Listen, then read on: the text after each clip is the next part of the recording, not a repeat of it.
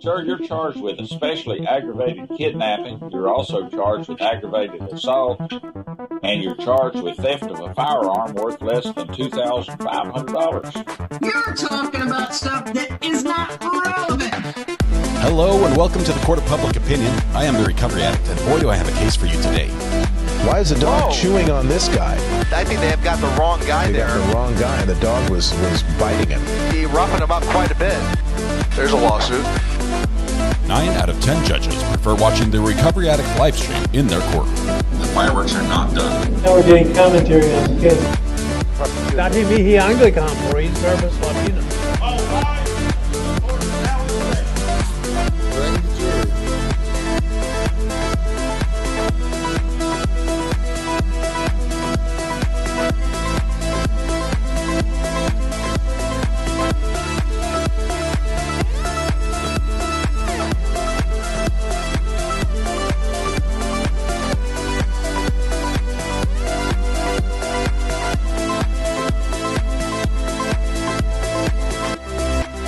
Alrighty, fun time's over. We have a special guest in the studio today. This is Zoe. We have a cute furry. No, we do not have a dog, but I figured if there's concrete work to be done, someone has to watch the dog so she doesn't walk into the wet concrete. So I volunteered as tribute to be a professional dog watcher. So Zoe's in the house. She's a cutie. She's awesome. She wants to be outside in the concrete though. So we'll keep her in here for now. I think my daughter actually is dying to take Zoe on a little excursion. Thanks, Zoe. Say bye to everybody, okay? You want to say bye? Someone say bye. Arr, arr. Nothing. No words. No words. Thank you. All right. I thought it was a bunny, says Shell. Congratulations, first of all. I'm not a cat. That's great. That was perfect timing, whoever said that. Let's see. Welcome back. I do apologize for the unceremonious exit during the... why did that not work? Oh, there it is. Okay. During the exit there, the cement truck showed up, and I had to run outside. It's like the wheelbarrow was full, and someone needs to move it. So we... I think it's like 3.5 yards or something. It's not a lot of concrete, but it's a lot for me to do during break. Let's see. KB4 Freedom says, how is the winner of the internet determined? It's determined by, well, in this case, let me lock that one, this one. Let me put you down where you belong here for just 1 minute. There we go. Boogie, CVMA. Sorry, Boogie. I butchered your name there. I apologize. It's determined by being first in chat. So as soon as the chat window opens on the live stream, the first person to comment in chat is the winner of the internet. Alex stole it. And today that was Boogie after lunch. Usually it starts, I usually open the chat window after lunch like minutes after we close the last one. So that's good. Linda says, I just subscribed to Brandy Churchwell's channel. You will not regret it. Brandy does such a great job over there. I cannot wait to catch up on her video that she dropped yesterday. I think it was live of the what the flip moments in court for the last week. It's awesome. She does a great job. It's good. But that's how we determine the winner. KB4. It could be you. It could be you. I've got some editing to do on the previous video to try to comply with the judge's order, because I think even if very briefly and blurrily, the jury might appear vaguely in there because the court screwed up in the middle of the live stream. So we're gonna see how we can fix it. But I've got to cut the middle piece out, just a brief second out of the video, right before the audio cut out. So. All right, Zoe is a cutie. She's awesome. She loves construction. Honestly, she loves to be around construction. No dead and horse right go next to your feet when you're doing construction. No matter what you're doing, she's like inches away, but she never gets stepped on. She's amazing at dodging. I'm not a camel. Not a cat. She's a cute one. Let's see. Good afternoon. Good afternoon. Welcome. Zoe's the queen. She is. I'm not a cat. We all want sweet Zoe. My kids want a dog so badly. Very, very badly. I'm not sure. We have not had one. We might have to try another pet before we go to a dog, but It's hard work doing concrete. Kim, my back agrees with you. They call it like screeting. Is that, maybe that they made fun of me when I was doing it, but when you're dragging the 2x4 back and forth across the hole, the trench that's filled up with concrete and sort of smoothing it out. I did a lot of spreading the concrete with a little metal rake without any holes in it. I use that a lot. I don't know what the tools are, but finished work is beyond me. So now that it's all pretty smooth and level, it's good. Ivan's on the phone here. Hold on just one second. Mr. Ivan. Ivan, my friend, where's a good friend like you when I need to move some concrete? Let me tell you something, Mr. R.A. Your hair looks suspiciously intact for somebody who was just lugging concrete around. I don't know. I'm starting to be suspicious. Between that and not taking any breaks during the day, I might be a bot. Are you an talking avatar? about stuff that is not relevant? Oh man, I feel there's like sweat dripping down my forehead. So robots don't sweat. So hey, that's true enough, and good for you to get a little advanced cardio in on your lunch break. Your iWatch will be very pleased with you. Oh, you know what? My watch battery, it's sitting right here. Between this morning's live stream and everyone talking about what it's ratting me out, I took it off. The battery's actually dead. I forgot to charge it last night. So the one day I exercise, I don't get to claim credit. No. So, yeah, it's. Oh my gosh, you're gonna throw the algorithm off. I know. All right. Actually, it's gonna think it's just a normal week for me now. I heard you hit a benchmark on your channel. Is that true? That's true. Tell me about it. My Twitter. I said.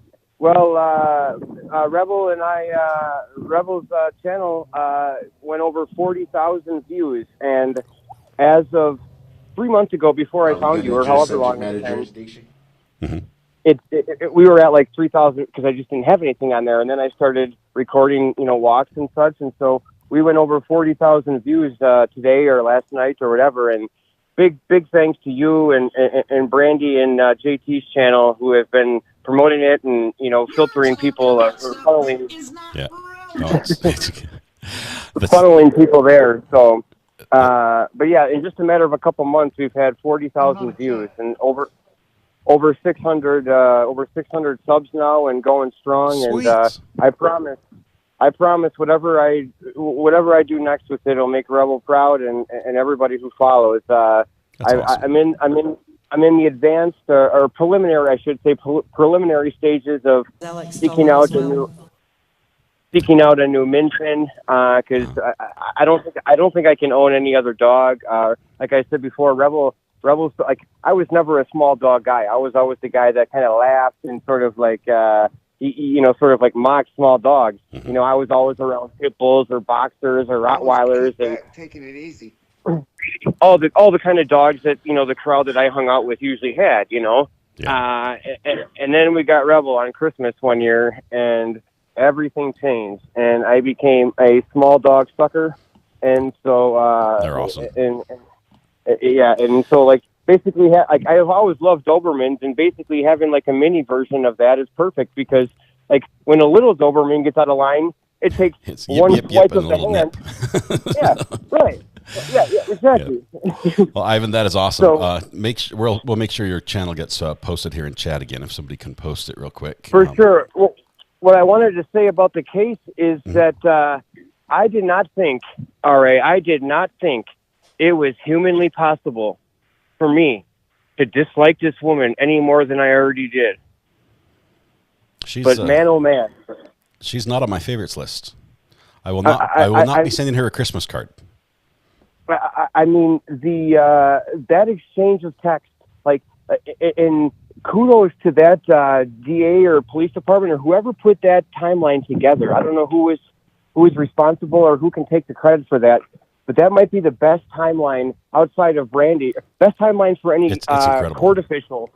Yeah, that I've ever seen. I'm excited to finish that up and just continue through that, see where it takes us. I felt like I was there. I realized this timeline is only covering the data points. So this is the cell phone, the text, the pings, the video that we can pin things down. We don't have everyone else's testimony to sort of fill in the gaps about what happened. But it's still. But even still, I literally felt like I was there already. I literally felt like I was there during like the search and rescue process, and her sending all these good-hearted, innocent people out on a goose chase when she well knew what the horrors that she had committed were. And who can do that? Like, what kind of human being is capable? And so all I could think of, all right, and I'll let you go after this, all I could think of deep down within me is I cannot wait until this judge gets to make his remarks. They're going to be good. They're going to be great. Man, oh man, I feel like he has been plotting and scheming and journaling and outlining and detailing and yada, yada, yada in her words. That's awesome. Ivan, thank you so much. Appreciate the update. Congratulations on the channel. It's going to keep growing. You're doing a great job. So appreciate you, my friend. We'll talk to you soon, brother. We'll see you. Yep, bye-bye. Bye. Okay, Tina Williams, thank you so much for becoming a member. Welcome to the gallery. Good to have you here with us as well. We've got just a couple minutes here, maybe 10 minutes or so before the court audio and video should jump back in. The judge will roast her, says Kat Langton. I think you're right. Yada, yada, yada is right, says Valerie. We had the thing that happened this morning, if you were late and you missed the first part of the day, before the jury came in, sorry, I've got like concrete bits drying on my hands.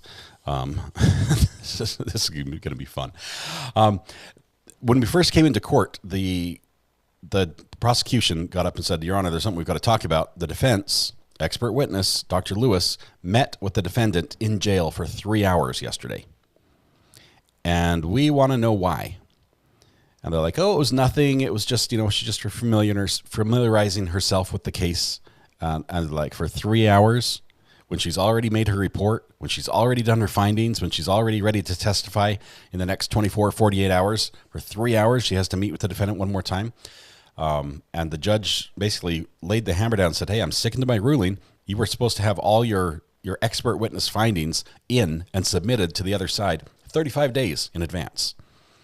35 days. And it sounds like they had done that, according to the math that I heard.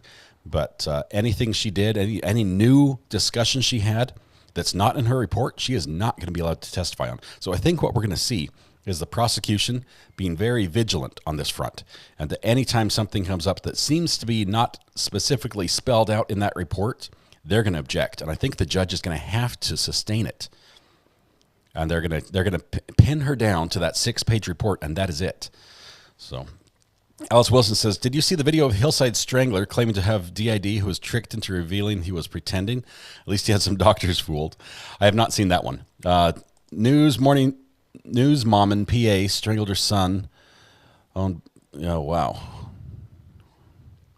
Holy cow. With the belt. What is wrong with people? What is wrong with people? What do you need for concrete? Covering bodies? Shh, Lily. It's going to be dry soon, and then the problems will all be solved. Now we're covering plumbing, which is worse.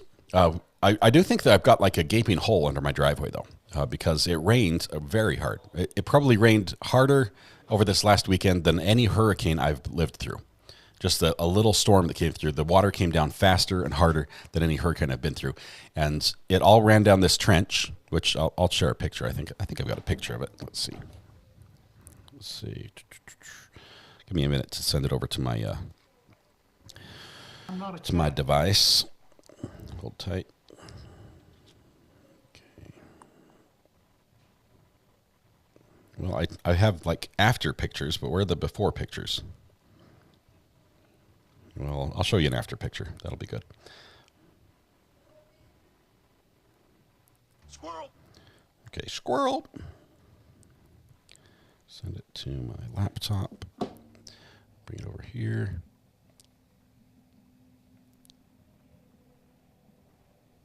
Where do I need it? Sorry, we're bringing this up. We're talking concrete here. There we go. Okay, P1. Okay, so this is what we were doing. Two of my sons and my my partner there. The partner's in blue. My son's in the red and the yellow stripes. But that's the very front of the Airbnb. It's going to be done. So a little too narrow for a body to hide a body in there. Runs about the whole run of concrete is 2 feet wide like that, and runs almost 100 feet. So somebody do the math on that. 4 inches deep, 2 inches, 2 feet wide, 100 feet long. That's how much concrete we used. And we had to move it all by wheelbarrow. So anyway, that was my lunch. What did you guys do? And I got to pet a dog. So that was good. Who did Zoe belong to? My partner there who was in the blue shirt. That's his dog. Okay. I forgot where we were going with that. Jessica Keller, thanks for clicking the subscribe button. Good to have you here as an addict. Thanks for subscribing to the channel. Not an adult body, says Cindy's crazy. All my kids are accounted for, Cindy. I can tell you they're all accounted for. They're all above the concrete. Oh, man, some of you are dark. Dismembered bodies. Unfortunately, straight out of the news. Where do I live? I live in North Carolina, Kimberly. I live in North Carolina, about an hour and a half from the beach. Watched a documentary of our defense witness. Katie, I've heard a couple people were texting me about this during the lunch break as well, saying you really need to check out this video and see some of the work she's done. There are some people that think she's a formidable threat, and I would say they're in the minority. But there's other people who are just like, this is going to be the crowning event of the circus show when she gets up there and just starts spouting this stuff. So I'm not sure what's going to happen. I've intentionally not watched these videos. So this is going to be my first foray into her expertise, so to speak. Will you be covering the registered respiratory therapy? Will you consider traveling registered respiratory therapist? Miss me, I don't even know the name of the website that we're working through. It's not Airbnb. It's actually a website that's specifically limited to traveling nurses. Oh, somebody's leaving a message here. Hang on. Okay, they hung up. All right. My dog loves to be pet. Zoe likes to be pet as well. Zoe also likes to be fed. Anytime you're eating, Zoe likes to be fed. And so I had a chance to go around and grab a little bit of Black Forest ham and a slice of cheese. And those are two of Zoe's favorite foods, which I have permission to feed her by her owner. And so she got a little nibble of that. Lisa Rue says, do you and Mrs. R.A. have a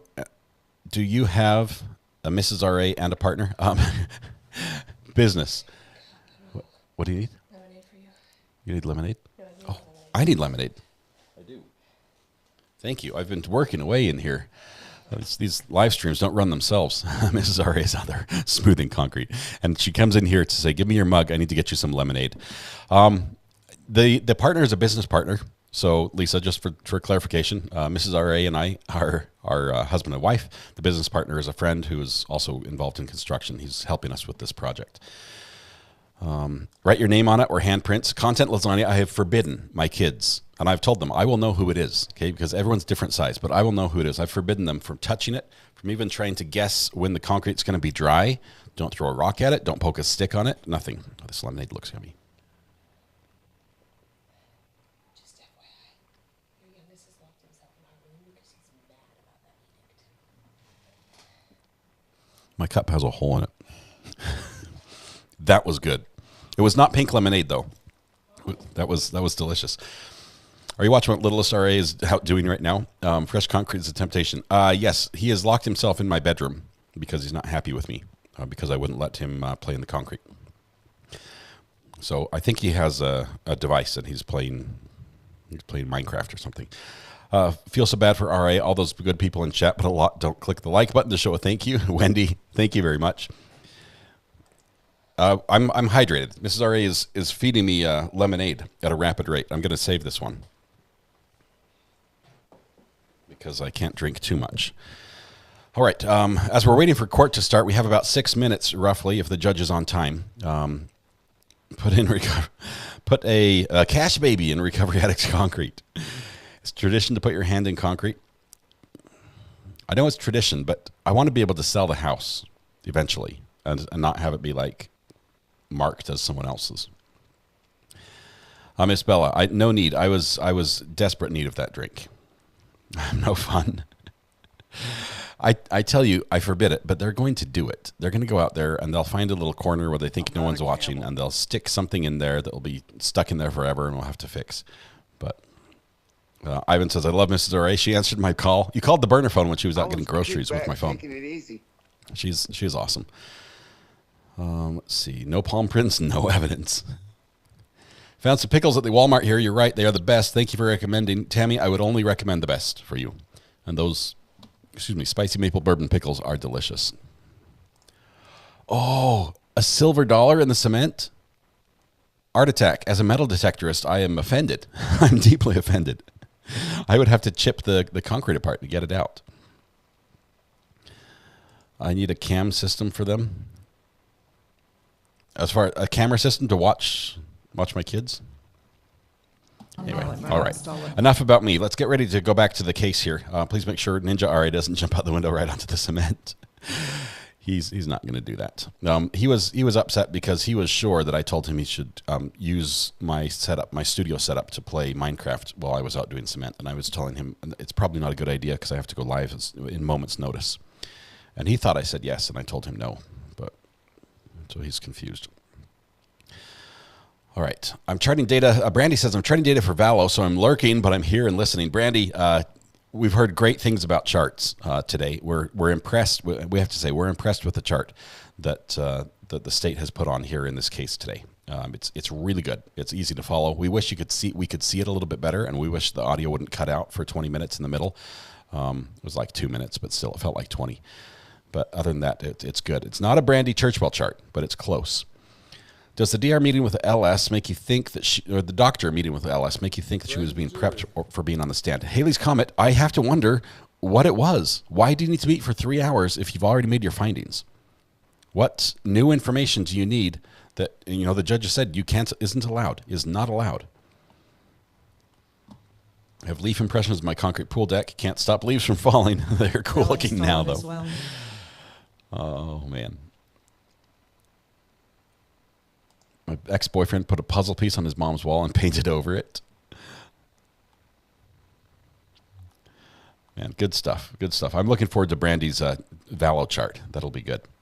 Will judge make his decision on the evidence the defense wanted to submit 3 hours at, let's see, the defense wanted to submit. Charmaine, are you talking about the lawyers testifying that, what's the buffer sound going for? Hang on. Cachette has court info ASAP, apparently. Not sure. Cachette, what do you have? What do you have, Cachette? Let me see where it's at. I was missing it. What do you see? Jennifer Cage. Do you have...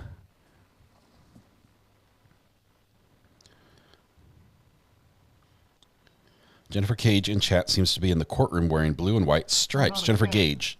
So we have an addict in the courtroom wearing blue and white stripes. We'll watch for her on the second half of the show here, as we expect any moment now for the cameras to go live. If we get 1,000 likes, will you please give the Littles permission to mark the wet cement? Pretty please.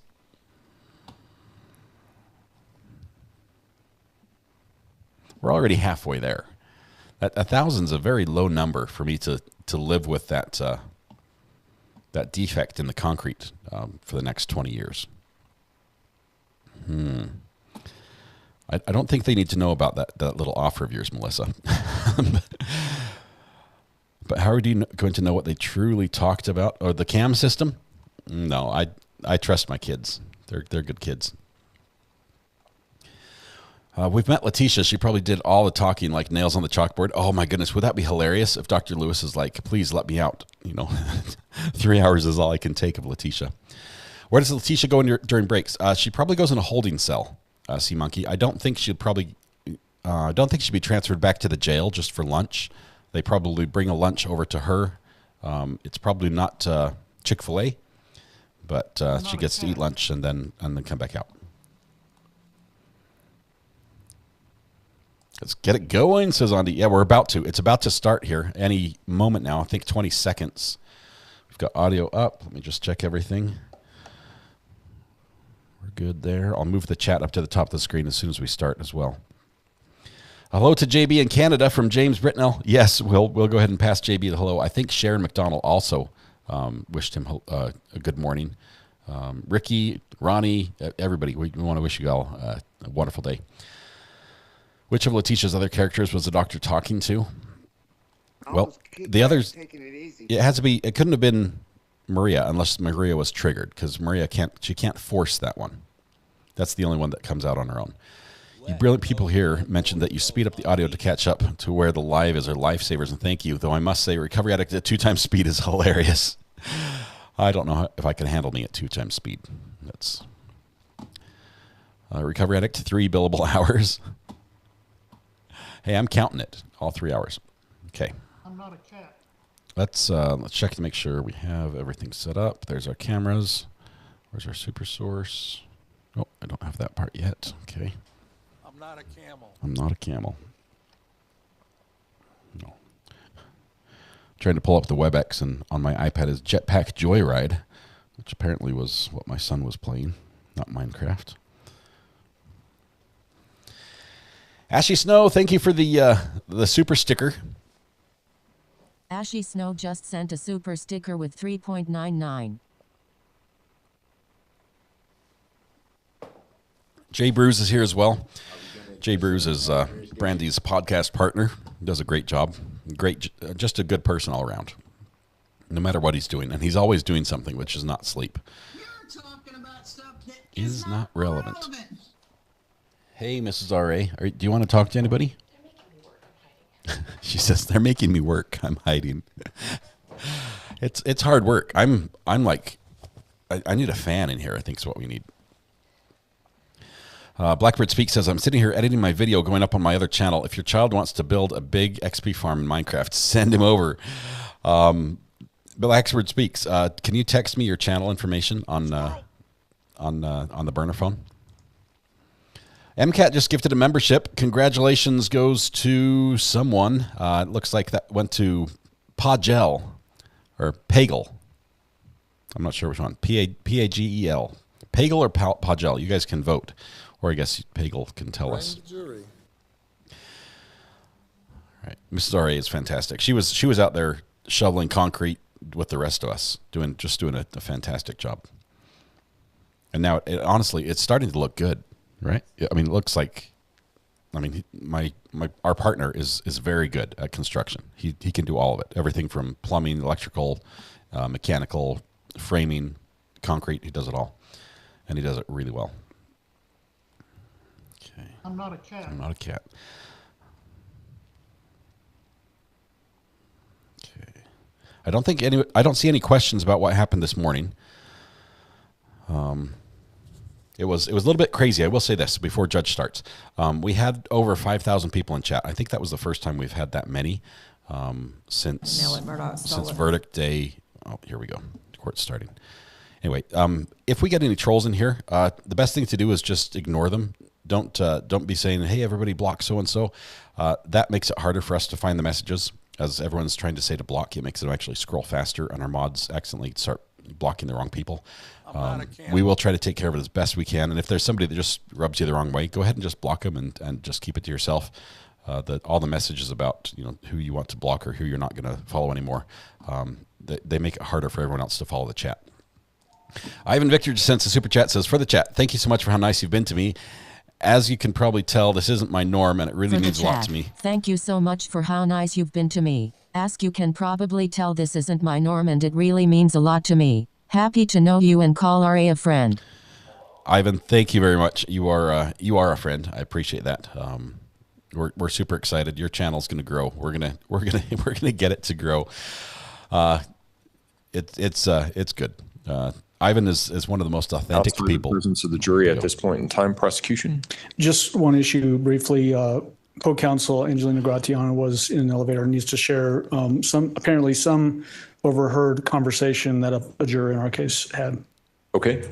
Oh. Ms. Gratiano? Yes, Your Honor. I was in walked into the elevator, and Mr. Casey Kane asked me when we would be resting, and I think I mentioned potentially later today. There was a juror that was behind him. I didn't see her, but when she made herself known, I seized the conversation, but out of an abundance of caution, I wanted to let the court know about that interaction.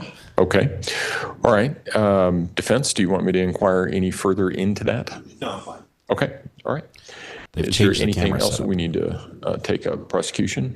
No, Judge, the only thing, my understanding is that Mr. Clark would be Mr. Will Cook's witness. Okay. So we might need to check with Mr. Tling to see if we can Mr. Tellini, is this going to be Mr. Cook's witness? It is, but we can get. Are you sure? Yes. Okay. I think we'll wait until the big hand gets to the 6 to make sure that we're all okay. So until Mr. Cook is here, we'll wait. I think it's not appropriate to start without Mr. Cook being here. So especially since this is his witness. Pagey Mr. Cook. We have Mr. Cook. So I think we're good to go. Mr. Cook, did you have anything that we need to address before we bring the jury in? Yeah. Okay. Okay. Let's go ahead and bring the jury in then. I thought it was 1:30, Your Honor. Now that I know you said before. It's okay. We don't want your excuses, Mr. Cook. At the end of a long trial. It happens. As I once was. Hold tight. Here we go. We we have a better Letecia cam than ever before. Well, it happens, so I understand. So apologies. It looks like the court has moved the courtroom camera, probably because the judge showed the jury during the first hour, the first portion. So if we can keep this camera, it is panned up a little higher. Seems a little weird, but let's see.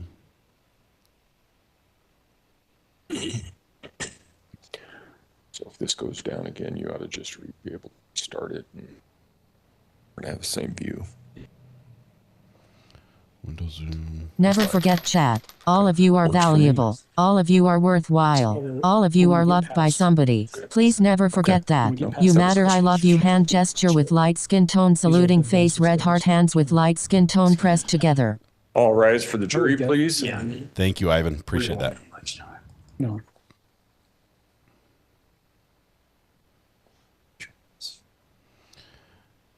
Mr. Cook, I hope you had a good lunch. Why is this doing it? Yeah. Struggling with this controller for a second. Give me a minute. Thank you. You may all be seated. Court will recall 20 CR 1358, People versus Letecia Stauch. Record should reflect the jury has returned to the courtroom. When we took our break, we were in the midst of the examination of Mr. Clark. That's where we will resume. Mr. Allen? Thank you, Your Honor. A guy worked on cameras at lunch. People's Exhibit 697, page 1 of 4, and we just need the TV turned back on. Okay, I'm going to turn the sound off now. Mr. Clark, we had, the note that I had was that we stopped just before getting into the 6:34 a.m. Entry on the timeline. Can you tell us what that entry is? So that is an outgoing message from Mr. Stauch to the defendant saying just landed in Denver, and the defendant didn't respond. The next entry is at 6:35 a.m. What is that? The message from Gannon's phone sent to Landon, Gannon's mom, saying, I'm heading out with the neighbor searchers. And then Landon responded with, find my baby, please. Was there any evidence that the defendant went out searching at that particular time in the morning? No. In fact, as you'll see in a few minutes, the Tiguan backs into the garage and the garage door closes. Okay. The next entry is at 6:36 a.m. What is that entry? This is where the Tiguan backs into the garage and stays there until it leaves to go to the airport again to pick up Al. At this particular entry is this video that we watched earlier this morning, People's Exhibit 219 from across the street of 6627? That's the one, yes. Okay. Want to orient us on this next little bit of the timeline. There's another page from the cast report. Looks to be that it's bracketing a particular period of time. Why is that? This is just a show from 6:38 until 6:59 that the phones didn't leave the area of the Mandan residence. And when you say the phones, what do you mean by the phones? The defendant's phone and I believe it's Gannon's phone. Okay. Okay. The 6:38 a.m. to 6:55 a.m. Is there a text string? There is. It's between the defendant and Mr. Stauch, and it begins with good. But why were you ignoring? I was worried you didn't make flight.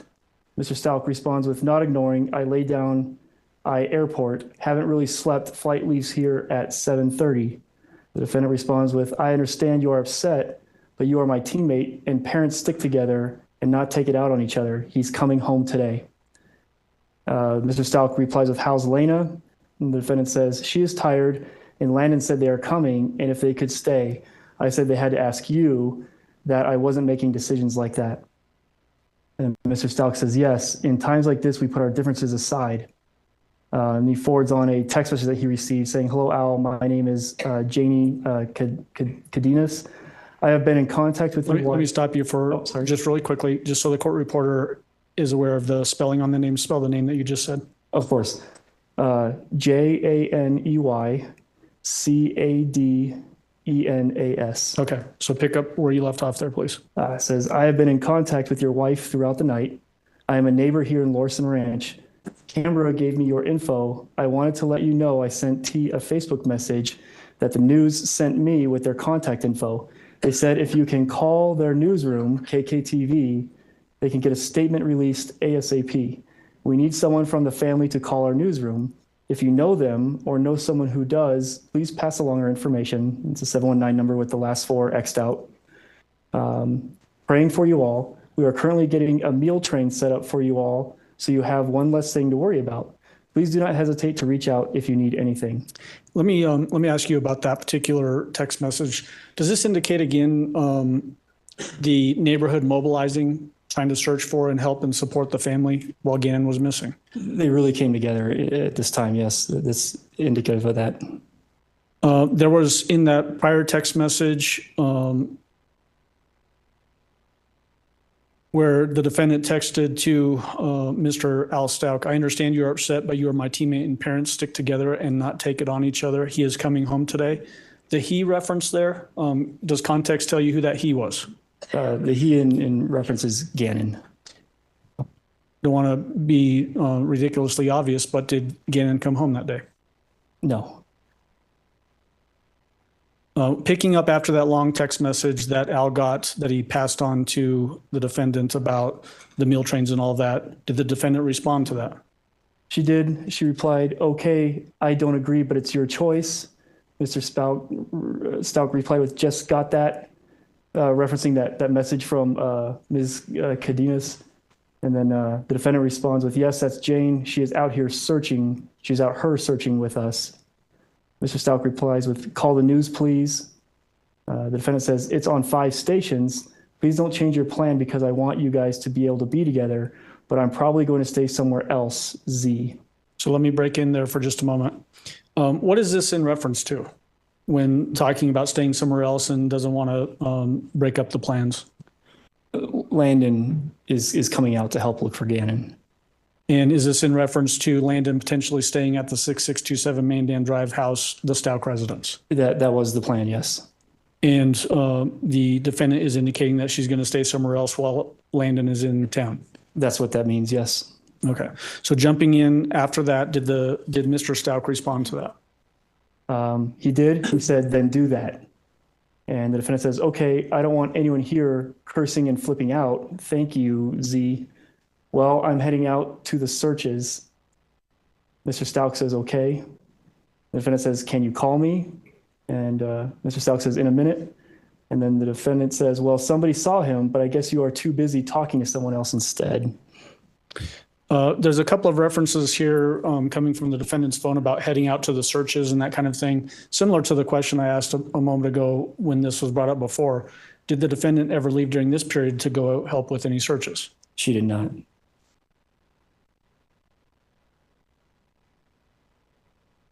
Jumping to the next period of the timeline, there's an entry for 6:57 a.m., 6:58 a.m., and 6:59 a.m. Just give a summary of what we're looking at for those 3 entries. It's just back and forth calls. With that last message, the defendant sent saying, someone saw him, but I guess you're too busy.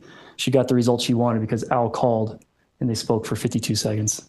And the fact that those 3 phone calls happened, is that reflected in the table of the cast report just above that? It is. And does that indicate general vicinity of the phone while it's being used? It does. And where was that? Still in the area of the Mandan residence. Okay. Moving on to People's Exhibit 697, page 2 of 4.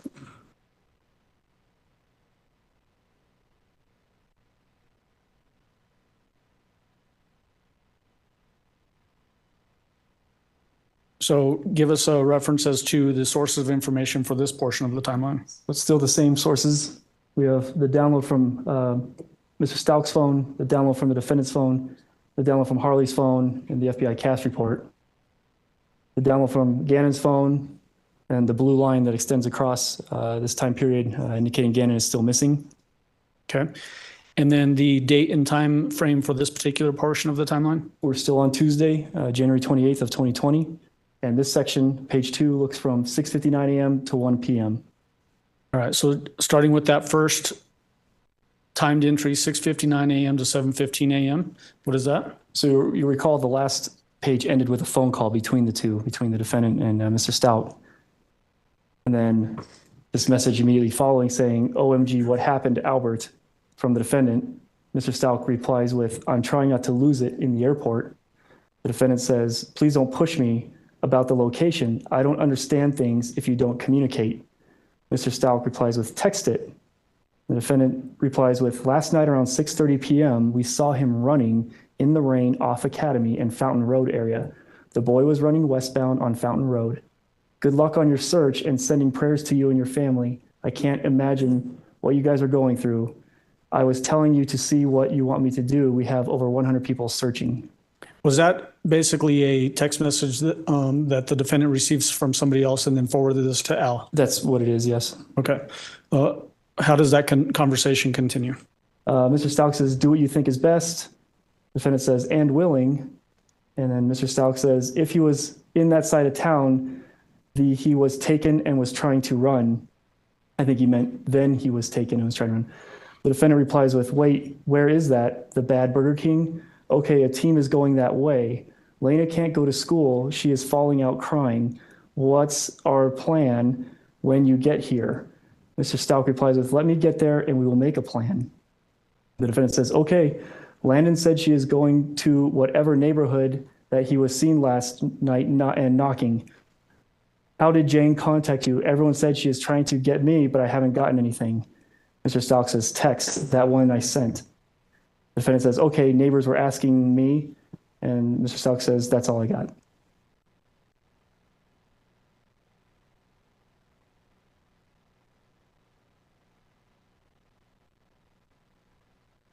And then there's a cast report page just above a big chunk of time from 6:59 a.m.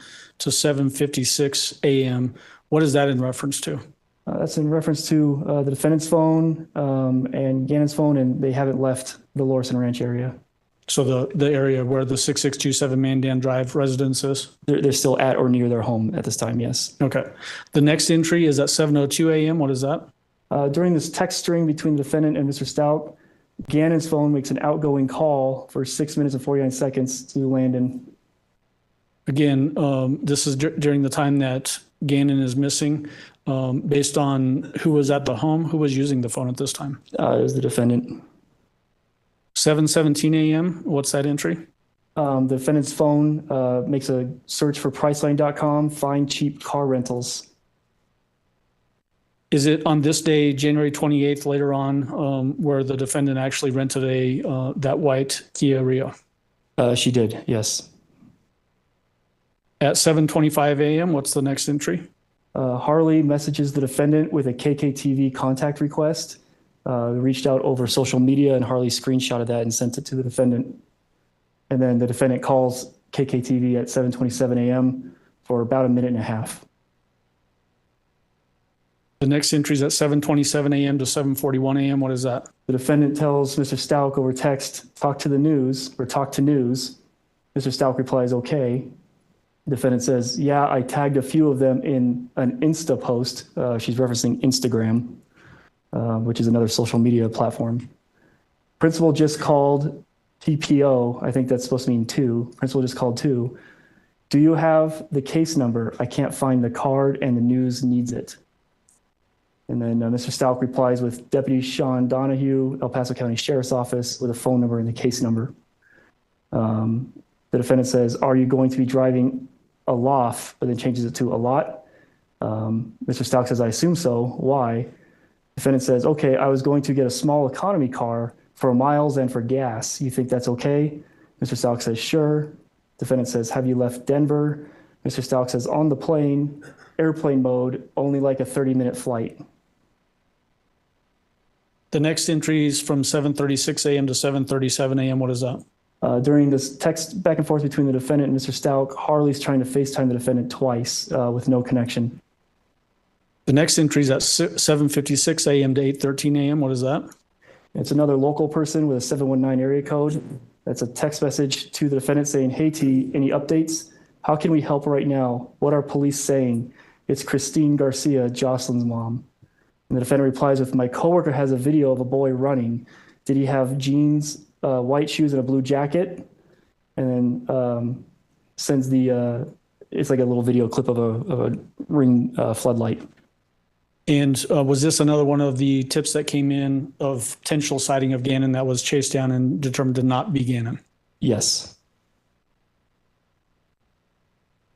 The next entry is at 8:13 a.m. and then there's a line above the timeline to a page of the CAST report, page 30. What is that in reference to the CAST report for this period of time? So it's the movement of the vehicle and the phone of the defendant. So we have the Life 360, we have the telematics off of the Tiguan, and we have the towers and sectors that serviced the phone's calls, text messages, data sessions. As the Tiguan left the residence at 8:13 a.m. and went to the Colorado Springs airport. The next entry is at 8:23 a.m. What is that entry? Landon messaged Gannon's phone saying, can you send me the pics of him at the store or anything you have? Was that text message responded to? No. The next entry is at 8:26 a.m. What is that? The defendant Googled employee parking at COS, which is the airport code for Colorado Springs Airport. The next entry is at 8:29 a.m. What is that? Mr. Stauch messages the defendant saying, just landed, you picking me up? And the defendant responds with yes. And then there's a entry at 8:30 a.m. With a diagonal line back to that CAST report. Why is that connected to the CAST report at that particular time? So we have the telematics, the Life 360 corroborating, it's two different data sources, one's from a phone, one's from the car, that the Tiguan and the defendant's phone arrived at the Colorado Springs airport at the same time.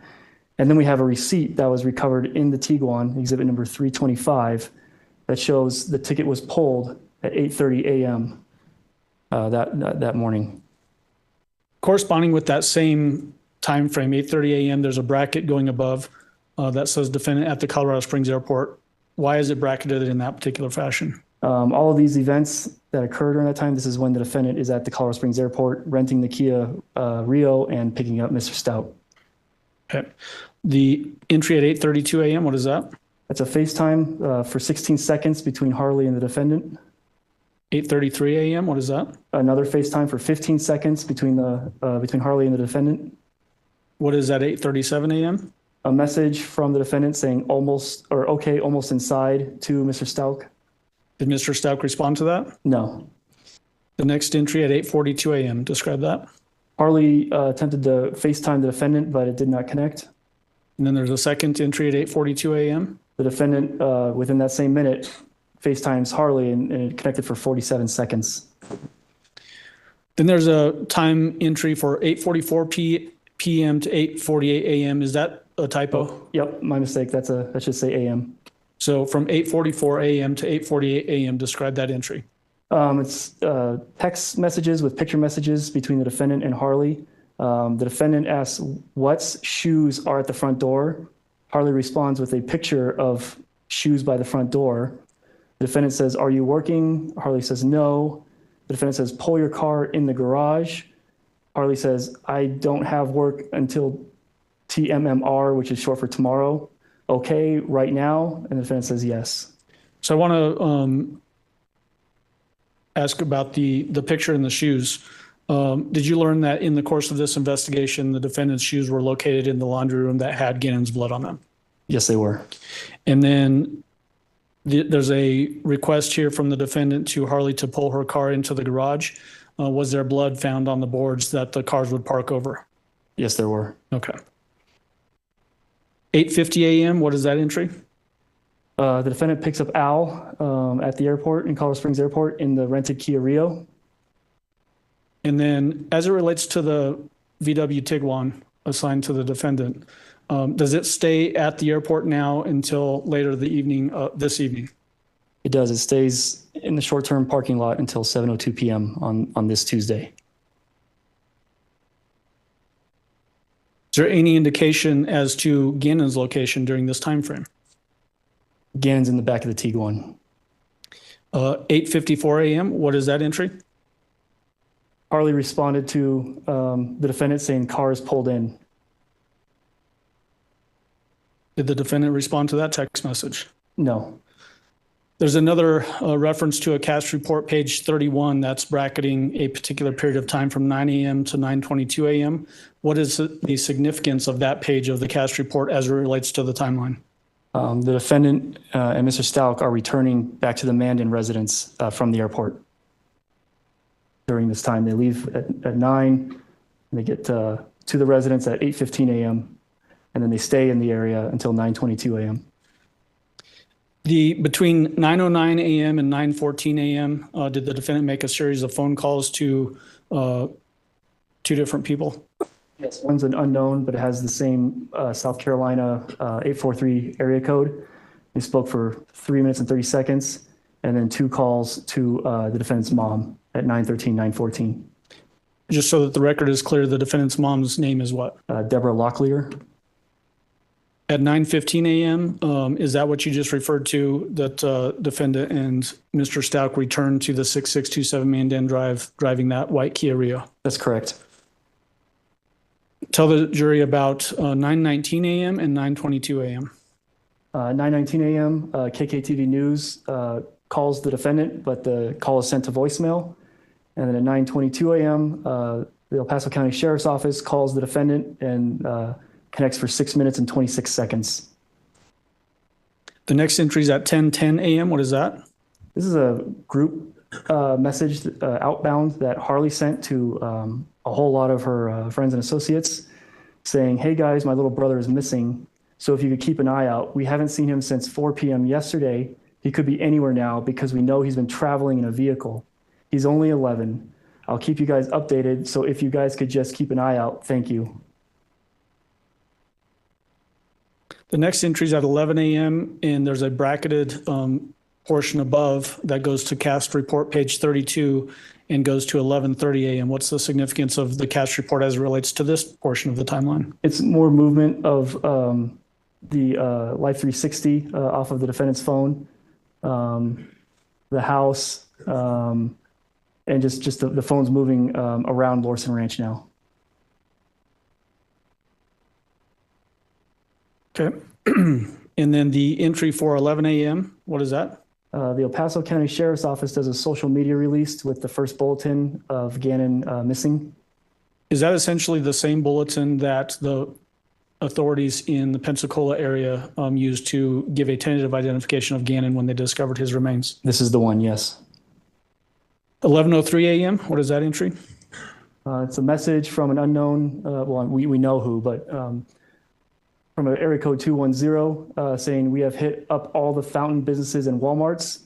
Message to the defendant. The defendant replies back with "thank you" with a smiley face. And just so the record is clear, you said that we know who it is. Who is that person?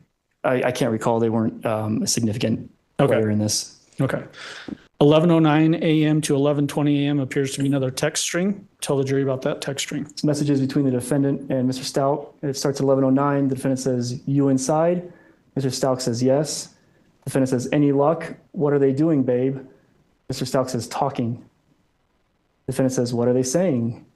Mr. Stauch says, "They misread the footage. He doesn't think he was here." And the defendant says, "What? Are you kidding me? OMG." What is that a reference to? More of the neighborhood social media where they're capturing young males that possibly could be Gannon in the neighborhood. Trying to find a last known visual of Gannon. So does this indicate that Mr. Stauch is out trying to do that and the defendant is texting him while he's doing that? It indicates that. And again, it's not Gannon. The person they thought could be Gannon, it's not Gannon. The next text string is at 11:43 a.m. What is that? This is between the defendant and Harley. The defendant says, "Albert said to tell Lena to work on her clothes room." Harley says, "Okay." And the defendant says, "Before everyone gets there." Did Mr. Stauch ever relay that type of information to anybody, that he was concerned about Lena working on cleaning up her clothes in her room? No. The next entry is at 12 p.m. and it points up to page 33 of the cast report. What's the significance of that page of the cast report for this particular portion of the timeline? The defendant's phone left the resident and traveled northwest out of Lorson Ranch. The next entry is at 12:30 p.m. What is that? The sheriff's office is doing their second neighborhood canvass. And we had testimony from Deputy Hess. Is this when Deputy Hess is going through the neighborhood? It is looking for any type of witnesses or video cameras, things like that. The next entry is at 12:49 p.m. What is that entry? From the 210 area code, a message to the defendant saying, there is a family with hunting and tracking canines that would like to assist. Would you like me to put them in contact with you? And the defendant replies with, could you give me their number? I will talk to my husband and add it to our list. We are so overwhelmed and no one has slept. So is this basically an offer coming in from somebody in the community to offer help with searching canines? It is, yes. Did the defendant ever circle back with that person to enlist their help? No, she did not. The next entry is at 12:57 p.m. What is that? The defendant Googled, can Nintendo find my Switch on her phone? Is that the last entry for page 2 of 4 of People's Exhibit 697? Yes. Moving on to page 3 of 4 of People's Exhibit 697.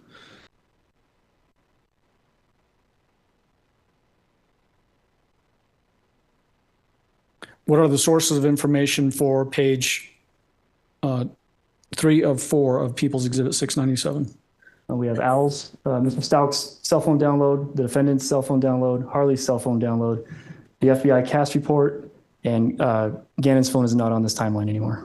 And then does the blue line indicating Gannon is missing extend for the duration of this particular portion of the timeline? It does. Gannon is still missing. What is the time brackets for this particular page 3 of 4 of People's Exhibit 697? We're still on Tuesday, January 28th, and we're looking from 1 p.m. to 7 p.m. now. At 1:03 p.m., there's an entry that points up to cast page 33, cast report page 33, and that brackets all the way to 2:23 p.m. What is the significance of that portion of the bracketing? It's just showing that the phone left the residence, kind of traveled around in security wildfoot area, and then came back just south west of the residence. And when you say the phone, which phone are you talking about? I'm sorry, the defendant's phone. Does this also include the Life 360 that is assigned to the defendant? It does, and during this time, they did their initial meet at the Starbucks. They call it a field interview, and the data supports the device being at the Starbucks during that interview. And did we hear the audio for that interview with former Detective Jessica Bethel? We did. So looking at the entry for 1:03 p.m., what is indicated there? The defendant has a 1 minute and 14-second FaceTime call with Harley. And then at 1:28 p.m.? Detective did the field interview, the initial meet with the defendant and Mr. Stauch at the Starbucks located at 6845 Fountain Mesa Parkway. And that was just an audio recording for exhibit number 335. The next entry is at 1:40 p.m. What is that? Deborah Locklear, the defendant's mom, sent an email from her work. I blocked out the company for privacy. It was an email that you can text a phone, and the message read, "Do you think he ran away?" This message was read at 2:56 p.m. and responded, "No," by the defendant. And as it relates to, you just mentioned that you blocked out the totality of the email address except for the @ and then the .com, and then you've had X's for some of the phone numbers. In some of the prior testimony during this case, have some phone numbers been talked about in testimony? Yes, they have. And have those phone numbers then started receiving a lot of calls from random people all over the place? They have, to where I know for one, they had to change their number shortly after getting off the stand. And is that why these are blocked out for privacy purposes? Yes. Okay. 2:16 p.m., what is that entry? It's an outgoing multimedia message, so a text message that contains a picture in it of a young man wearing a blue coat It's picture number 6133 taken from the defendant's phone, and this was forwarded to Sergeant Hess with the El Paso County Sheriff's Office. Is this another tip that was run down and determined to not be Gannon? Correct. We positively identified who this young male was, and it was not Gannon. Okay. The next entry is at 2:23 p.m. What is that? It's a message from Harley to the defendant saying WYD, which is short for "What are you doing?" And then attached a picture of one of their dogs and sent it to the defendant. Did the defendant respond to that? No. The next entry above the timeline is from 3:06 p.m. to 4:51 p.m. and it points to cast report page 34. What's the significance of that page of the report for this period of time on the timeline? The defendant is not at home. She's driving. She goes by the airport and continues north on Powers.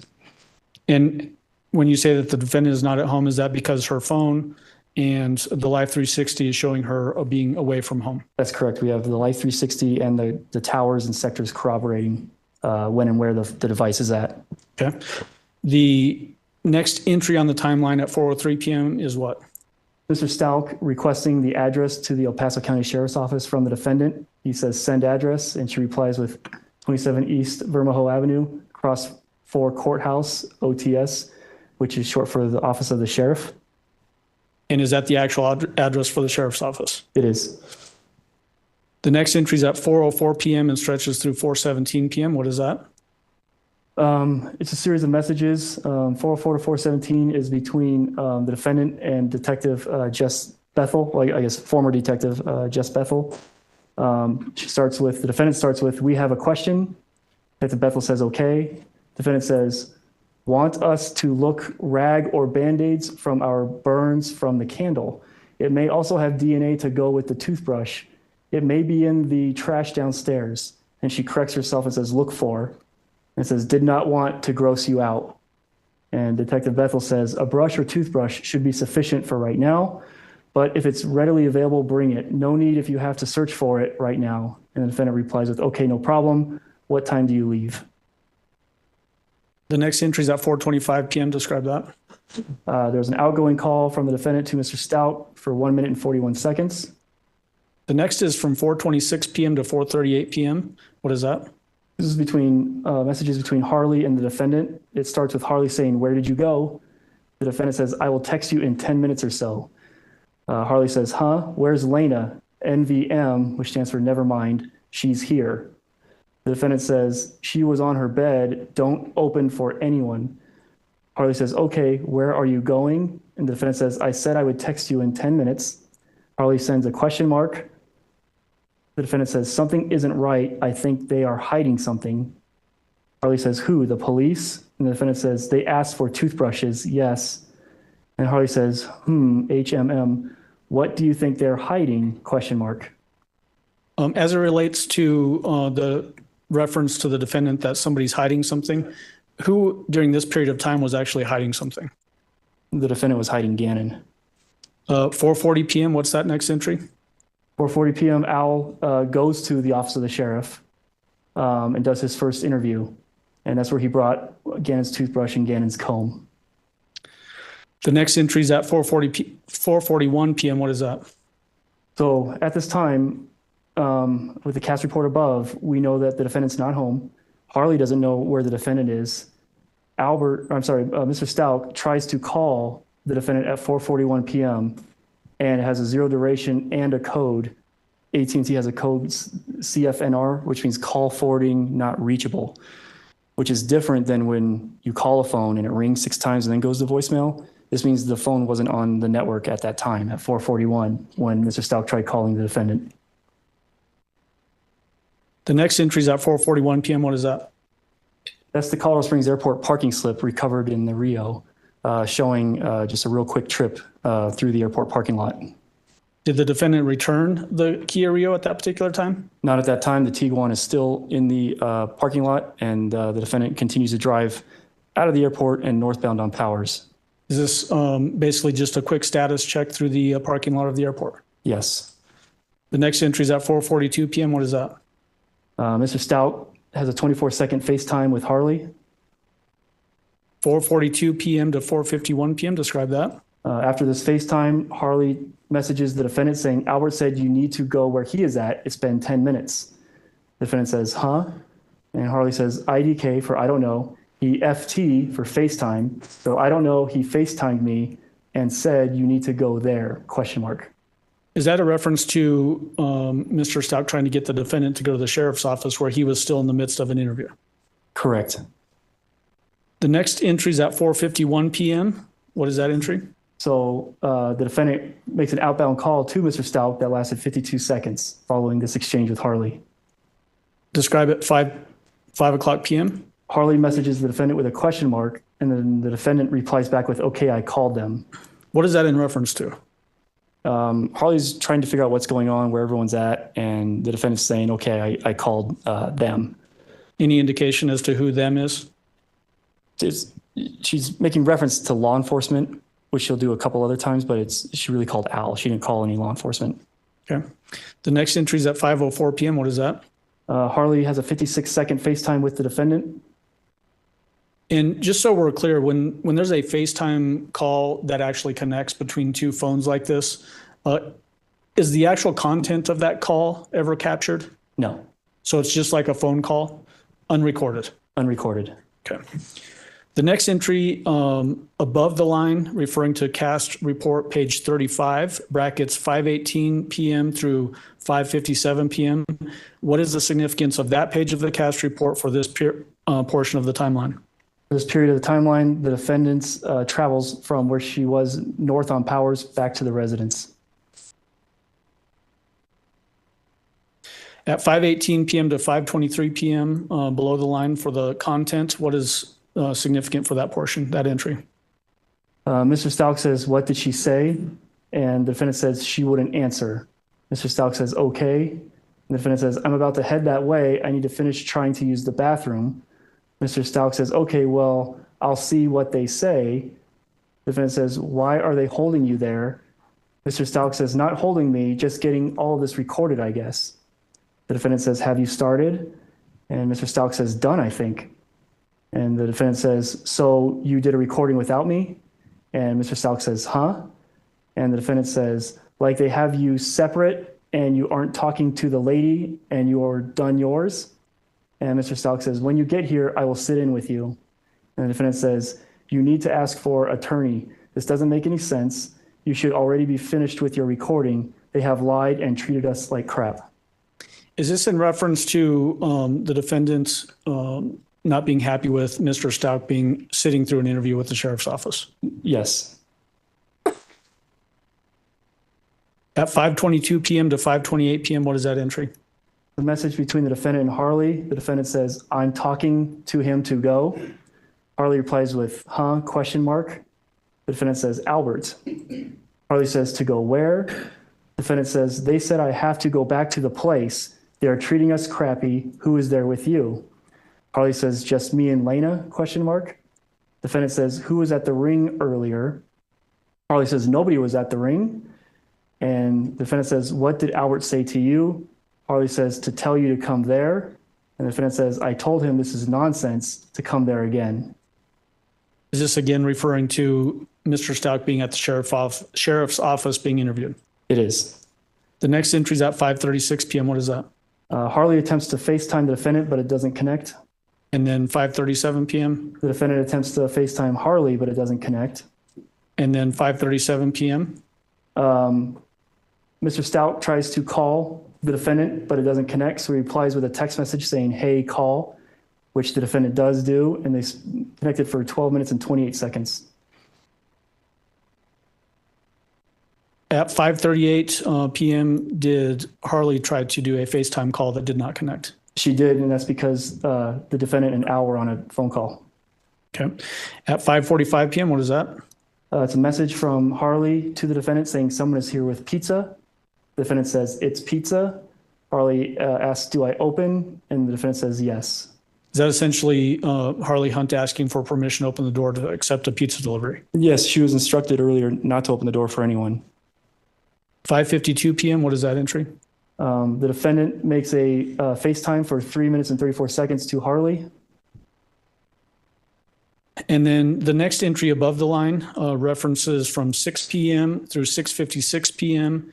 and points to cast report. So the FBI report, page 36. What is the significance of that page of the cast report for this bracketed period of time? So at the beginning bracket of this time, the defendant is at the residence.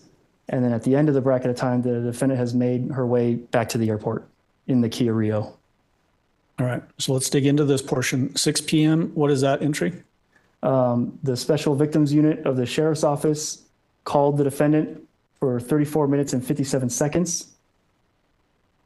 Describe the entry for 6:12 to 6:15 p.m. So while the defendant is speaking with the SVU, a series of messages happen between the defendant and Harley and the defendant and Al. So the first starts at 6:12 p.m. and the defendant says, "What's going on there?" And Harley says, "Albert came and left. Well, is back now." And during this particular time, you've mentioned that the defendant is not at the house, the 6627 Mandan Drive. She's hanging out down south, and then she goes home and then goes to the airport. The people that are actually at the house during this particular portion of time are who? For the most part, it's just Harley and Lena, and then Al pops in real quick and then leaves again. Okay. At 6:15 p.m. to 6:22 p.m., what is that entry? The defendant messages Mr. Stauch saying, "Where are you?" Mr. Stauch replies, "Home." The defendant says, "What question did they ask you?" Question mark, question mark. Is she trying to gather information here as to what was asked at the sheriff's office to Al by the deputies? She has. She's asked this a couple of times at this point because she doesn't know what's being discussed. 6:24 p.m., what is that entry? It's a message from the defendant to Harley saying, "What's Albert Dullman?" and then corrects herself by saying, "Doing." "They are asking me dumb questions." Harley responds with, "Talking to the news because they're here." 6:25 p.m., what is that entry? Mr. Stauch says, "Same ones," to the defendant, and then the defendant says, "Same ones how?" 6:31 p.m. to 6:34 p.m., what is that entry? The defendant messages Harley saying, "Is he still with the news?" Harley says, "They're about to leave." The defendant says, "Anyone else there?" Harley says, "They're leaving." The defendant says, "Just you, Albert, and Lena?" Harley says, "Just me and Lena, IDK for I don't know. If they need people, are still packing stuff into the cars, but only me and Lena inside." The defendant responds with, "Packing what?" Harley says, "Like the camera equipment." The defendant says, "Where is Albert though?" And Harley says, "He left to go look again." 6:35 p.m., what is that entry? The defendant messages Albert after trying to call and no answer. So the defendant messages Mr. Stauch saying, "I need to talk to you. And why is Lena still with Harley? Hello, this is important." And Al's not responding. And then at 6:37 and 6:38 p.m., two more outbound calls from the defendant to Mr. Stauch, no answer. All right. And then 6:39 p.m. to 6:48 p.m.? The defendant messages Mr. Stauch with three more phone calls that went unanswered. And the defendant says, "You are supposed to be my teammate and we need to talk. And where are you? I don't know what's going on with you, but Harley is going to need to leave. And she said you came out and left. Albert, they were asked bad stuff about you. That's why O said a lawyer. Where are you? Did you do those things?" What is that in reference to?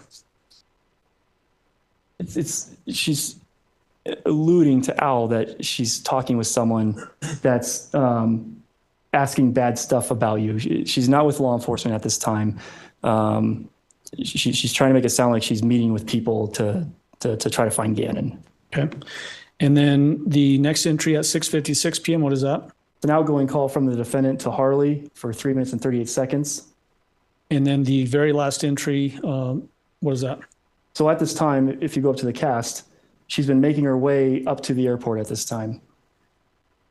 The Kia Rio was not returned properly at the rental car return. It was found the next day in short-term parking.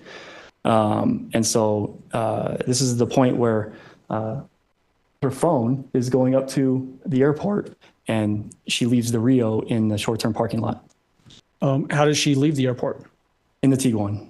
So this is essentially when she goes up there to retrieve the Tiguan that contains Gannon's remains? Yes. Is that the last entry on People 697, page 304? It is. right, moving on to page 404 of People's Exhibit 697.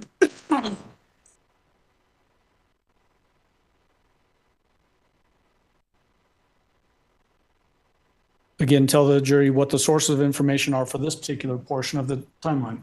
We have messages from Mr. Stauch's phone download in Exhibit 32 between Mr. Stauch and the defendant's phone download with messages between the defendant and Harley in Exhibit 205.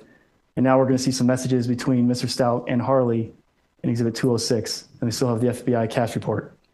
And then the blue line for Gannon, does this also extend for the entirety of this portion of the timeline? It does. Gannon is still missing. What is the time brackets for this portion of the timeline, page 404? So this is the final page for Tuesday night. This is going to take us from 7 p.m. until midnight. All right. So starting above the timeline, we have a bracketed portion that goes from 7 p.m. until 7:26 p.m., referencing cast report page 37. What is the significance of that portion of the cast report for this time bracket?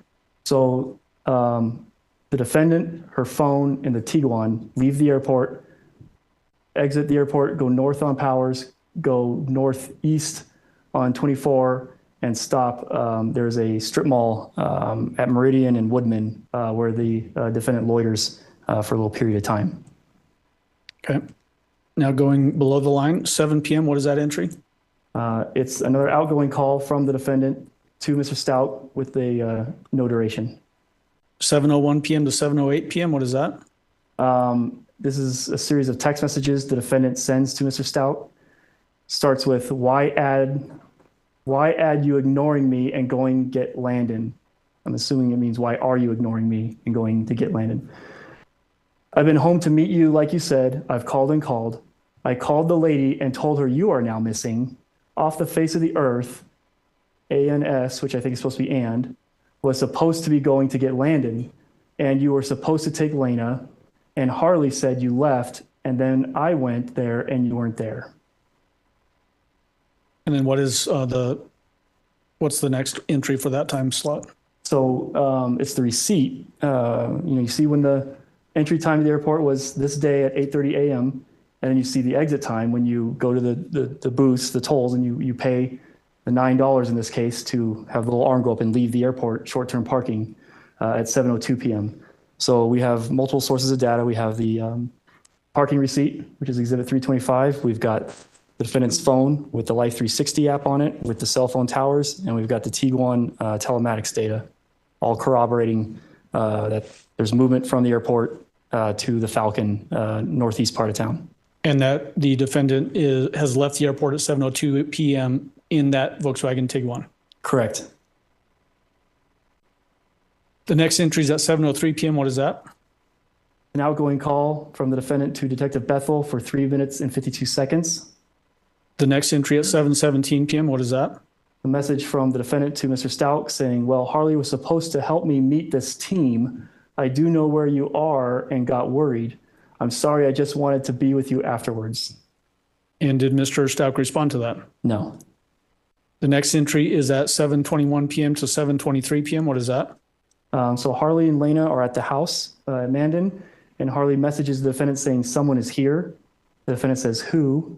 Harley says, IDK, I don't know, people with badges. The defendant says, don't poke, and then corrects saying open, so don't open. Harley says, okay, now they're knocking. They're leaving, I think. And then the defendant says, WTH, who is that? The next entry is at 7:25 p.m. What is that? This is a message from the defendant to Mr. Stauch saying, I'm looking for you. Are you okay? Did Mr. Stauch respond to that? No. The next entry is 7:26 p.m. to 7:34 p.m. Is that a text message string? Yes. Describe that for the jury. Harley and the defendant. Harley begins with IDK for I don't know. Their car is still here. Someone with a no caller ID called me. I didn't answer. They left a voicemail. And so Harley messages the defendant saying it was a detective, left a voicemail. The defendant responds with, what did he say? Harley says, she just wanted to talk to me and to open the door. The defendant says, what? Why do they want to bombard you? Harley says, IDK for I don't know. How did they get my number? Now they're looking in windows. They're at the door saying sheriff's office. The next entry is at 7:33 p.m. What is that?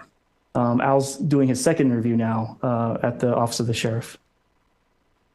7:37 p.m. What is that? The message from the defendant to Mr. Stauch saying, well, I'm going back home, and Mr. Stauch does not reply. Was the defendant, in fact, going back home at this particular time? No. The next entry is at 7:37. What is that? An outgoing call from the defendant to Harley that lasted 10 minutes and 15 seconds. 7:45 p.m. Something happened with the call where it got dropped or re-picked up because it's a continuation of the call for 2 minutes and 55 seconds. And then 7:48 p.m. Something happened where the call must have dropped because then the Harley calls the defendant back and they have a connection for 6 minutes and 48 seconds. The next period of time that's bracketed in references to a CAST report is from 7:59 p.m. to 9:28 p.m. What is the significance of that page 38 of the CAST report to this bracketed period of time? This is when the defendant in the Tiguan with Gannon in the back goes to the S-curve up in Douglas County. So at that 7:59 p.m., what happens below the line there? So this is when the defendant has placed her phone into airplane mode because you see a whole lot of incoming activity where people are trying to get in touch with the defendant, and it's not going through. Meaning that people are trying to get a hold of the defendant and then it's just not being received on her end. Correct. Harley's trying to call at 7:59 p.m., 8:01 p.m., 8:04 p.m., 8:07 p.m. Didn't go through. Mr. Stauch's calling at 8:09 p.m., 8:10 p.m., 8:04 p.m., 8:14 p.m. Didn't go through. And then continues again at 8:10, 8:11, 8:14. Well, is that section is to Harley though? To Harley though, yes. Saying call me ASAP, but Harley's not answering Mr. Stauch's calls. 8:16, Mr. Stauch messages the defendant saying call me. The defendant doesn't read this message until 9:54 p.m. Does that, when we looked at the phone activity during the portion of the time when the defendant was up at that S-curve in southern Douglas County, when it says read at 9:54 p.m. for that text message, does that corroborate with when the phone is then placed back into regular mode, out of airplane mode? Correct. So the defendant will connect to a Wi-Fi at that time at the shops at Briargate and starts getting all of these missed call notifications and text messages. Okay. The next entry period is 8:24 p.m. to 8:29 p.m. What is that? These are messages between Mr. Stauch and Harley. Mr. Stauch begins with, I've been calling. Harley says, people are here. Mr. Stauch says, who? Question mark, question mark, question mark. Answer me, please. Who is there? Attempts to call Harley. Harley doesn't answer. Harley replies with detectives. Mr. Stauch says, where's Lena? Is Landon there? Harley says, here and no. And Mr. Stauch says, okay. And where is Mr. Stauch at that particular period of time? He's still with the office of the sheriff. Okay. The next period of time, or entry, I should say, is 9:15 p.m. What is that? This is an outgoing call from Landon to the defendant. But again, the defendant doesn't have any cellular connectivity right now, so there's no answer. 9:22 p.m. What is that? Al texts Harley, or I'm sorry, Mr. Stauch texts Harley saying Harley, and Harley doesn't answer. Okay. The next period of time that is bracketed in referencing a CAST report starts at 9:49 p.m. and stretches to 11:30 p.m. in references to CAST report page 39. What is that page of the CAST report? Why is it important for this period of time? This is when the defendant, we know through the Tiguan data, has left the S-curve and has made her way back down to the shops at Briargate, located at Briargate and I-25. And the phone loiters in that area connected to a Wi-Fi at the Starbucks. Okay, let's get into this particular portion now. So at 9:51 p.m., what is that entry? The phone briefly connects to the Hilton, which is across the street from the Starbucks, located at 1810 Briargate. Just briefly connects, but then the car goes across the street to where there's a Starbucks, one of the first businesses as you enter the shops at Briargate, located at 1605 Briargate Parkway. And that's where the defendant phone connects and stays connected, I think for the next 45 to an hour, where again, there's a series of calls and messages made. 9:55 p.m., what is that entry? It's a 6 minute and 33 second FaceTime from the defendant to Harley. When a phone is in potentially in airplane mode but is connected to a Wi-Fi, will a FaceTime call like this work? Yes. So you're not on the AT&T network anymore because they're AT&T customers. You can put in airplane mode and you're off cellular. So you won't have a data connection. You won't be able to make calls or text messages over the AT&T network. But since you have connectivity through the public Wi-Fi at the Starbucks, you can make calls and send messages and surf the internet. What's the entry at 10:02 p.m.? The defendant uses her phone to search colorado.gov CBI Amber Alert and looks at current active Colorado Amber Alerts. 10:03 p.m. to 10:04 p.m. What is that? It's the messages between Harley and the defendant. Harley begins with, "As soon as I opened the garage, they stopped me. They were hiding out." The defendant says, "Wow." Harley says, "Yeah, but I think I'm allowed to leave." The defendant says, "Why wouldn't you be allowed to leave?" Harley says, "IDK for I don't know." The defendant says, "I want my dogs and you." And then Harley says, "At first they wouldn't until Lena got here." And then the defendant says, "Until Lena, question mark?" And then Harley says, "Until people took Lena." The defendant says, "Who took Lena?" Harley says, "Detectives." The defendant says, "Why did they take her?" Harley says, "IDK for I don't know." The defendant says, "Is she back?" Harley says, "I told them I'm not going anywhere or saying anything. No." Did the detectives take Lena for a forensic interview? They did. How old was Lena at that time? She was 8. Okay. 10:04 p.m. to 10:08 p.m. What is that entry? It's a continuation of that previous conversation between the defendant and Harley. The defendant says, "Just keep saying that. Tell me what the guy says at the door." Harley says, "Okay." And it says, "Has any other family asked where I was, like our family?" And Harley says, "Grandma, she asked if you were okay." Defendant says, "Does she know they set me up?" Harley says, "No." Defendant says, "Is it on the news? They are wanting to talk to me. Have to get an attorney fast. You there?" Harley says, "IDK for I don't know." Defendant says, "What's the guy saying?" Harley says, "Nothing, just taking pictures." Defendant says, "Of what?"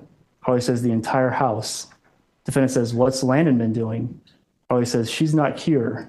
Defendant says, "Trying to get back with Albert." What is that a reference to?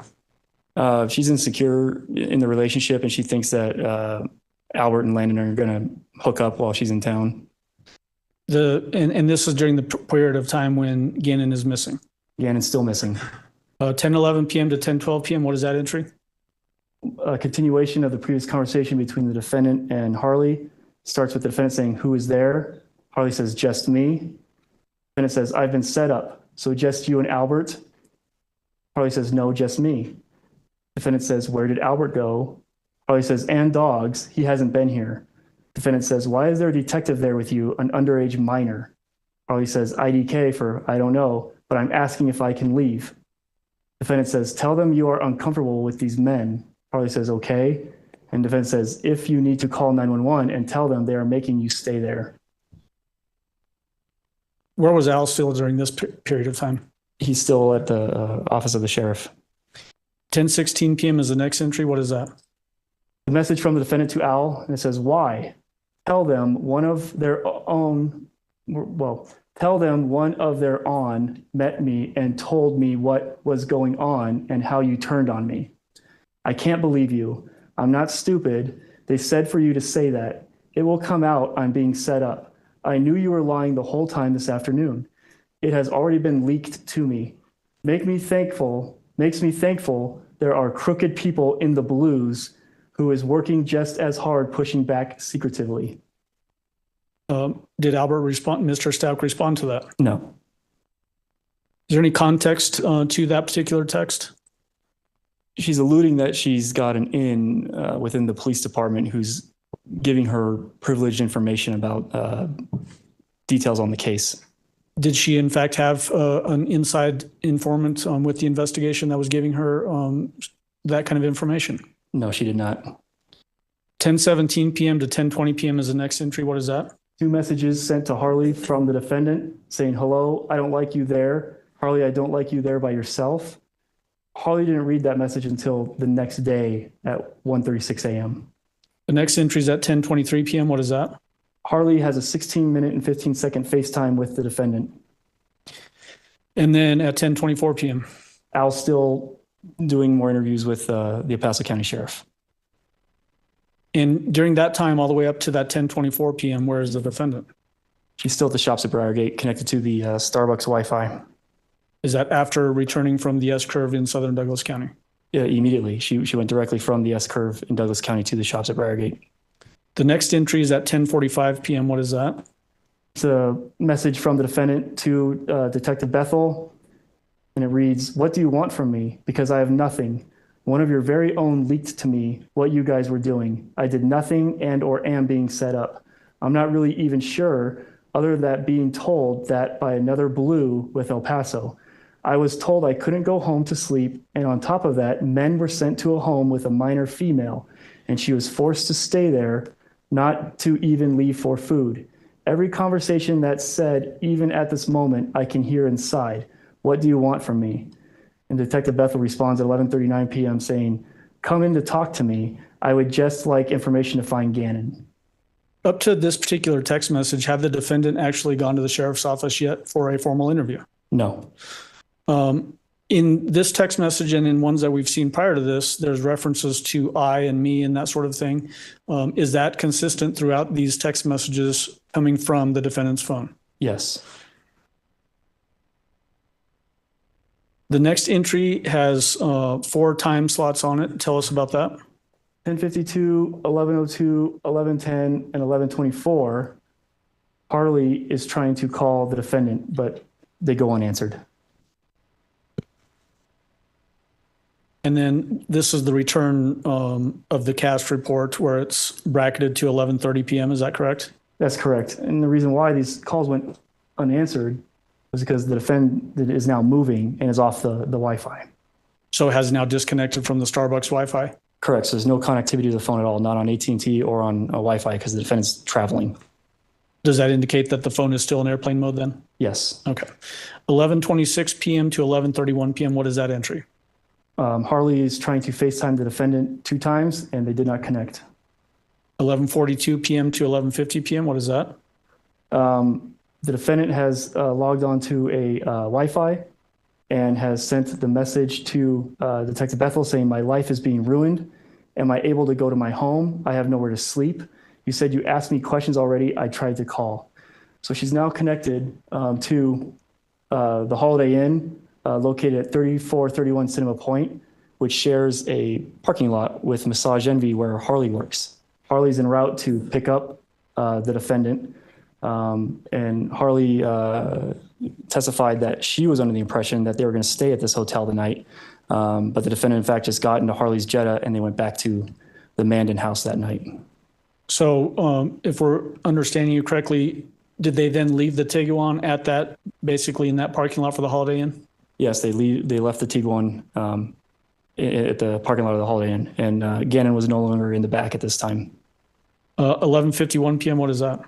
The defendant makes a 3-minute FaceTime with Detective Bethel at 11:51 p.m. Is that the last entry for page 404 of People's Exhibit 697? Yes, this closes out Tuesday, January 28th. Moving on to People's Exhibit 698, page 1 of 2. Your Honor, Mr. Allen and I approach. All right. Very quickly.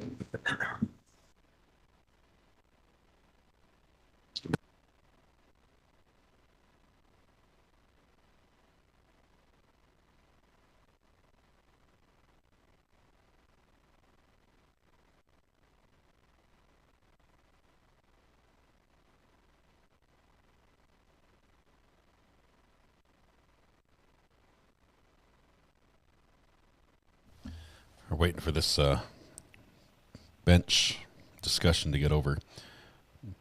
Trying to get them to give us a camera angle that doesn't look awful.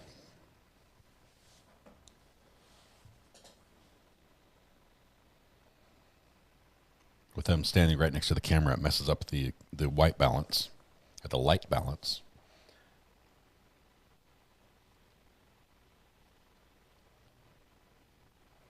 See if I can get the, I can show the witness, but I can't switch to him right now because the judge is on the screen.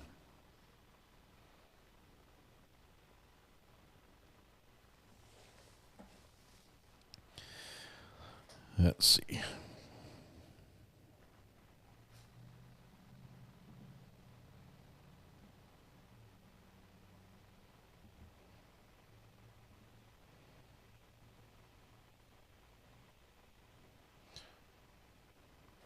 Here's our witness that's doing a great job. I'm not sure what that is on his tie. Is that Elmo? I don't know. Oh, I think that's something in front of him, like a pen or something. All right. Defense attorney looks like he's going to self-destruct. What timeline is on point? There's some pink hair in the gallery. Yep.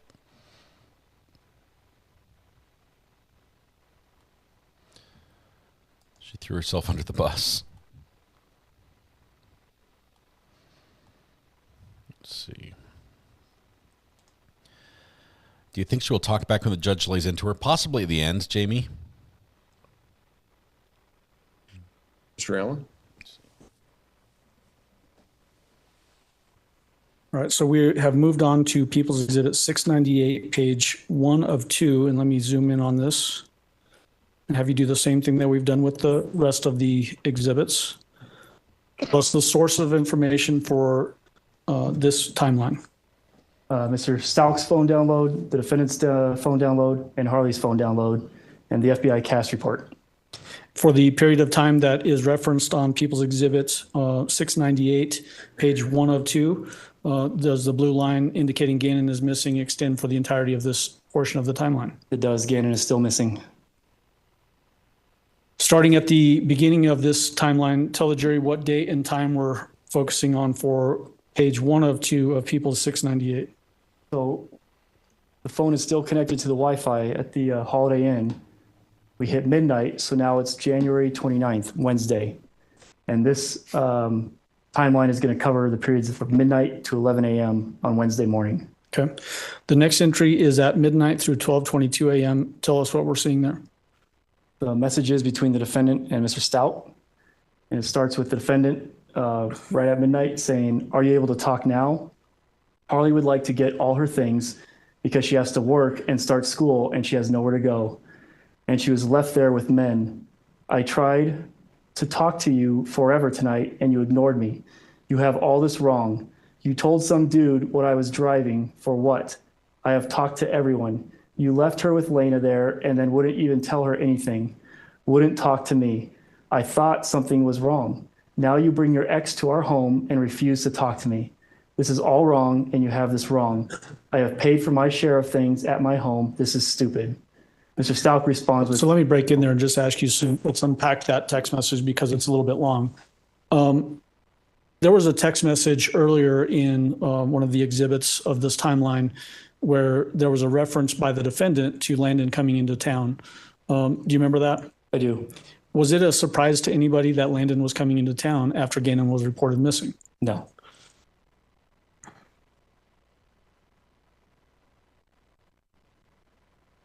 In the period of time that she's referencing here, in your mind, is this what she's referring to when Al is still at the sheriff's office being interviewed?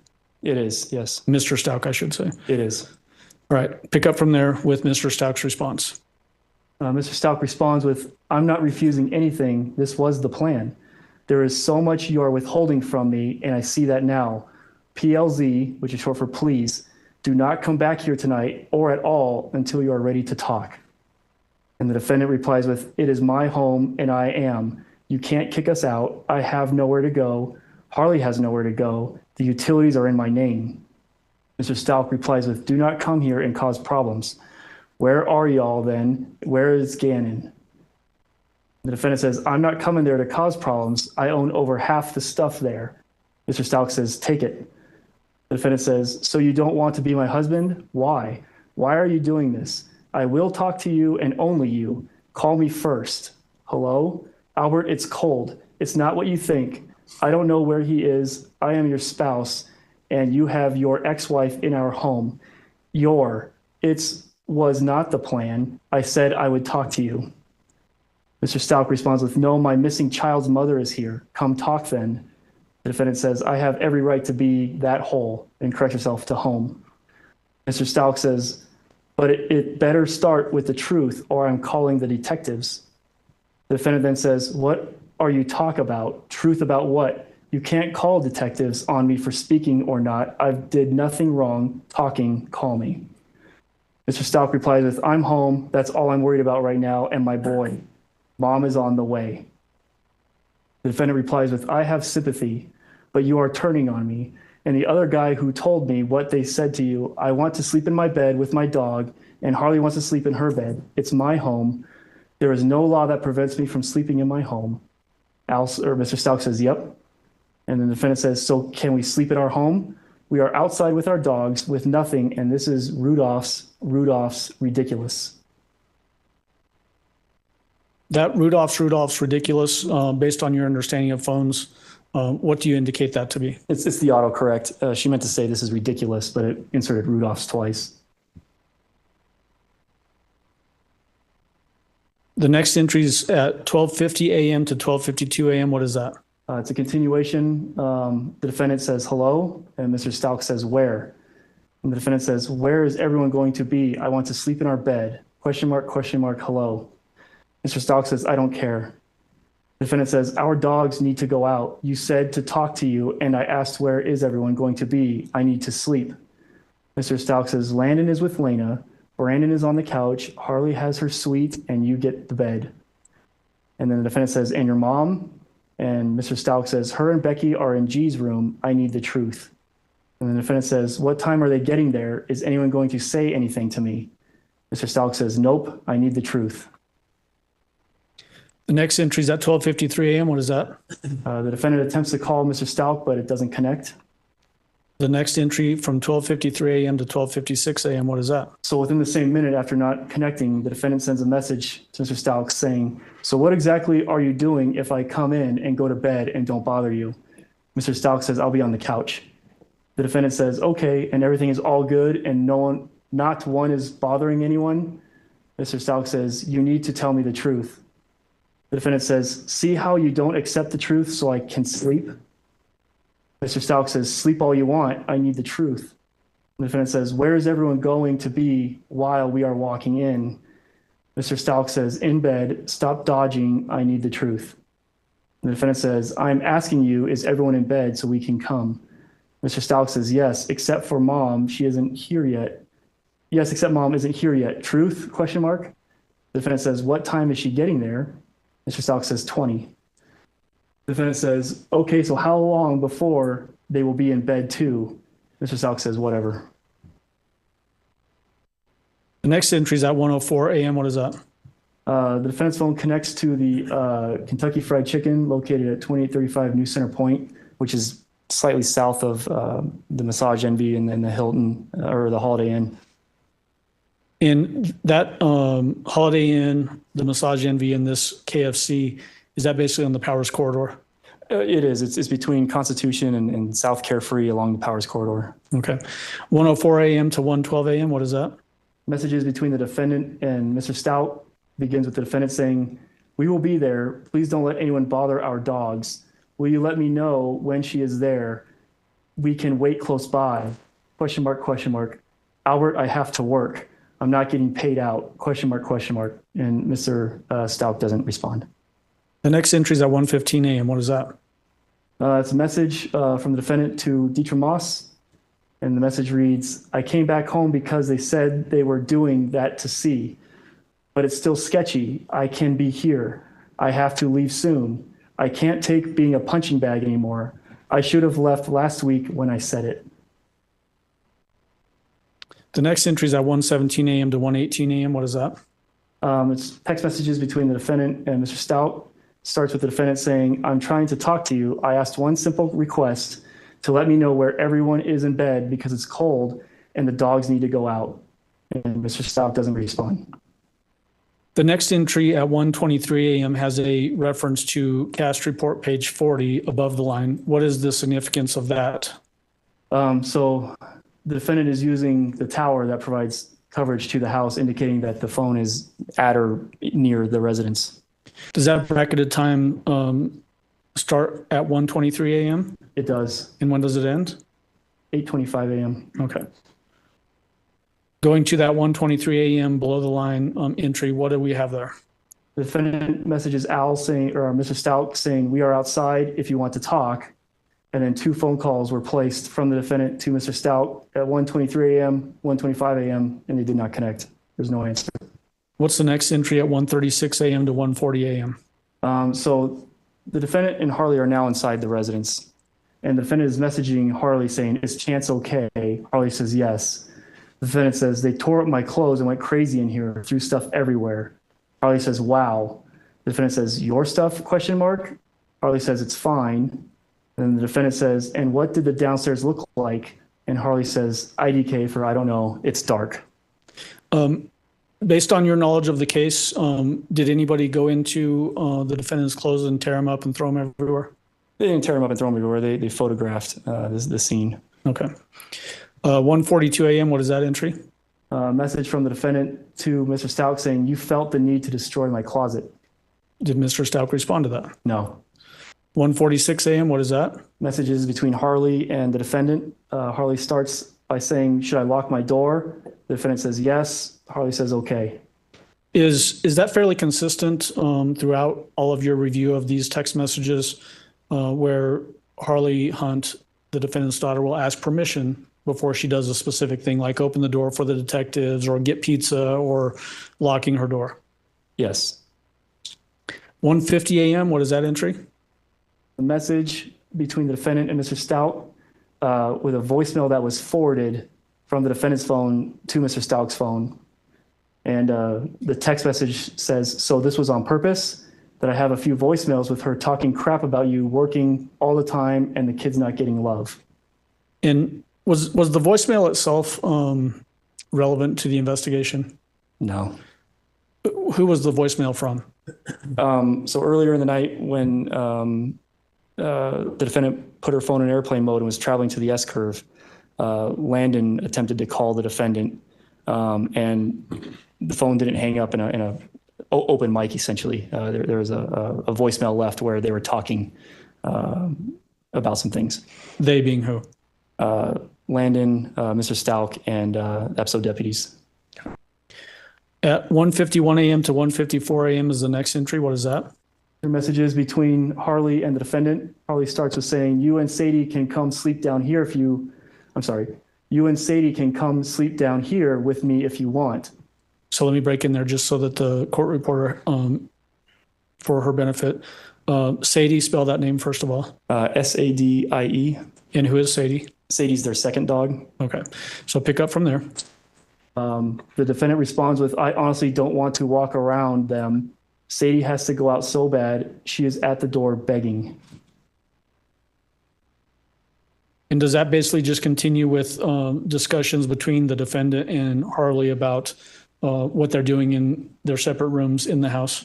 Yes. Anything more of relevance there? No. 2:08 a.m. to 2:54 a.m., what is that? This is a message from the defendant to Detective Bethel.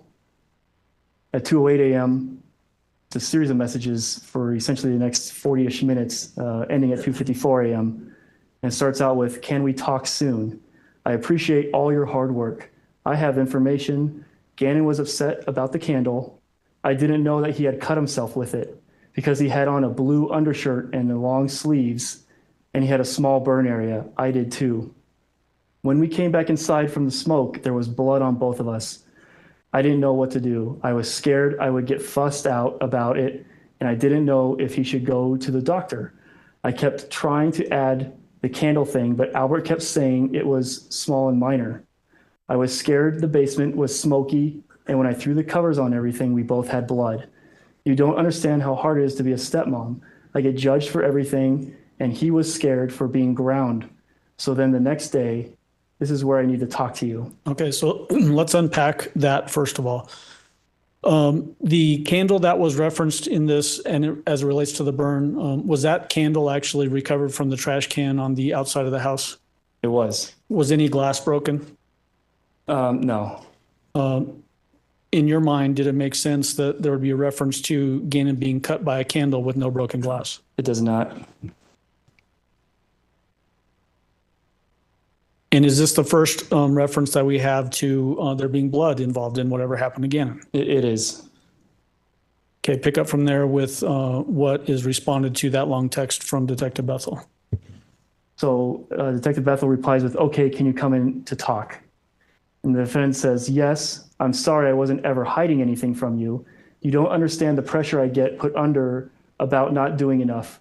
Could you trust in me and let me meet you in the morning? I am so tired, I still haven't slept yet, ? And Detective Bethel says, we can talk in the morning. Is there anything I should know since we are still looking tonight? And the defendant says, I did not hurt Gannon. I did not put him in harm's way. And this is the first time also, with blood that we're mentioning that Gannon might be hurt. And so Detective Bethel asks, is he hurt? And the defendant says, I don't think he is because I keep keeping. But I really need your help to make sure everyone knows I would never hurt him and did not in any way.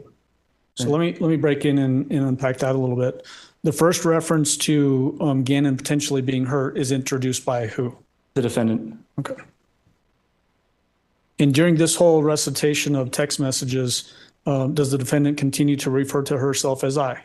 Numerous times. I, just numerous times. Okay.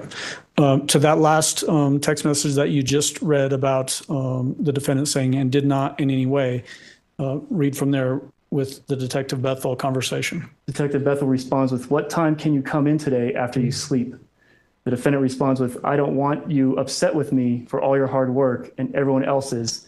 And I ask that you please protect our house and us from anyone that may be dangerous for me giving extra info. And correct yourself by saying to us, and as soon as I wake. And then Detective Bethel says, what information do you have? I can't protect anyone from anything if I don't know what it is. Come in at 10 a.m. at the OTS, 27 East Vermajo Avenue. The defendant replies with, okay, I will be there. Can you please not get me for not giving all the details that I knew to you at first? I know people do it a lot and it gets frustrating for you, but I'm a victim as well and didn't want to be forced to take a test at some doctor's office. And Detective Bethel says, we can talk more about that when you come in. The defendant says, do you have to release person info? And correct yourself saying personal, as in, do you have to release personal info to the media and online, like as in with me? Say, for example, a friend of mine had an abusive spouse, so she had to cover up everything, asking for a friend. And then Deputy Bethel or Detective Bethel says, I don't release information. And the defendant says, as in she is working, but is off having quiet time. Okay, thank you. My husband wouldn't ever looked at me the same knowing what happened to me, and I couldn't tell you in front of him. And I know he would act in a violent manner. Thank you. See you tomorrow. I mean today. Detective Bethel says, okay, see you soon. We will talk later today. Please get some sleep. And the defendant says, and so I don't forget, let me add this on here so I can remember to tell you. Gannon and I were working together because Albert always works. So I will explain things that you may have had concerns about. But we were and had a plan because even though she wasn't the best, it was more than what Albert did because he was working or sleeping and didn't spend any time with them. KK. That was a long text string. Do you need to wet your whistle at all? Yes, please. The next entry is at 2:56 a.m. What is that entry? Oh, it's 2:56 in the morning. And the defendant sends this message to a 360 number with a picture of a SkyWest, like in the beginning stages of an application with SkyWest. And along with the picture, the defendant said, I never sent you what I had received. Does that have any relation to the investigation? No. Does it coincide with what we're going to get to later about her making plans to move out of the state? It does in that aspect. Okay. 3:20 a.m., what is that information? A message was drafted at 3:20 a.m. but never sent to the defendant's mom, Deborah Locklear. And it reads, no, just upset because they keep freaking out on me and everyone in his family acts like I know where he is and won't tell. And then no response from the defendant's mom. And you said that was unsent? It was unsent. Yep. So that makes sense. There's no response. Okay. Sorry. That's okay. 7:04 a.m. is the next entry. What is that? So Several hours have passed now, and so it's 7:04 a.m., and the defendant receives a message from a 910 area code number saying, "Hey, Tisha, how are y'all doing?" And the defendant responds, "Oh, sorry, I'm at home. I'm doing okay." As it relates to the person that sent that text message, do you know who that person is? We do, but I don't remember at this time. Okay. Is the identity of that person relevant to the investigation? It's not. Okay. 7:19 a.m. to 7:24 a.m. What is that? Messages between the defendant and Mr. Stauch, starting with the defendant saying, "My chargers are in your car. Can I please have them?" Mr. Stauch says, "Sure." The defendant says, "Could you get it? I don't have any battery and Sadie needs to go out really bad." Mr. Stauch says, "No." The defendant says, "Please, I'm not trying to cause any trouble." Mr. Stauch says, "I need the truth." The defendant says, "I already did what you asked. You are the one who would not wake up." Mr. Stauch says, "Wake up? I haven't slept in days, and that's manipulative to say you told me when I was sleeping." The defendant then says, I wasn't knocking you about sleeping. I'm sorry. I was saying I did what you asked and you were tired." Mr. Stauch says, "What I asked? I asked you to tell me the truth." The defendant then says, "Albert, I'm not getting yelled at by a bunch of people. I told you I would speak to you in person. I went in there and said, 'Hey, are you ready now?' last night, and you told me no." Mr. Stauch replied with, "I was asleep. Let me in now and tell me." And the defendant says, "The door is unlocked." So the beginning portion of this text string, when it's talking about my chargers, what's the reference there? Her cell phone charger. In your mind, does this indicate that she's got a good understanding of place and time and circumstance, meaning that she knows that her phone is potentially depleting in battery? Yes. 7:50 a.m. to 7:59 a.m., what is that? Message from the defendant to Mr. Stauch's phone saying, "Can you please come here? Can you please take Sadie out? Can you tell Landon to come here? Can you please take Sadie out? Please, I'm ashamed." Did Mr. Stauch respond to that? No. The next entry is at 8:15 a.m. What is that? So about 16 minutes after this message, Mr. Stauch calls the sheriff's office and reports that the defendant is at the house and someone raped her and kidnapped Gannon.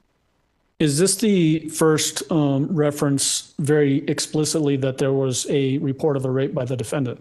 It is. She alluded to it at like 2 a.m. with Detective Bethel, but didn't say rape.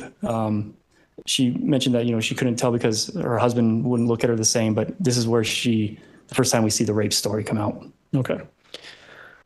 The next entry is 8:25 a.m. What is that? It's a message from the defendant to Harley saying, "Please come get Sadie. My phone is about to die." Did Harley Hunt respond to that text? She did not. The next entry is at 8:35 a.m. What is that? So the sheriff's office arrives to the residence and the defendant is in the basement. What's significant about that? That she is, it corroborates what Mr. Stauch said, saying the defendant is here, and then the sheriff's office arrives and the defendant's in the basement. Okay. 9:50 a.m., what is that entry? So at 9:50 a.m., Harley and the defendant get in Harley's Jetta, and Harley has to work, but they make a stop real quick to the airport, to where instead of going in and returning the keys or at the counter, the rental counter, the defendant hands the keys to a worker on the sidewalk, and then they drive away in the Jetta. And was that information testified to by Detective Rob Soroy, former Detective Rob Soroy, that he was at the airport basically when this whole thing goes down? When that happened, yes. The next entry is at 10:21 a.m. What is that? Harley clocks into work at Massage Envy. 10:25 a.m. What is that entry? These are messages between the defendant and Detective Bethel. The defendant says, "I'm on the way." Detective Bethel says, "Okay." The defendant says, "Here shortly. Sorry, had to handle some things because my family is getting harassed and threatened, and my daughter's safety is now in danger. She is getting threatened online and my family." And Detective Bethel says, "Okay, we need to talk about that. Where is she now? Are you okay? Just checking to see." So let me unpack that just a little bit with some questions first. Was there ever any indication that the family, meaning the defendant's family, as indicated in that text message, was being threatened or harassed by people? I didn't see any specific threats. I did see some people on social media say, "Just tell them, where he is," but I didn't see any threats. that would cause an imminent concern. And this text string started at 10:25 a.m. Roughly what time does the defendant actually show up at the sheriff's office? It's about noon. Okay. The next entry is at 10:57 a.m. What is that? The defendant's phone connects to First and Main, which is at the Massage Envy where Harley works. All right. And is that the last entry on this page 1 of 2 of People's Exhibit 698? Yeah, this takes us pretty much halfway through Wednesday. Okay.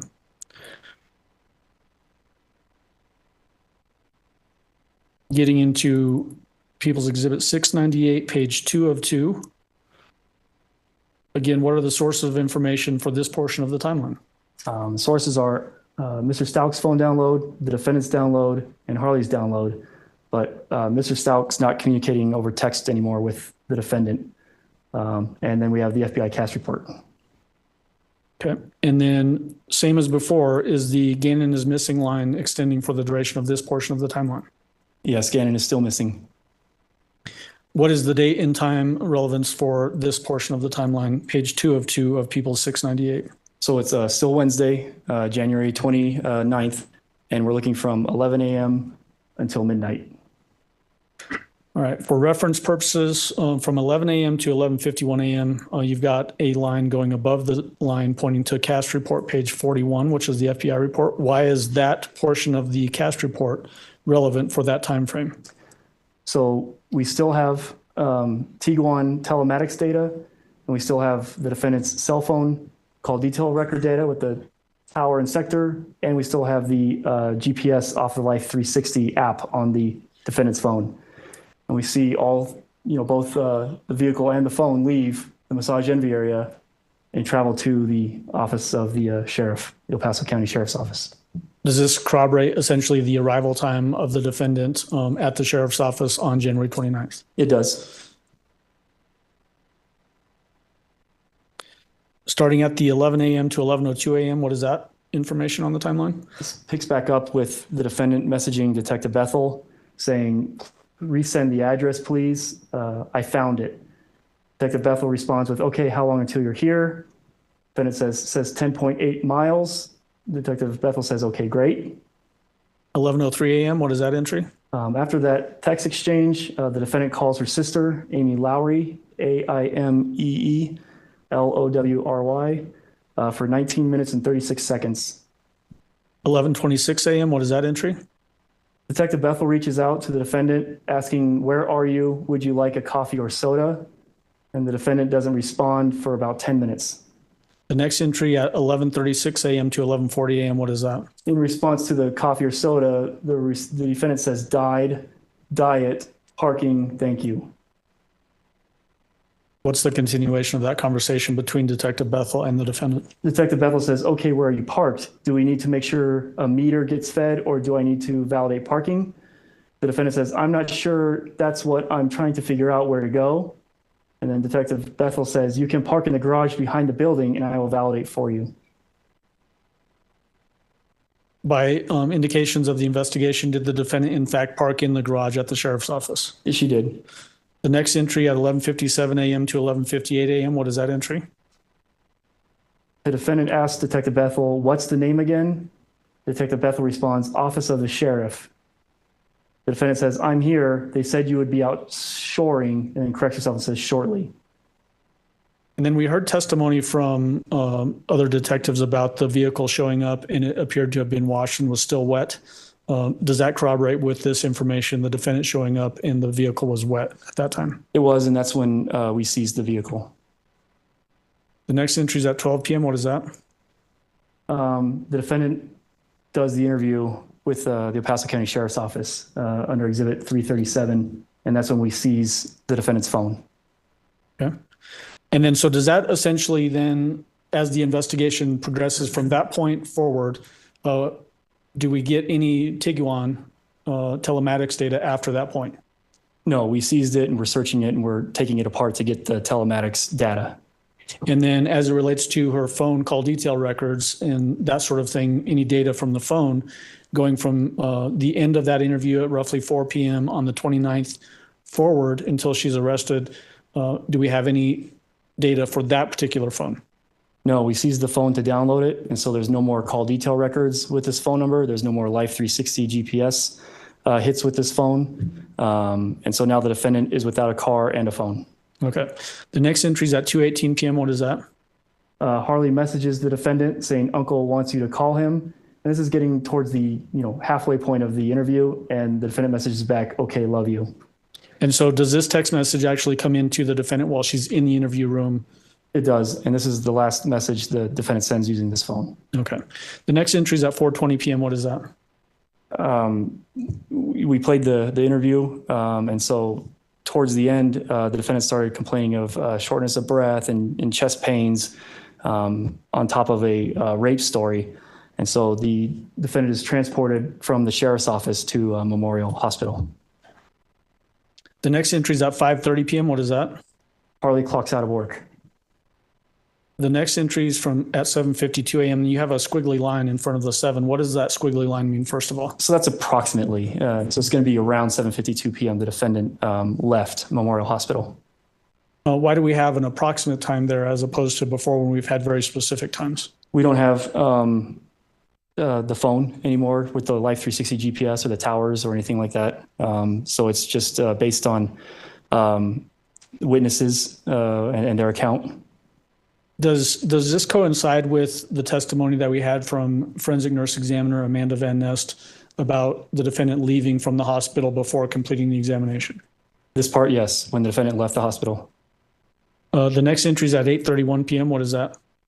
8:31, we heard testimony through Janine Sanchez that she went with Harley and picked up the defendant at the Taco Bell.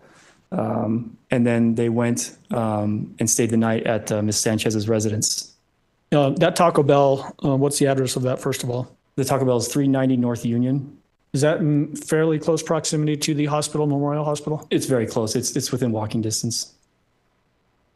And then the next timed entry that we have is at 8:48 p.m. What is that? 8:48.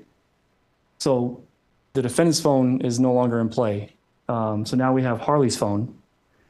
And based on some statements from Ms. Sanchez, we don't know who's sending this message. But it's coming from Harley's phone to the defendant's sister, Amy Lowry. And it says, we have to take location off and get another number. We will call you back. The next entry at 9:16 a.m. to 9:16 p.m. to 9:19 p.m. What is that entry? These are messages between Harley's phone and Mr. Stauch's phone. And why are the symbols here for these portions of coming from Harley's phone different than they've been before, where you can actually see Harley's picture inside of them? We're not confident at all that this is Harley sending these messages. We believe it's the defendant. Is that based in part off of the information that Janine Sanchez gave us when she testified very early on in this trial? That and Harley's statements. Okay. So the 9:16 p.m. to 9:19 p.m., tell us about that entry. Harley's phone messages Mr. Stauch saying, I need to be able to get all my belongings tomorrow with my grandma so that I have a place to live with my family, please. Mr. Stauch says, call me.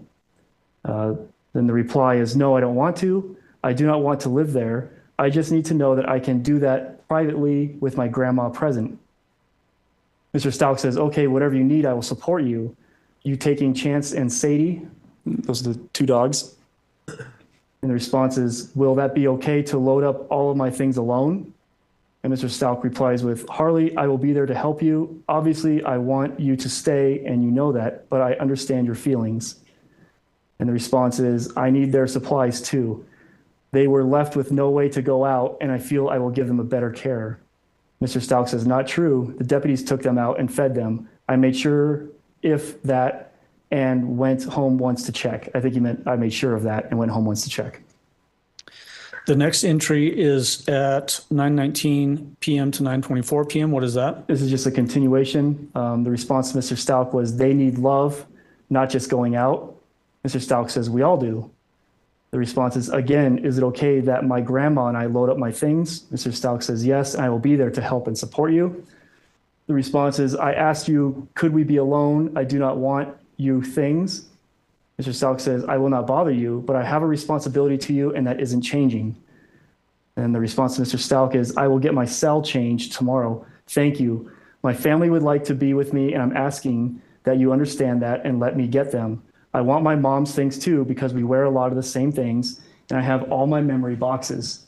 What day can I get everything alone? Mr. Stauch replies with, is Mama not coming home? Do you know something? Because we know nothing. And the response is, that's funny because the lady showed me your thread. Based on the context of this text exchange from Mr. Stauch to Harley Hunt's phone, in your mind, does it appear that Mr. Stauch thinks he's talking to Harley Hunt? It appears Mr. Stauch thinks he's talking to the defendant. Okay. And then 9:25 p.m. to 9:33 p.m., what is that entry? Just a continuation. The response to Mr. Stauch is, please tell me I can get my things privately so my family can spend their money on a ticket and a rental truck. I have to tell them. Mr. Stauch says, tell them what? The response is, I asked, could I arrange a time to come privately with my family to get belongings? Mr. Stauch says, tell who? And then the response is, my grandma. And Mr. Stauch says, anyone can come, but I will be there, and a cop can be there too. And the response is, no one would take anything of yours. And Mr. Stauch says, Harley, I'm not worried about that. I have a responsibility here, and this is the right way. The next entry is 9:30 p.m. to 9:33 p.m. Tell the jury about that entry. This concludes this conversation and the day. Harley and the defendant and Ms. Sanchez are all at Ms. Sanchez's residence. And this is the last of the messages between Harley's phone and Mr. Stauch's phone for Wednesday. It begins with, okay, could it be just you and no one else? Mr. Stauch replies, yes. And the response is, and no one wants to talk, so we ask that as well. Mr. Stauch says, okay. And the response is, thank you, I will let you know when. Mr. Stauch says, okay, still can't find Gannon, BTW, which is for by the way. And is that the last entry on this timeline, page 2 of People's Exhibit 698? It is. Okay. And Your Honor, Good time. that's what I was just going to say. All right, ladies and gentlemen, we will take our afternoon recess. If I can have everyone back in the jury room at 3:25, we should be able to start on time at that point. Again, don't discuss case among yourselves. Don't discuss case with anyone else. Don't do your own independent research about any aspect of the case. And with that, we'll see you back at 3:25. All rise for the jury, please.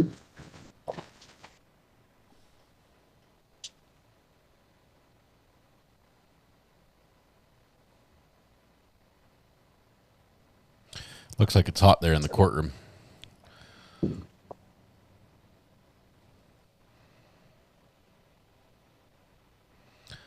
Letecia's happy about something, as his backpack lawyer.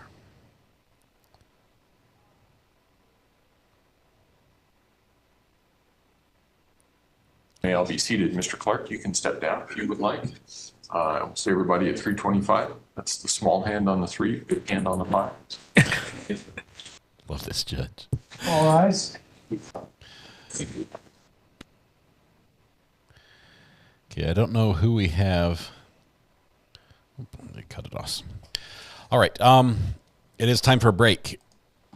See, I checked out everything. Everything's still good with the concrete. So far, so good anyway. They're all done with the finished work. It looks beautiful.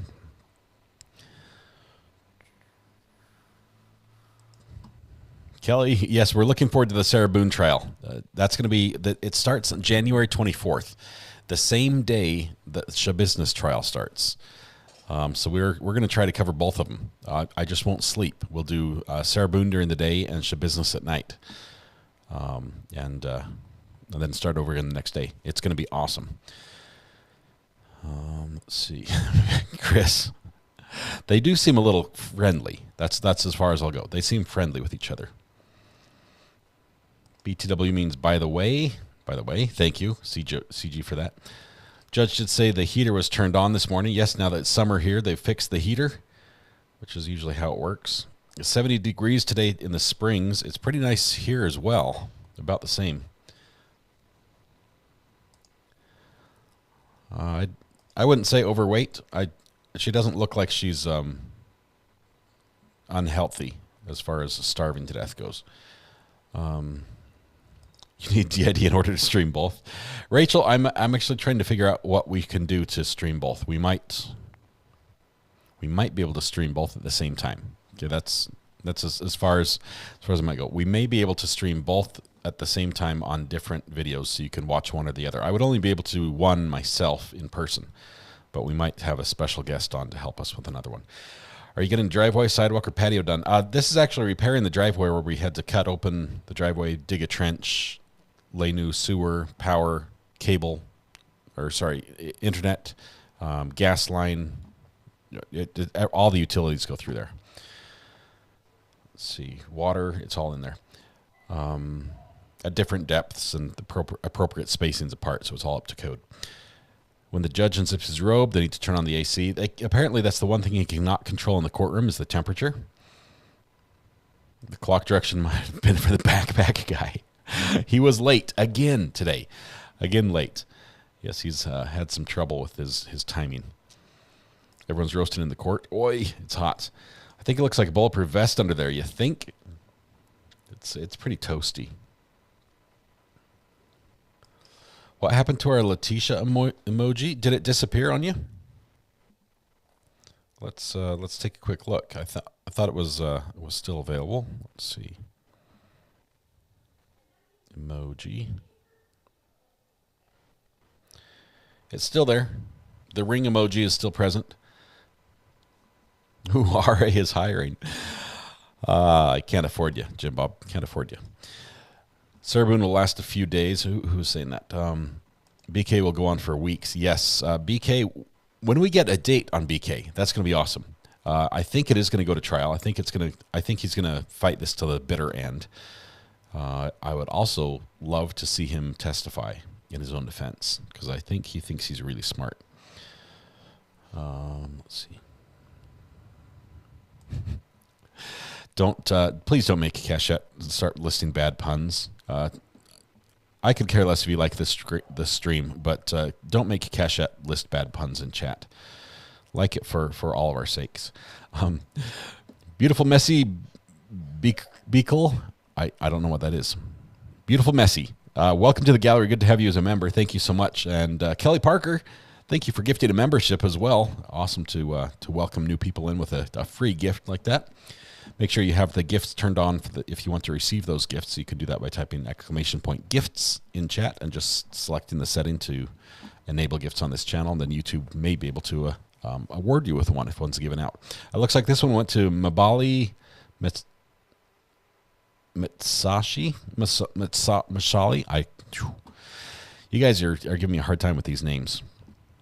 MBALI MTSHALI. Little backstory on BK. BK, Brian Koberger. This is the Idaho 4 murders, the college students that were murdered in their apartment. 4 roommates were killed. Not all the roommates were killed. One roommate, other people were in the house that did not die. Let's put it that way. Stabbed to death. Quite a brutal, very brutal scene, and there was a manhunt.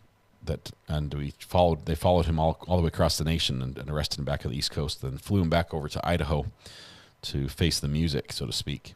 He has waived his right to a speedy preliminary hearing, but he's not waived his right to a speedy trial, to my knowledge, which means that we could still see a trial for him this summer if we have to do a speedy trial for him.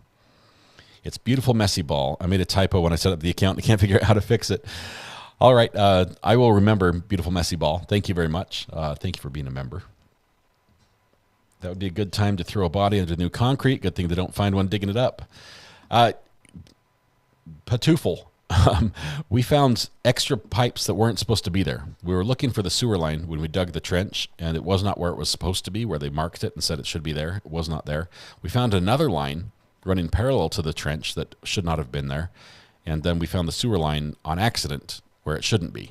And so we had to replace that, tie into that. It was a lot of work.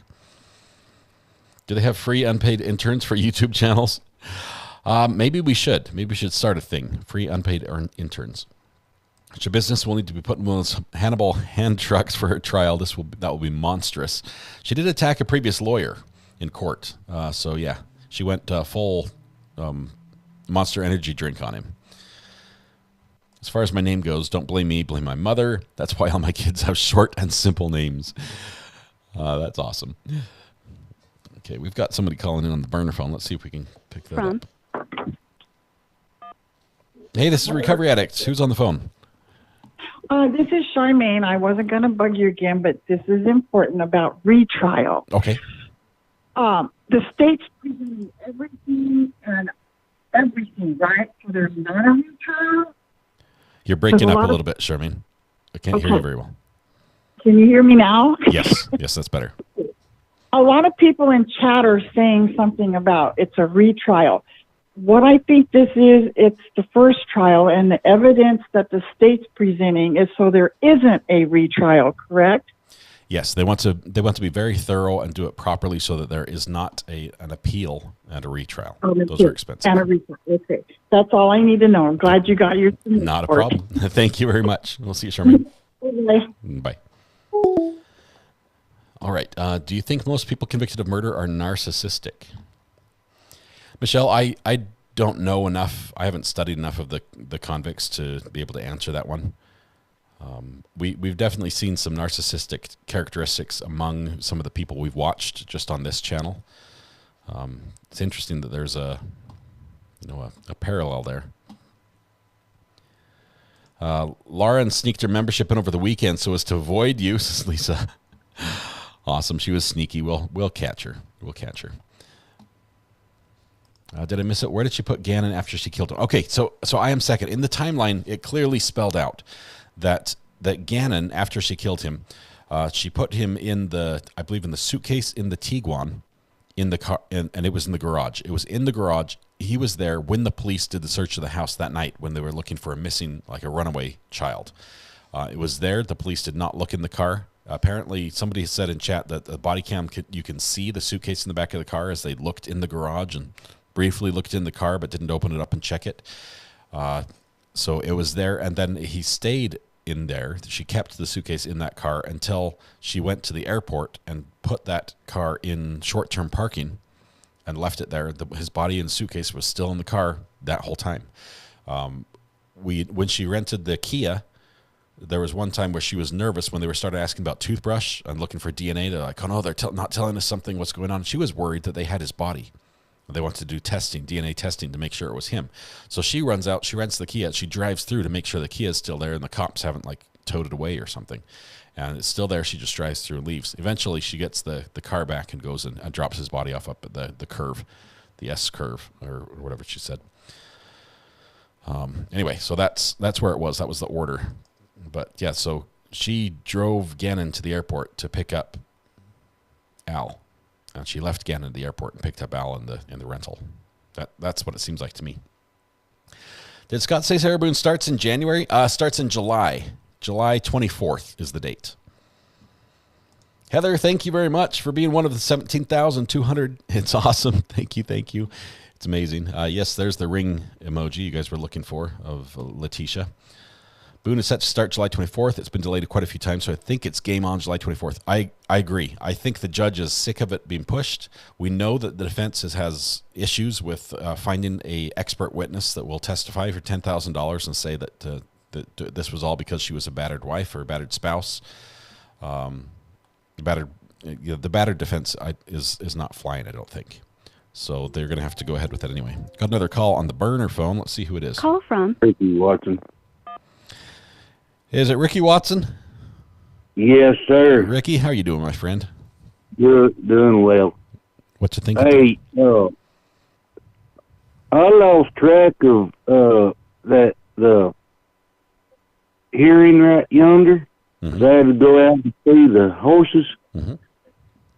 I just wondered what all I kind of missed. Well, we're just going through the timeline. So pretty much everything we're hearing, we've heard before, but we haven't heard it in this order, just put close together with a date stamp on it. So there's nothing really new. I think there were a couple of references to some FaceTime calls that we hadn't really heard a lot of detail on before, but there was not a ton really new in this. It's just we're getting it all in the timeline so we can just put it in order and see how the story unfolded. That's it. Oh, okay. All right. Yeah. All right. I'm sorry. I didn't mean to bug you and all, but no, you're good. I kind of lost track of it. Yeah, not a problem. Ricky, thank you very much. Good to talk to you. Oh, you bet, bud. All right, we'll see you. Bye. Bye. Adam says he can do a good Ricky Watson impression. I guess Ricky would have to be the judge of that, Adam.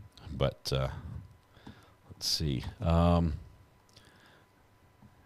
see. Dying to see if someone could cover the yoga teacher murder trial, killed competitive cyclist, love triangle thing. Ooh, she ruined her face with plastic surgery to try and hide in another country. Pantoufel, tell me a little bit more about that. I mean, you've intrigued me already.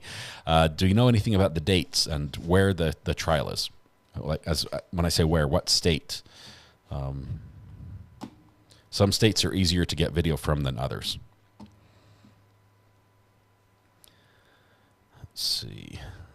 Ricky was kicked back, taking it easy there in Texas, and decided to call the burner. He was out feeding the horses. Somebody has to feed the horses. They don't feed themselves sometimes. You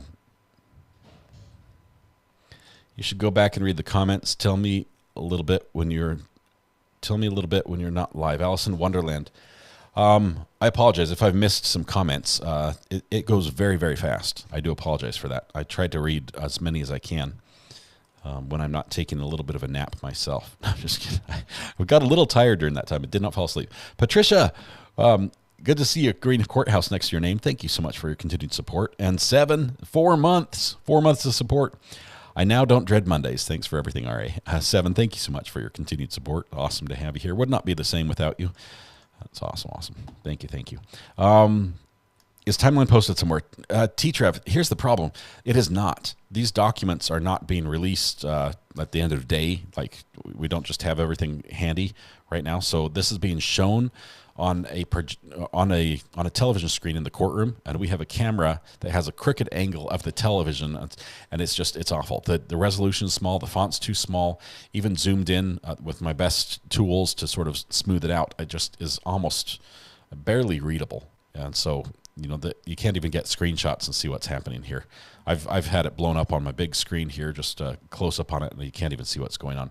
I don't know when the documents will be available. It's possible that some of them will be posted and be released to the public. I just haven't pursued that way. Probably the best place to check that would be the Discord page as the gavel drops. If you need a link to that, just type !Discord in chat, and that will get you over to the Discord page. Screenshots are blurry of the screen. Yes, they are. There's not much I can do on that. I try as best I can to make it a little better. But Kelly Holt says, a recovery addict, what would she have done if they hadn't been out of vehicles when she went to pick Al up? If they had been out of vehicles, oh my goodness. Al would have known. I think Al would have known, because Al's bags would have been there. He would have had to open the back to check it out. Amber, how are you doing? What's going on? I don't know how long we have on break. I just came out of the store and I'm headed to another one, but I saw you were still during break, so I wanted to call. Some people have been asking about the documents, and since you are a document hound, maybe you can help us out. Are we getting any documents from this trial before the trial's over? Are they releasing those publicly, or? Some of my sources say yes, but I'm just waiting to get my hands on them. Okay. That's about the answer we expected. A lot of times the courts are busy and don't like honoring those requests for documents mid-trial, but after trial it becomes a little bit easier. Right. Rest assured, as soon as they are obtainable, I will have them posted on Discord. And what that means is if there's a pre-sentencing evaluation, assuming that Letecia is found guilty, that's I'm just gambling here and saying that's where it's going to go. But if that's what happens, it's possible we could have all these documents before her sentencing occurred. Well, and with how I'm working things, I'm hoping to have some of these documents, i.e. the timeline that they are going through before defense puts on their case in chief. Oh, that would be awesome. Because that's coming soon. It would be awesome. That's coming we're looking at tomorrow. So you've got 24 hours, Amber. No pressure. Just get it done. Okay, I'm trying my best. Are you at the courthouse now? Is that what I hear? No, I'm not. I am driving my truck though, but I'm not at the courthouse. Awesome. Well, we wish you luck on that. Well, thanks. I'm going to be home soon and be back on stream soon. But I wanted to ask because I haven't been able to be in there since I got off of work. Have you made it to the post office? I have not yet. We had to pour Okay. concrete. I didn't want to miss it. So we I didn't want to miss it. So I wanted to make sure it didn't happen over the break. Here's my dilemma. The post office closes in 6 minutes here, I'm pretty sure, 5 minutes. We're live. I can't go right now. My post office box is like that big. Nothing fits in there. An envelope would not fit in the post office box. Everything has to be like hand delivered over the counter. They have to be open for me to get it. So probably tomorrow before we go live, I'll have time and I'll pick it up tomorrow. And then I guess I might open it on stream because you've been twisting my arm on that one. Yes, it's nothing that'll get you in Amber, trouble, but it will make you laugh. If you burn me on this one, everyone else will have to pay because I'll never open anything else on stream. Roll call 20 CR 1358 People versus Letecia Stauch record should reflect the jury's not present in the courtroom. So I leave it up to you. Is there anything we need to address at this point in time? Prosecution? Tomorrow, great, but you'll have to go back Defense? up there Okay. again on Thursday. All right, let's go ahead and bring the jury in. It won't come in until Thursday. Okay, sounds good. Excellent. The jury's being brought in right now, so Amber, we'll let you get home, get you back on stream. Thank you very much. You are a document hound. 79, really? All right, y'all. I'll see you back in chat soon. We'll see you. It's 79 degrees in the courthouse. Last week it was 63, and the now judge it's is complaining 79. about Maybe we can split the difference. Oh my gosh. Yeah, that robe's coming unzipped here real quick. He might come off. You never know. He's toasty in there. 64 one day. Just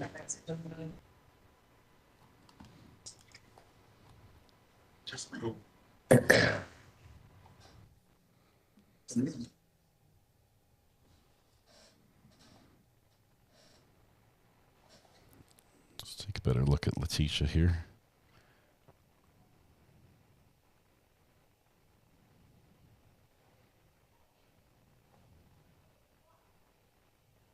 All rise for the jury, please.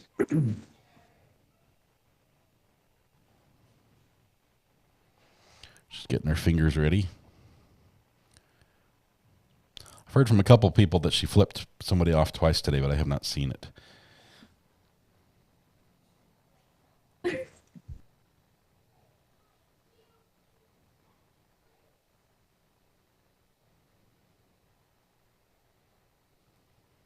Thank you. You may all be seated. Court will recall 20 CR 1358, People versus Letecia Stauch. Record should reflect the jury has returned to the courtroom. Ladies and gentlemen, I'm sorry about the climate conditions. Last week we were 63. Now we're at 80 degrees.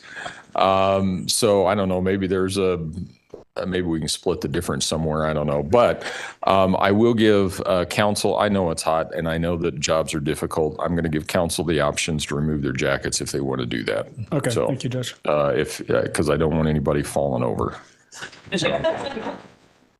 I just including assumed me. No, you got to keep the tie on. You got to keep the tie on. I just assumed the court thought that we all had earned a beach vacation and so wanted to raise the temp in here. Yeah. Say bounce, chicka, wow, wow. May I Nobody's proceed, taking it Your Honor? off. You may go ahead. We had just finished Mr. Clark, People's Exhibit 698, page 2 of 2. Now we're jumping to People's Exhibit 699. In those last timelines, were they more dense as far as information that was included on them as opposed to what we're going to see now going forward? Oh, by far, yes. Why is that? A lot more data points that were significant to the investigation occurred during that time frame. And what about the fact that there's no more telematics for the Tiguan? There's no more call detail records for the defendant's Colorado phone. Does that also play a role in this? Absolutely. All right. So when we start to look at People's 699, looking at the key again of sources of information for this exhibit, what are they? It's Mr. Stauch's phone download and Harley's phone download. And looking at the timeline brackets, what day is this? This is Thursday, January 30th. And this encompasses significant events for the whole day. All right. Let me get to a good zoom level here.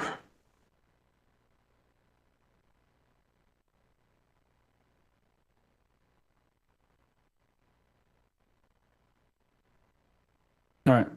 So the first entry on this, there's no time listed there. Why is that? So the defendant and Harley are still at the Sanchez residence. That's where they stayed the night. And then the first entry with the time is at 4:38 a.m. What is that information? That's Harley quitting her job at Massage NB. So it's a message from Harley's phone to her supervisor at 4:38 a.m. that reads, "I wanted to say that I thank you for being supportive and for our time at work. I know I provided an initial date that was for me leaving for BMT, which is basic military training. At this time, Harley was supposed to go into the Air Force. But due to safety concerns with my family situation, I need to take care of myself and make sure I am safe at this time. I hope you understand that this was an extenuating circumstance and hope that I can leave the company with a great relationship and future references. Thank you." When we think back to the testimony from Harley Hunt, who, by indications of the investigation, actually penned that text message? This message was authored by the defendant. And I should have asked at the beginning, but the blue line indicating Gannon is missing, does it extend for the total period of this particular day as well? It does. Gannon is still missing. 7:57 a.m. to 8:57 a.m. is the next timed entry. What is that entry? These are more messages between Harley's phone and Mr. Stauch. And it starts with, "My life was threatened on social media and told how people are looking for me. My grandma had threatened, so I do understand the pain and scaredness, but my mom did not do anything to harm Gannon. You should know that. I can come this afternoon to get my things." Mr. Stauch replies with, "None of that is by me. You are always safe with me and you know that." And the response is, "Not by you, but you could stop it." Mr. Stauch replies with, "Social media is stupid. You should be with me. Your grandma and them should not have gone on there either. Call me." And the response to Mr. Stauch was, "I did and you didn't answer." And Mr. Stauch says, "No, I just called you and went straight to voicemail. VM. Harley, you are 17 and you are my responsibility.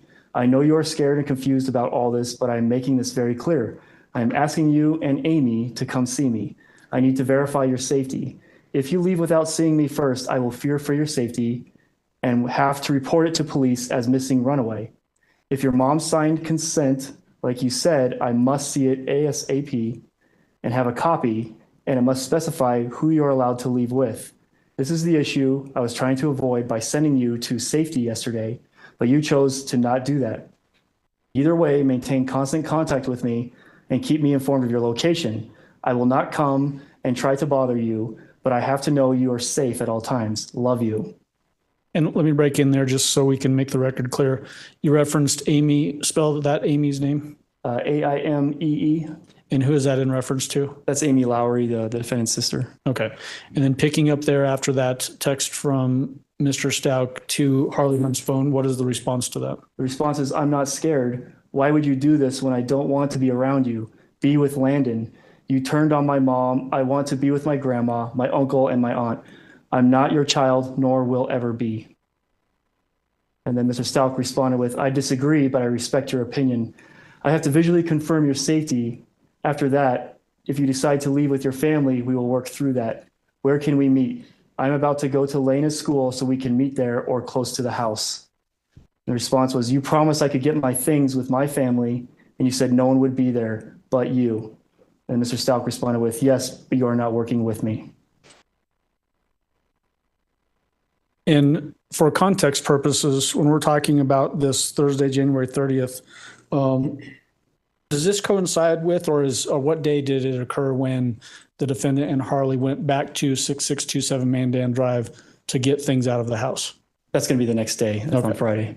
Is that what they're referencing here in these text messages, though? Efforts to go to the house to get those things? They want to be alone. They don't want to be bothered by anybody or asked any questions. They just want to show up and take their belongings and leave. And so that the record is clear, they being who? The defendant. Okay. The next timed entry is at 8:57 a.m. and stretches to 10:37 a.m. What are we looking at there? This is Harley's phone. It's a continuation of the conversation with Mr. Stauch. And it starts with, "I'm not. You will do me like you did mom. Please stop. You have your car. Give it to Landon. I paid for it all this time. Stop trying to force me to do something." And let me break in there just for reference purposes. The car that's being referenced there, what is being discussed? It's the Volkswagen Jetta. The Volkswagen Jetta assigned to Harley Hunt? That's her primary vehicle, yes. Okay. And then pick up from there. Mr. Stauch says, I'm not getting into a text battle. I need to confirm your safety. And then what you do from there is your decision. Someone is influencing you wrongly. And the response was, influencing me to go with my blood family. We have the same blood. So how is that wrong? I'm safe, so please let me come with my family to get my things. Mr. Stauch says, I have to visually confirm. And the response was, I'm not meeting you. What is wrong with you? I do not want to be around you. I'm afraid to be around you if my mom is not there. Mr. Stauch replies with 10:30 at the house to get your stuff. And the response is, I've been asking for confirmation because we need to get a rental truck to transport. We could never get that from you, so we have to make the plans. Mr. Stauch responds with, that means nothing to authorities. Please meet at 10:30. The response is, why are you trying to take me? What do you get out of forcing me when I hate you now? No one is influencing me. I hate you. Mr. Stauch replies with, not forcing you, only confirming your safety. The response was, you mean nothing to me, none of you. You set my mom up so you could be with your ex-wife. I hate you. Mr. Stauch replies with, well, I love you, and I'm sorry you feel that way. And the response is, if you don't want to be with me and my mom, then you can't have me. She is the best mom ever, and she would not harm anyone. You are doing this for control. Mom's attorney is coming to get her things. He will have an order. And just for context purposes, based on your knowledge of the investigation, who do you believe to be operating Harley Hunt's phone at that time? I believe this to be the defendant. The next entry is at 11:06 a.m. What is that? So the defendant's family arrives in Colorado. They arrive to the Denver International Airport, and they rent, specifically her aunt, Brenda Acquard, rents a 2020 Nissan Altima. During the period that this Nissan Altima is in play as being rented by Aunt Acquard, did the defendant have some access to this car by herself? She did. Okay. The next entry is at 1:24 p.m. What is that? This is when the defendant and Harley go to the Marshalls located at 1760 East Woodman Road. And that's where the Volkswagen Jetta and Harley's phone were seized by the Paso County Sheriff's Office. Does that then now diminish even further points of data going forward now that Harley Hunt's phone is also seized? It does. None of the original data points that we've seen up to this point are in play anymore. We've seized 2 cars and 2 phones. And was there telematics associated with the VW Jetta? No. Is that the last entry on People's Exhibit 699? It is. Moving on to People's Exhibit 700.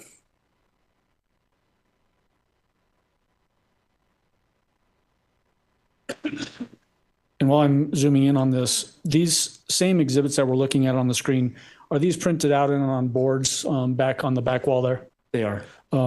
Giving the jury access to them back in the deliberation room at some point? Yes. Okay. Same exact things? So they can use them. Looking at People's Exhibit number 700, what are the sources of information for this portion of the timeline? So we have FBI CAS data because you may recall Sergeant Roy Ditzler testifying that he placed a GPS tracker on the Altima later in the afternoon on this Friday. And then we also have some American Express financials, some transactions. And the period of time for this particular timeline, People's Exhibit 700, is what? Friday, January 31st, encompassing the entire day. Okay. And then does the Gannon is missing indicator line extend for the entirety of this day as well? Yes, Gannon is still missing.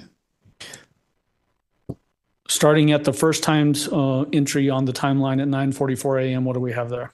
So at 9:44 a.m., the family goes to the Enterprise located at 421 North Chelton Road. And by the family, that is the defendant and Harley, along with Aunt Brenda Acquard, mom Deb Lowry, and then brother Dakota Lowry. And Dakota Lowry, is that the same person that testified in front of this jury early on in this trial? That's him. And they rent a 2019 Ford Transit van, and we'll refer to that as van number 1 for the next essentially 24 hours. And why do we have to designate van number 1 and then a secondary van number 2? Because tomorrow, on Saturday, the defendant rents a similar van, but from budget. Okay. And that's van number 2. 11:19 a.m. What's the entry there? So we're on Friday, 11:19 a.m.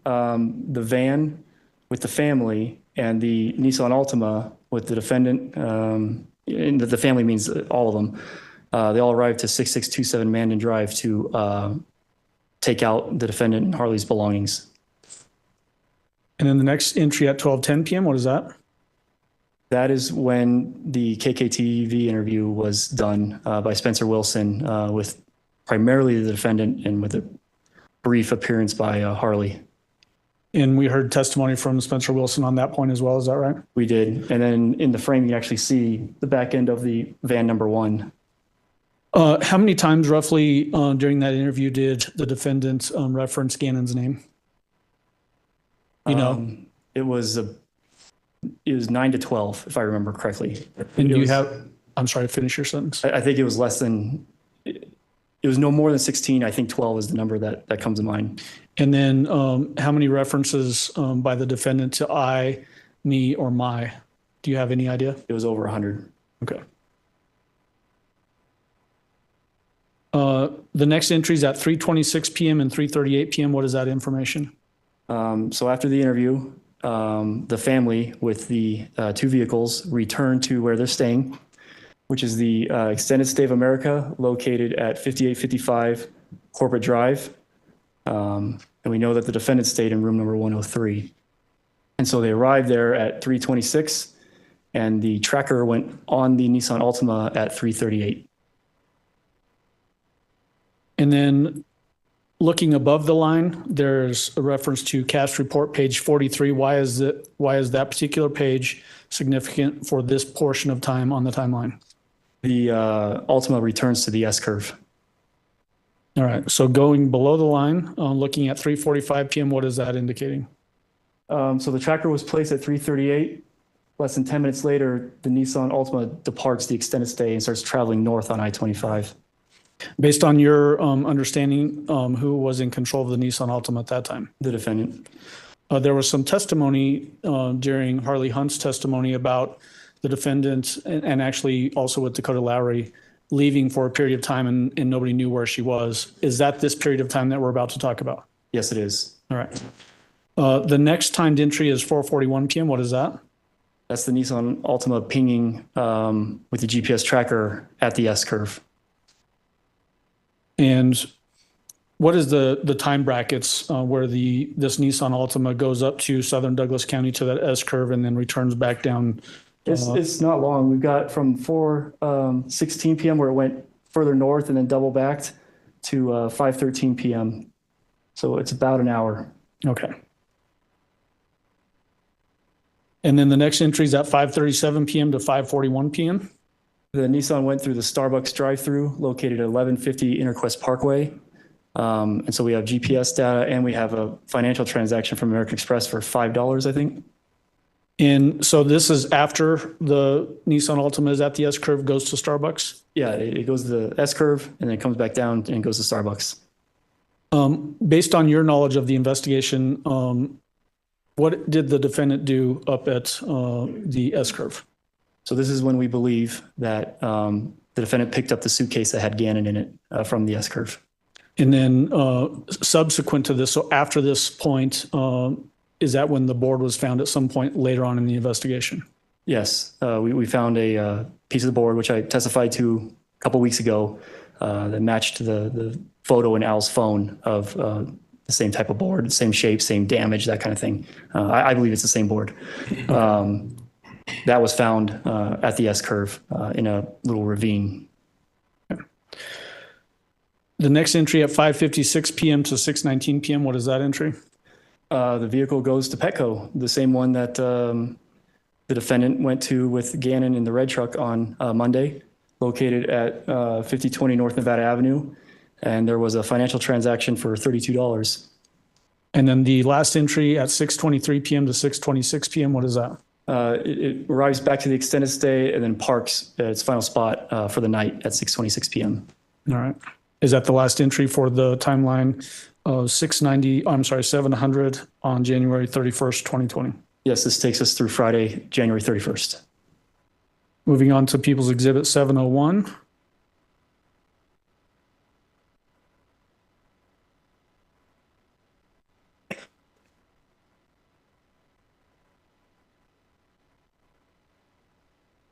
What are the sources of information for People's Exhibit 701? So we have the cast report because the tracker's still on the Ultima at this time, but the van that the defendant rented from Budget has a built-in GPS tracker on it that pings every 6 hours, as well as a power-up event that occurs every 24 to 25 hours. And then we also have USA financials as well as American Express financials. The USA financials and the American Express financials, are those accounts associated to the defendant? To the defendant, yes. Okay. Same for the other exhibits that have the same information on them? Correct. The blue line indicating Gannon is missing, does that extend for the entirety of this timeline as well? Yes, Gannon is still missing, and this timeline covers the period of Saturday, February 1st through February 4th. Okay. Starting with the first timed entry, you have that squiggly line and then 8 a.m. What do you have? Why do you have the squiggly line there again? So the information that we have is that the van number one, with Dakota, Lowry, and the defendant in it, departs the extended stay right around 8 a.m. Where do they go to? They drive to the Budget, which is located at 140 East Garden of the Gods Road, where the defendant rents a van number two for $679 using the American Express.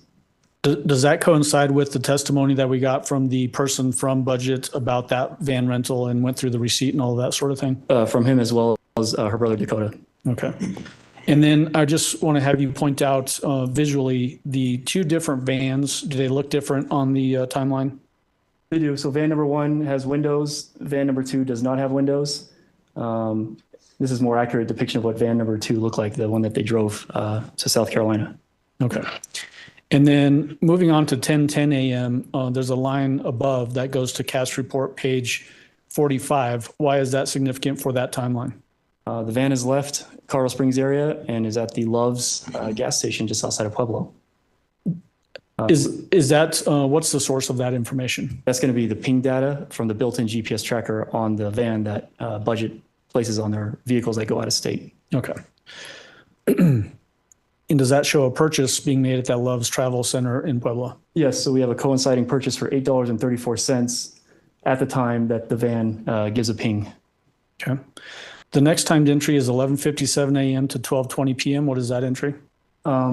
So this is when the defendant and Harley go to the Walmart located at 2921 Topol Drive in Trinidad, and the defendant purchases phone number two. It's a prepaid Verizon wireless phone with a 407 area code, and there's a corresponding charge from the USA account for $89.03. There was testimony from the person that searched that van back in Rhode Island, and there was a Verizon prepaid calling card in that glove box. Do you remember that? I do. Did you do some research on that particular item? I did. What did you find when you researched that calling card? We wrote a search warrant to Verizon for the numbers that are on the back of the prepaid card, and it confirms that it links to this prepaid phone purchased at the Walmart on this day and time. You have a time zone change there. Why'd you put a time zone change? We're moving from Mountain Time to Central Time. She's now driving through Texas. All right.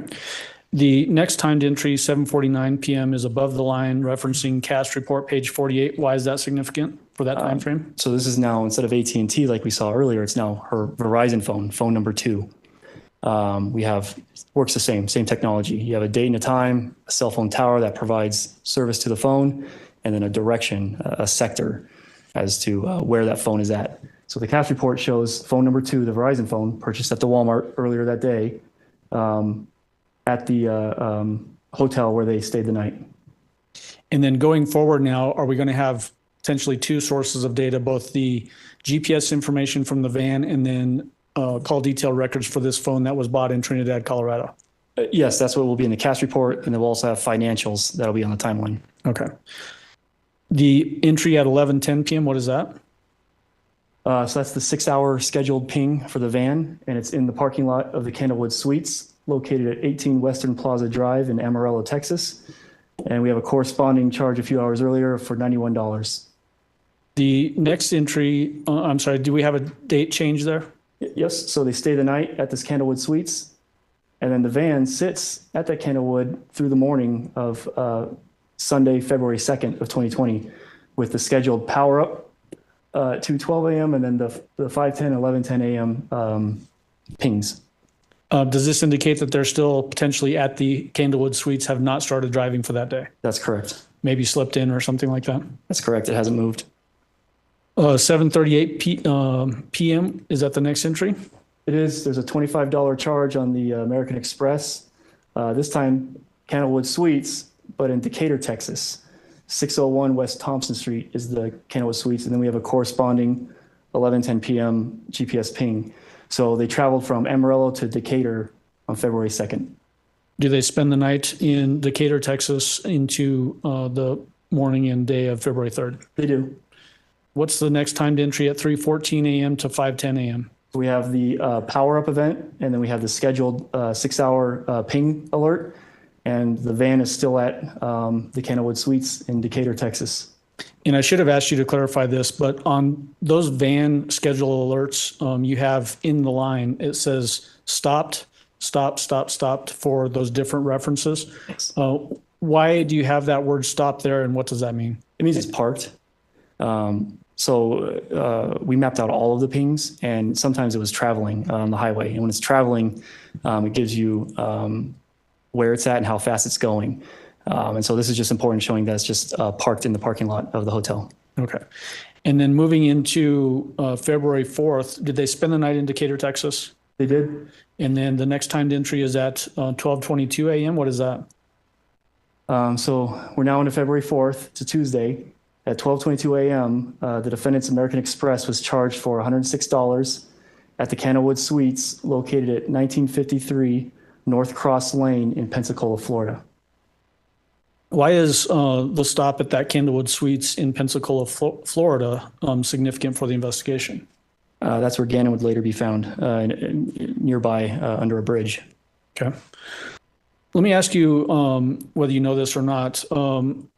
Was surveillance video, like we had the surveillance video from the Amarillo, Texas Candlewood Suites. Was there able to be video obtained from the Pensacola, Florida Candlewood Suites? Unfortunately, there was not. It had already been overwritten. Okay. The next entry is at 4:15 a.m. and it goes above the line to the cast report page 54. Why is that cast report page significant for this timeline? So it shows the towers and sectors that service the Verizon phone number 2, that provide coverage to the Candlewood Suites where they stayed the night. We've got 2 scheduled pings at 5:10 a.m. and 11:10 a.m. in the parking lot of the Candlewood Suites. But then we had one of those power-up events at 4:15 a.m. And here's where Gannon was later found, and here's where that power-up event occurred. And so sometime between 12:22 a.m., when the defendant checked into the hotel, and 4:15 a.m., the van had moved. It was less than... Was it 1.8 miles from that point to where Gannon was? I was going to say less than 2 miles, and it's 1.8 miles from that ping to where Gannon was found. And actually, I think I took you down the wrong path. So the 1.8 miles, based on the cast page there, do you see the brackets? That's from the hotel to the ping. It's less than 2 miles from the ping to where Gannon was found. Okay. Just want to make sure we made that correction. The 5:10 a.m. to 11:10 a.m. entry, what is that telling us? Those are the scheduled every 6-hour pings, and those are technically in the Comfort Inn parking lot, but the Comfort Inn shares a parking lot with the Candlewood Suites when you look at it on a map. So does that mean that the Candlewood Suites and that Comfort Inn are right next to each other? Right next to each other with a shared parking lot. All right. What about the address for that Comfort Inn? It says on the line on that entry 8080 North Davis Highway, Ferry Pass, Florida, whereas the Comfort Inn says 1953 North Cross Lane, Pensacola, Florida. Sure. It's the same zip code. And so that's just how they're registered online with their address. Okay. I confirmed they're right next to each other, and then one just faces one street for the addressing, and the other faces a southern street for the addressing. Okay. The next entry is 11:44 a.m. What is that? That's a financial. Harley goes in and buys breakfast at the McDonald's, which is like less than a block from that Kenilwood Suites. The next entry you have is a time zone change. Is that right? That's correct. We go from Central Time to Eastern Time. All right. The next timed entry you have is at 11:32 p.m. and it points upwards to a cast report page 56. Excuse me, on page 56. Why is that cast report page significant for this timeline? It corroborates what the van pings are saying with the call detail records, along with the financials, that the phones continue to travel down south and stays in the Orlando area. And does the financial show a check-in at an Orlando hotel? Yes, the Holiday Inn. 11:32 p.m. There was a $315.70 charge made to the Holiday Inn in Orlando, Florida. Is that the last entry on this particular timeline? Yes, so this takes us through Tuesday, February 4th of 2020. Okay. Moving on to People's Exhibit 702.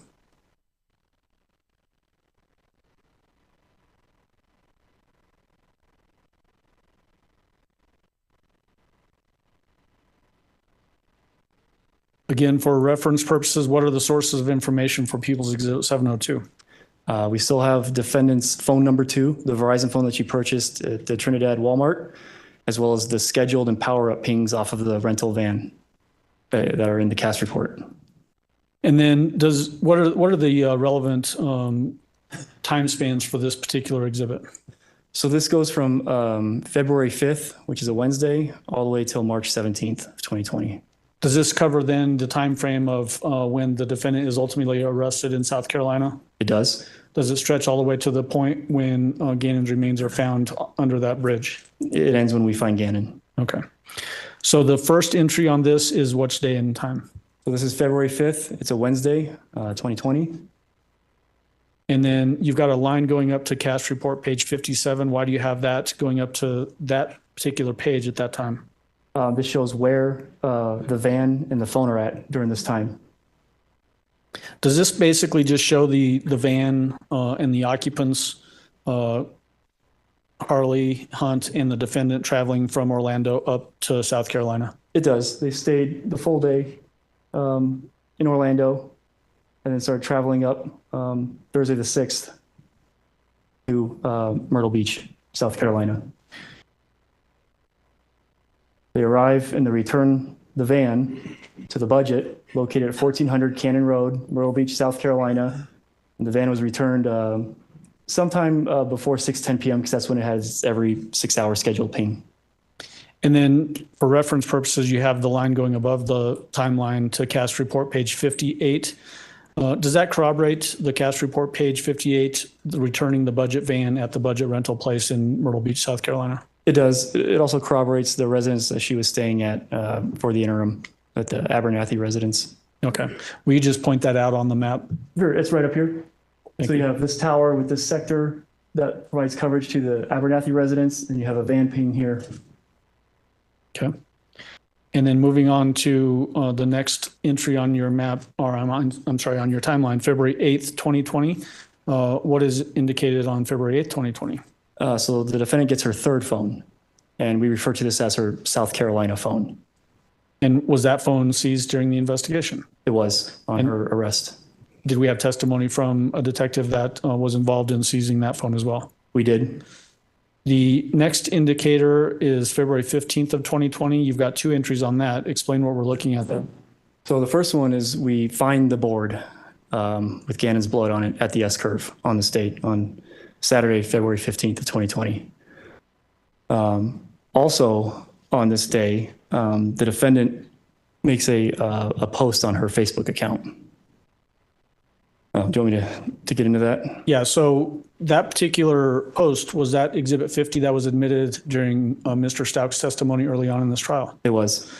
Was that a video? It was a video. Of what? Gannon, when they're in Hawaii, he's waving and says goodbye and jumps off of a dock into the water below. People's Exhibit, I'm sorry, February 18th on this timeline. You have a indicator there. What is that? This is the first fake polygraph that the defendant tried to obtain, where you heard the wire, the call, where they weren't going to release it because it violated their policy. And so that's when that happened.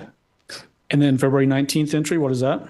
That's when the note was created with the 5 altered questions that I talked about this morning from her South Carolina phone in the notes. And that was Exhibit 692 that we admitted during your early portion of your testimony today? It was. Jumping to February 21st, you have 2 entries there. Explain the one on the left first. The one on the left are some of the messages from the defendant to Nicole Mobley, who testified during this trial. For reference purposes, was Nicole Mobley, remind everybody who Nicole Mobley was. She was the one who kind of feigned a relationship with the defendant and told her whatever she wanted to hear in hopes to get information out of her over a Text Now app. And those text messages that you're referring to that came from the defendant to Nicole Mobley, is that what we're looking at there? Yes, not all of them, just a few. And what do they say? So the defendant sends a message to Nicole Mobley saying, "I need a witness that the guy left. I will do anything. I'm not asking you. I'm asking if you know anyone who will. I will give them my life, a reward, or whatever." And then in a second message, the defendant says, "He took a suitcase of things and May Gannon wrapped in his cover." And then the third message selected for this was, "What if you just said you remembered something suspicious after seeing this picture and explained the description and you didn't think it was relevant until now?" And those are all captured in exhibit number 233. And exhibit 233, is that the total number of messages that went back and forth between the defendant and Nicole Mobley? Those are all of them, yes. Based on the context of that conversation in sum, what does it appear from your perspective to be occurring between the defendant and Nicole Mobley at this time? The defendant is asking Ms. Mobley to lie for her to corroborate a lie to law enforcement. And then the right side portion of February 21st, 2020, what do we have there? That's when the second fake polygraph was done on her phone that I testified to earlier today. Is that exhibit 692? It is. We then move on to March 2nd, 2020. What do we have indicated there? That's when the defendant was taken into custody and charged with the murder of Gannon Stauch. And then you have an indicator for an interview. Was that the interview conducted by Special Agent at the time, now retired, Jonathan Grusing? That's correct. And then the next entry on March 4th, 2020, what do we have there? As the defendant was being transported back to Colorado Springs, she attacked one of our Paso County Sheriff's deputies. And that's the still from the GoPro just before the attack occurred. During the portion of testimony from Dr. Torres late last week, the defendant made comments about this was Maria actually attacking the deputy. Any indication in that video that she was talking in a Spanish accent? None. Did she ever reference herself as Maria in that video? No. And then the last entry on March 17, 2020, what is that? March 17th of 2020, we found Gannon.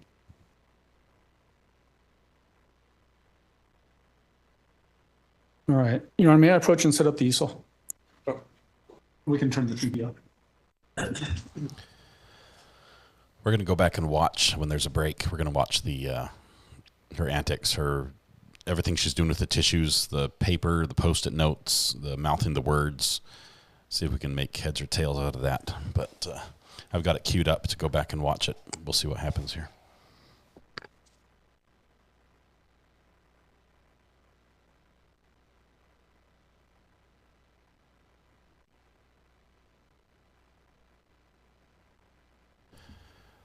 For purposes of foundation, People's Exhibit 703, what is it?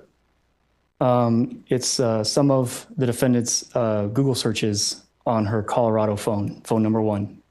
And what is the date span of these searches?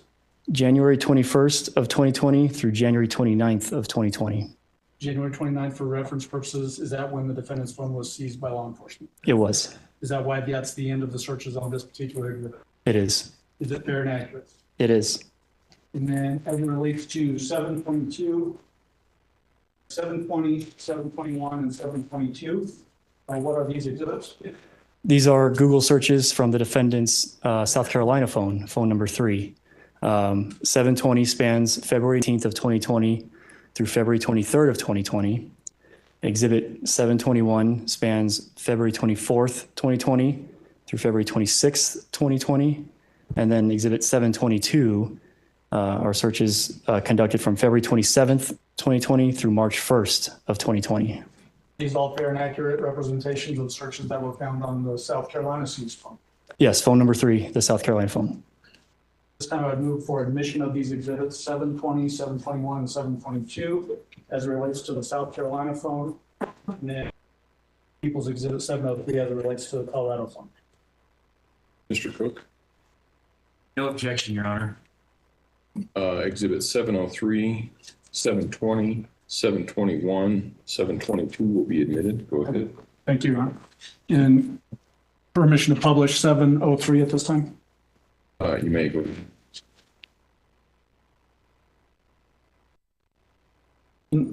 Mr. Clark, what I'm going to have you do is start by just orienting the jury to what we're looking at, knowing that the jury will be able to take this back with them to the deliberation room at some point. Sure. So starting with 703, tell them about the different columns. So on the far left, you have the date and the time that the search was made, and this is Colorado time because this is the Colorado phone. And so it's local time. And then on the right, you have the words typed for the actual search. And then are these, I guess, can you tell the difference when you look at the download of the phone, whether searches have been deleted or whether they're still active on the phone? Yes. So on this Colorado phone, there was just over 6,400 searches done during this time period of the phone download. She deleted about 4,500 of those. So we're left with about 2,000 searches that still have a date and a time component with the search. When you delete a search, the deleted search is still saved, but the metadata is stripped from it. So there's no date and time component. And so we don't know when the search was made. We just know that the search was made. And so just to keep it clean, we are only presenting the searches that we know when they were made. And then as it relates to the searches that were referenced in Special Agent at the time, now retired, Jonathan Grusing, there were searches that were referenced in his interview. Were those deleted searches that he was referring to? They were. And so does that mean that they didn't have date and time stamps for when those searches were actually conducted? That's correct. Do we know, though, that those searches were conducted prior to January 29th, 2020, when the defendant's phone was seized? They were, yes.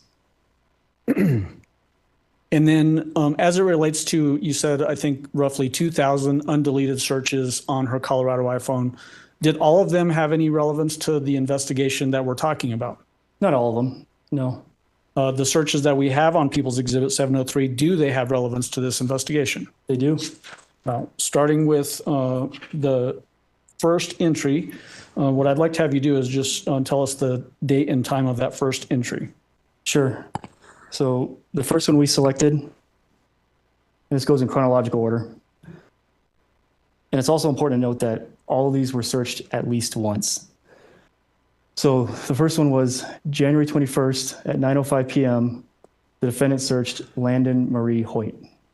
Is that Hyatt? I'm sorry, Hyatt, yeah. Yeah, and then just so the record is clear, spell the name. Landen, Marie is Marie, and Hyatt is Hiott. What is the next search? Same day, but at 9:10 p.m., so 5 minutes later, U-Haul truck rental. The next search? 9:12 p.m., U-Haul trucks rates Colorado Springs, Colorado to Orlando, Florida on January 22nd of 2020. There was a reference in text messages that we went through on the timeline where the defendant said, I should have left last week when I was, do you remember that search? I do. Does that coincide with what we're seeing here, that the defendant is searching for U-Haul trucks to go to Florida? Correct. And is this roughly a week prior to Gannon being missing? It is. The next entry, what is that? At 9:14 p.m., another search was made, U-Haul truck rates, Colorado Springs, Colorado to Orlando, Florida on February 6th, 2020. And so the actual date of that search, though, was that January 21st, 2020 also? It was made a couple minutes after the previous one for the rates on January 22nd. Are there two searches next that occurred on January 24th, 2020? Yes. Tell us the time of each one of those two searches. 7:32 p.m., jobs, employment in Myrtle Beach, South Carolina, using Indeed.com. And then at 8:01 p.m., sometimes you just leave and take, and it's misspelled. It's spelled Notijig. I'm assuming that means take nothing. Is that based off the context of the search term? Yes. Are there then now a bunch of text messages, I'm sorry, not text messages, searches on the defendant's Colorado phone that occur on January 25th of 2020? Yes. Tell us the first one and what time that occurred and what it is. First one occurred at 8:48 a.m. and it's jobs, employment in Los Angeles, California, using Indeed.com. What's the next one on January 25th? January 25th is 12:16 p.m. Now this is Saturday, before Al flies to Oklahoma. So Saturday the 25th at 12:16 p.m., find real military singles was searched. Is there another search at 12:16 p.m. as well? There is military dating and singles at militarycupid.com. What's the next search on January 25th of 2020? 1:40 p.m. The search was parenting should be 4 people, not 1. What's the next search on January 25th, 2020 and what time? Also 1:40 p.m. I'm over doing all the work for my stepkids and their mom doesn't help. What's the next search on January 25th, 2020 and what time? It's at 1:48 p.m. and it reads, if you aren't involved in your kid's life, you are shitty. What's the next search on January 25th, 2020 and what time? 1:49 p.m. My husband's ex-wife does nothing for her lids. Based on context, what do you think that the lids actually meant? Should be kids. Okay. Is it a typo basically on the searcher's part? Yes. The next search on January 25th, 2020, what time and what did it say? 1:51 p.m. I wonder if my husband's ex-wife is sending me a Valentine's card since I, raise, her, kids. Does that coincide with what we talked about earlier with text messages from the defendant's, originating from the defendant's phone, having periods instead of spaces sometimes? Yes, it primarily happens in a lot of the searches with the periods in between. Okay. What is the next search on January 25th of 2020 and what time? 1:54 p.m. One day, some people will, wish they treated you differently. What is the next search on January 25th, 2020 and what time? 7:57 p.m. Find me a rich guy who, wants me to take care of his kids. What is the next search on January 25th, 2020 and what time? 7:58 p.m. Find a guy who wants me to take care of, his, kids and get paid. What is the next search on January 25th of 2020? This is at 9:11 p.m. and it's apartments for rent in Fort Lauderdale, Florida on Trulia.com. What is the next search on January 25th, 2020? 9:13 p.m. 1 bed, 1 bath, apartments for rent in Fort Lauderdale, also on Trulia. What is the next search on January 25th, 2020 and what time? 9:15 p.m. Craigslist, South Florida jobs, apartments for sale, services, community and events. What is the next search on January 25th, 2020 and what time? Still 9:15 p.m. South Florida rooms and shares on the Craigslist website. The next one on January 25th, 2020 and what time? 9:20 p.m. South Florida jobs, in quotes, teacher on Craigslist. The next search on January 25th, 2020 and what time? 9:47 p.m. Orlando jobs, Disney, in quotes, on Craigslist. During the course of the investigation, did it become clear to you that the defendant had an affinity for Disney and Disney characters? Yes. The next search on January 24th, 2020? 9:49 p.m. Orlando jobs, in quotes, manager on Craigslist. The next search on January 24th, 2020? 25th.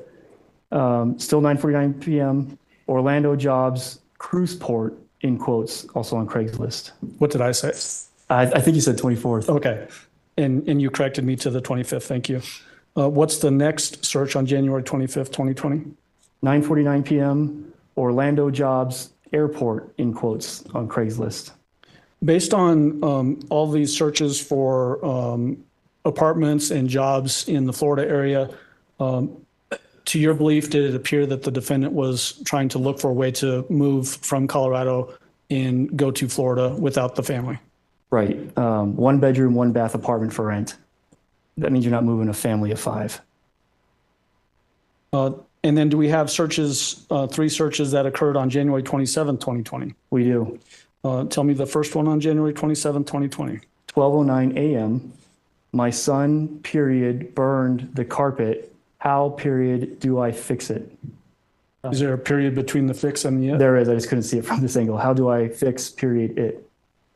And then the next search on January 27th, 2020, what is it and what time? 1:03 a.m.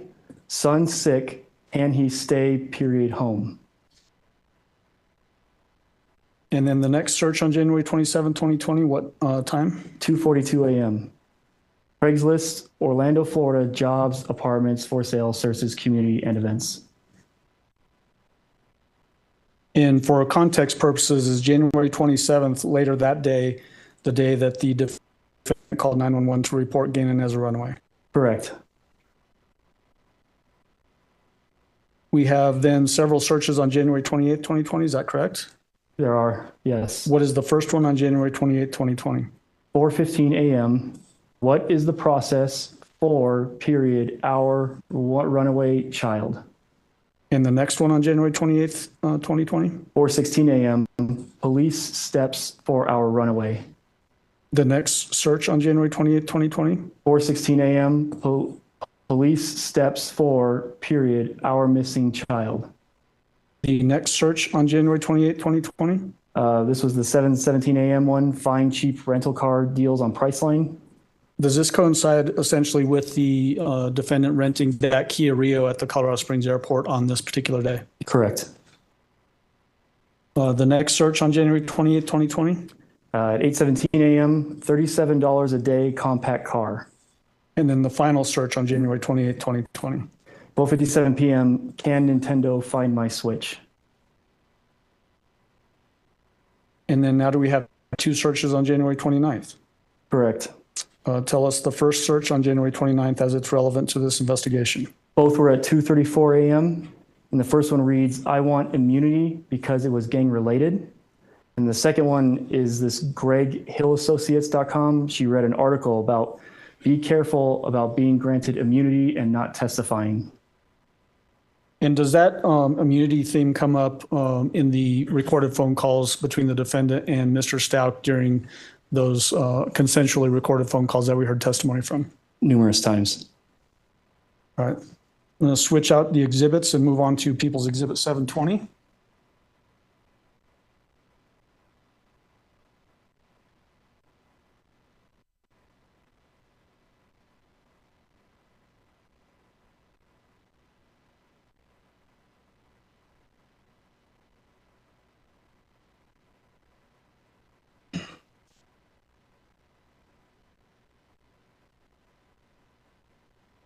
Remind us first, before we get started on People 720, the date range that we're going to be looking at for the searches here. So this is from phone number 3, the South Carolina phone. And it's from February 19th to February 23rd, 2020. Okay. There were just over 1,300 searches during this time period on her South Carolina phone. We were able to get that down to 377 unique searches. And out of those 377, we're going to show you 96 that are relevant to this case. All right. Do we have, it looks like 5 searches that are relevant to this investigation that occurred on February 19th of 2020? That's correct. Tell us the first search on February 19th, 2020 and what time? 1:22 p.m. The defendant searched crime online. What is crime online? Do you know? It's the Nancy Grace show for nationwide exposure crimes. And was there a reference to the defendant being in contact with the Nancy Grace show during some of these recorded phone calls that we heard? Alleged. We don't have any proof that that the defendant spoke with Nancy Grace. What is the next search on February 19th of 2020? At 3:49 p.m., Palmer, period, Harold, period, Colorado, period, Springs. Is Harold misspelled there? It is. It's Hearld. What is Palmer Herald, Colorado Springs? It's the newspaper up in Palmer Lake area. So does that indicate to you that the defendant was searching for news in the Palmer Lake area, which would cover the area where the board was found? It was. This is during our search operations up there. The defendant was very interested in lots of local news, monitoring what our investigative tactics were at the time. And then what is the next search on February 19th, 2020? 7:22 p.m. Does text-free show location? What is text-free? That's the app that the defendant requested Nicole Mobley download so they could communicate with each other, and where the defendant sent those messages to Nicole Mobley. The fact that she's searching for does text-free show location, in your mind, does that indicate an awareness of investigative efforts and efforts on her part to evade those investigative efforts? Absolutely. What is the next search on February 19th of 2020? 7:43 p.m. How can I make my phone's IP period address hidden? Is address misspelled? It is ADREES. Again, similar to that last question, does this also indicate to you that the defendant appears to have some knowledge that she's wanting to hide information from the investigation? That's correct. What is the next search on February 19th, 2020? 8:11 p.m. The search was send a fake email. And then do we have two searches on February 20th, 2020? We do. What is the first search on February 20th of 2020? At 6:51 a.m., how long will fingerprints stay on an object? What is the next search on February 20th, 2020? 8:49 p.m., I need a fake ID that's legit. Then do we have a bunch of searches on February 21st, 2020 that are relevant for this investigation? We do. What is the first one on February 21st? 6:43 a.m., children trafficking to, period, Mexico, period, from, period, and it's misspelled Colorado. It's spelled COLOROSDO. And does this roughly coincide with references by the defendant in some of these recorded consensual phone calls that were recorded by the FBI, indicating that Gannon may have been trafficked to Mexico? Yes. What is the next search on February 21st, 2020? 6:54 a.m., I need a criminal polygraph. And the next one on February 21st, 2020? A few minutes later at 7:08 a.m., I need a fake criminal polygraph.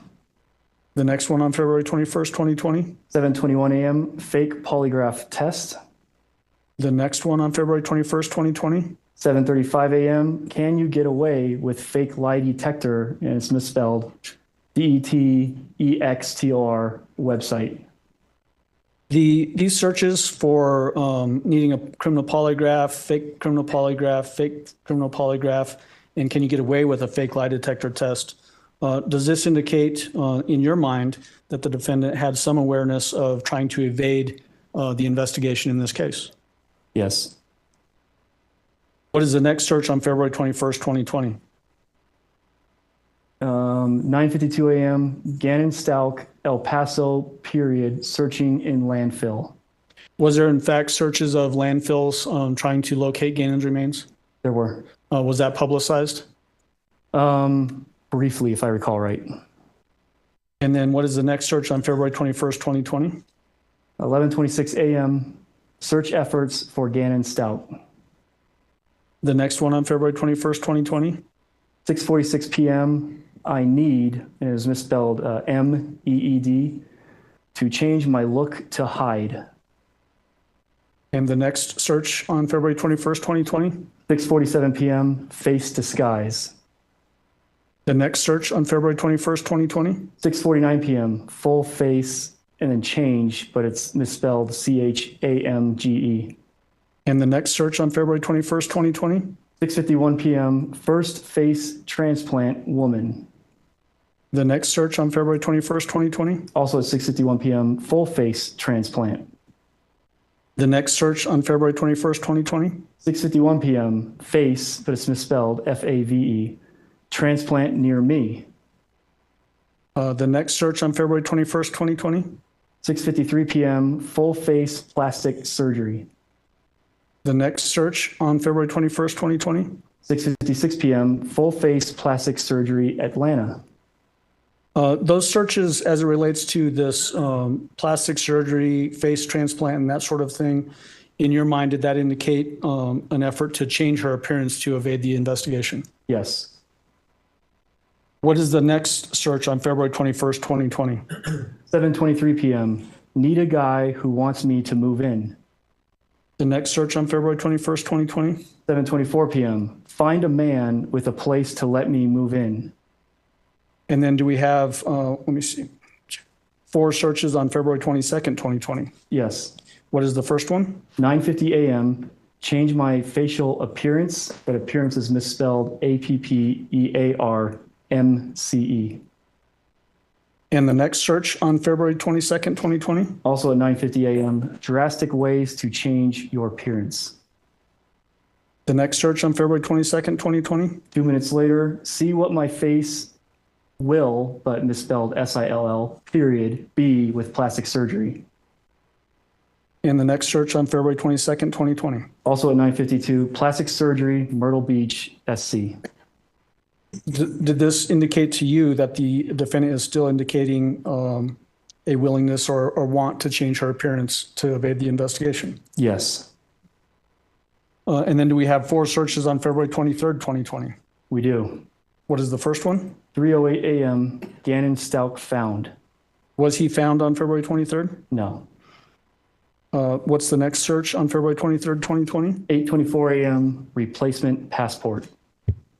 The next search on February 23rd, 2020? 3:15 p.m., shock from period, watching someone get shot. Is someone misspelled? Yes, it's spelled SOMEOKE. Is this the first indication that we have, well, let me back up a little bit. Gannon's body still had not been found by this time, right? Not yet. Is this the first indication that we have of consciousness by the defendant of Gannon being shot? Yes. And then the final search on February 23rd, 2020? 5:13 p.m., face mask that looks real to disguise. Is that the last search on that exhibit? Yes. I'm going to switch them out and move on to 721.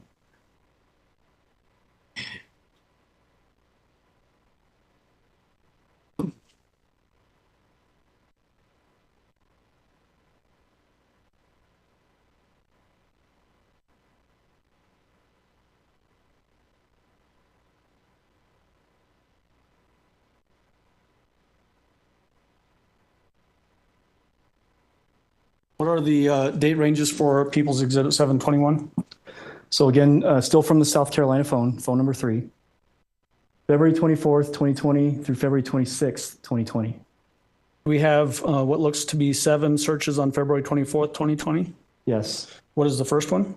9:14 a.m., GoFundMe, Tisha and Harley support, but support is spelled AUPPORT.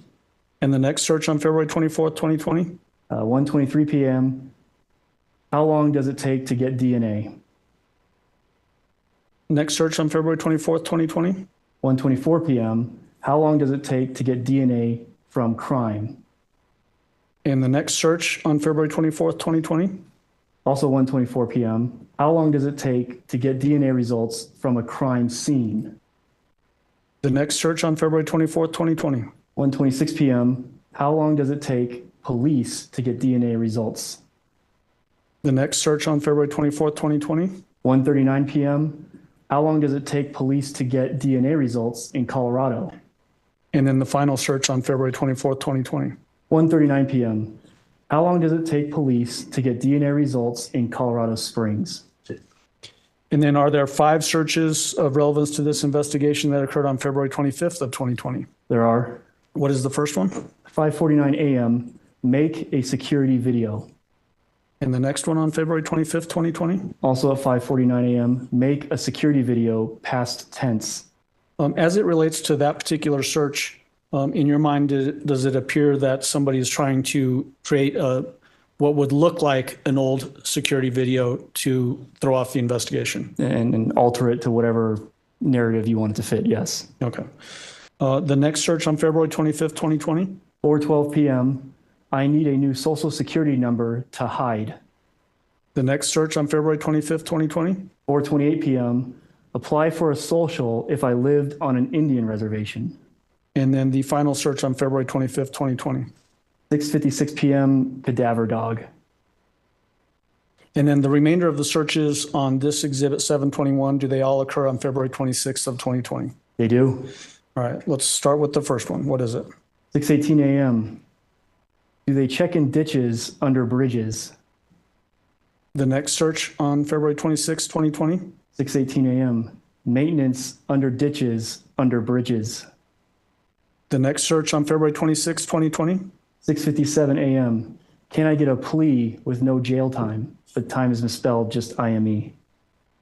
The next search on February 26th, 2020? 7 a.m., criminally negligent homicide in Colorado.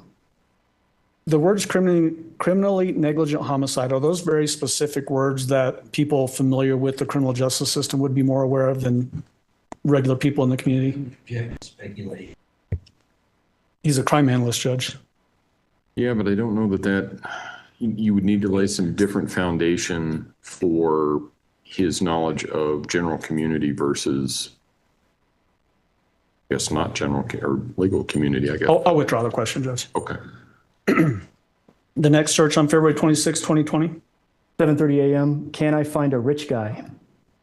The next search on, I'm not sure what's so funny over here, Judge, but a lot of interruptions coming from my left. The next search on February 26, 2020? 8:10 a.m., can they trace Snapchat? The next search on February 26, 2020? 8:30 a.m., Colorado closed cases. Is Colorado spelled correctly? No, it's misspelled COLROADO. The next search on February 26, 2020? Also at 8:30 a.m., Colorado misspelled COLROADO, Springs misspelled SPRINGS, closed murder cases. The next search on February 26, 2020? 8:33 a.m., drug cartels in Colorado Springs. Does this coincide with those consensually recorded phone calls that the FBI was involved with, wherein the defendant starts to introduce the idea that potentially a drug cartel was involved with Ganon's disappearance? Yes. The next search on February 26, 2020? 8:48 a.m., make my phone get a call, misspelled, just CAL, from Mexico. The next search on February 26, 2020? 8:51 a.m., fake a call, period, from Mexico, period, drug, misspelled, SRUG, cartel. The next search on February 26, 2020? Also 8:51 a.m., fake a call from Mexico, drug cartel.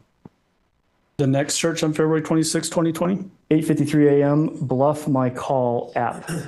Are you familiar with what that means, Bluff My Call app? I am. What is that? It's an app you can download that makes a different phone number show up on the caller ID of the recipient's phone.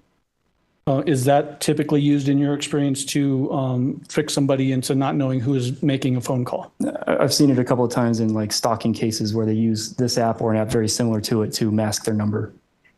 The next search on February 26, 2020? 8:54 a.m., what are some Mexican drug, misspelled SRUG, cartel phone numbers? The next search on February 26, 2020? 9:13 a.m., what do they do when they find a person body in another, misspelled ANITHER, state? The next search on February 26, 2020? 9:13 a.m., how do, period, they identify, misspelled IDENIFY, bodies found, misspelled FOUN, in another state? And the next search on February 26, 2020? 9:33 a.m., make a fake Snapchat video. The next search on February 26, 2020? 10:45 a.m., can the FBI go, period, to, period, Los Canos? What is Los Canos? I think it's a city in Mexico. The next search on February 26, 2020? 10:53 a.m., create a recording of someone's voice and change the words. And create is misspelled C-R-E-A-T. The next search on February 26, 2020? 10:55 a.m., add someone's voice in a video. Is someone's misspelled? It is S-O-M-E-O-M-E-S. Does this indicate to you that whoever is doing these searches is trying to change a video? Correct. To add voices that weren't necessarily caught on the video? Correct. The next search on February 26, 2020? 10:56 a.m., change someone's words in a video. The next search on February 26, 2020? 2:38 p.m., Bahamas marriage certificate. And the final search on February 26, 2020? 2:40 p.m., I need a fake marriage license. Is that the last search on People's Exhibit 721? It is. I'll switch them out and put up 722.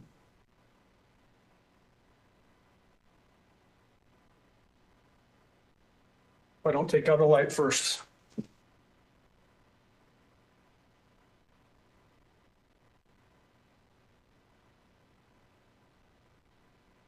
What are the date ranges for People's 722? The date ranges are February 27th through March 1st. And this is still off of phone number 3, the South Carolina phone. Are there 7 searches that occurred on February 27th, 2020? There are. What is the first search? 7:03 a.m. How do police tell whose body has been found? Considering the circumstances in this case where Gannon's body had not been found for a number of days, almost 2 full months, does that seem to indicate, from your perspective, some knowledge that it's going to be difficult to identify Gannon's remains? It indicates to me that there's research being done to see how difficult it would be. What is the next search on February 27, 2020? 7:58 a.m. Can God help me escape jail time? And escape is misspelled E-S-C-A-O-E. The next search on February 27, 2020? 8:05 a.m. How do, period, they identify whose, misspelled W-H-O-S, blood is at the scene? The next search on February 27, 2020? 8:35 a.m. Find people who want to go to, period, jail. The next search on February 27, 2020? 8:58 a.m. Spanish girl names. Is Maria Sanchez a Spanish girl name? Very traditional, yes. Is Little Lucia potentially a Spanish girl name? Lucia is, yes. The next search on February 27, 2020? 9:04 a.m. Petco, Nevada, Colorado Springs.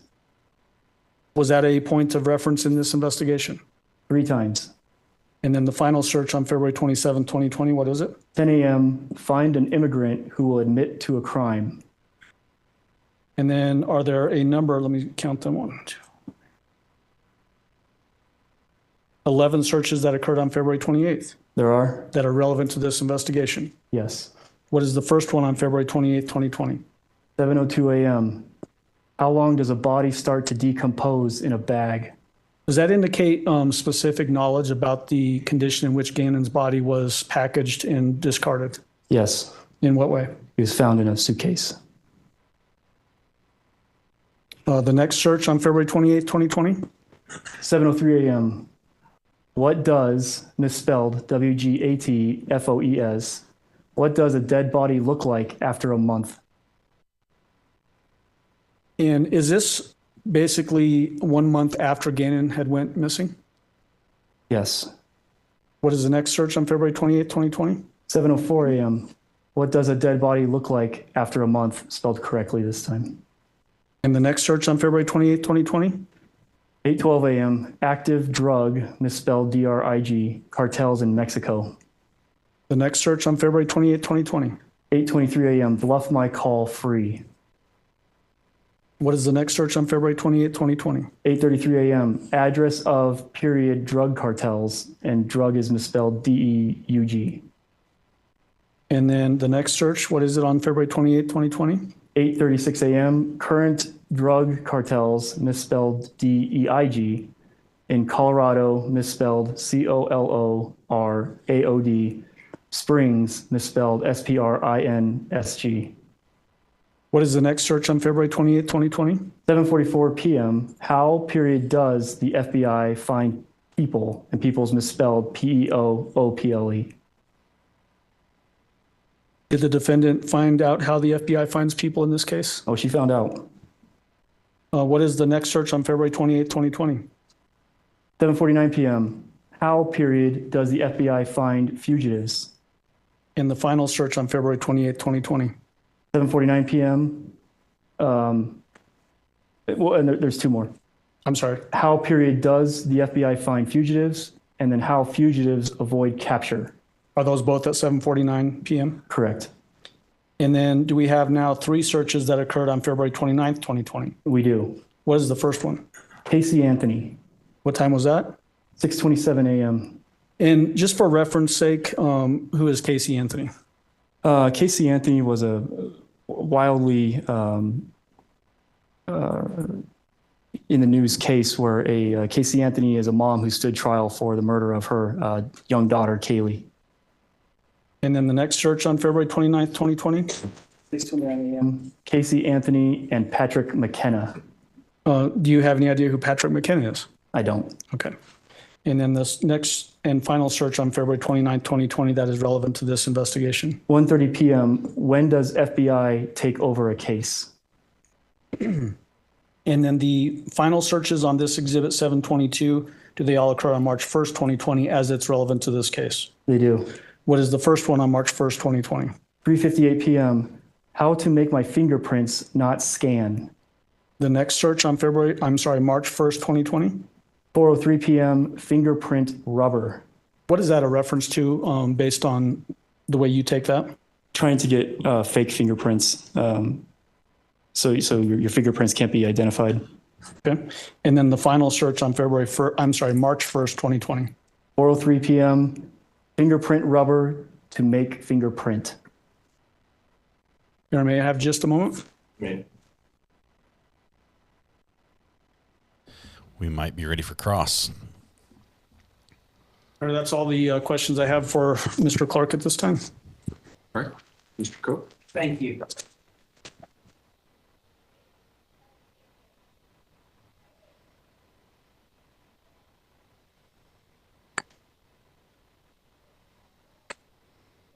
Good afternoon.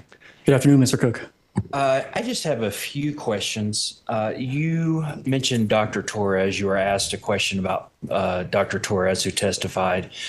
And did you see the interview? Were you in the courtroom when the Dr. Torres or Mr. Allen or Mr. Young was playing the CH or CMHIP interviews with Ms. Stauch? Oh, yes, sir. Okay. Was Dr. Torres, was she one of the individuals that was asking the questions and I guess was behind the glass on the interviews you watched? Yes. Okay. And was that at CMHIP? Is that Colorado Mental Health Institute at Pueblo? Yes. Okay. All right.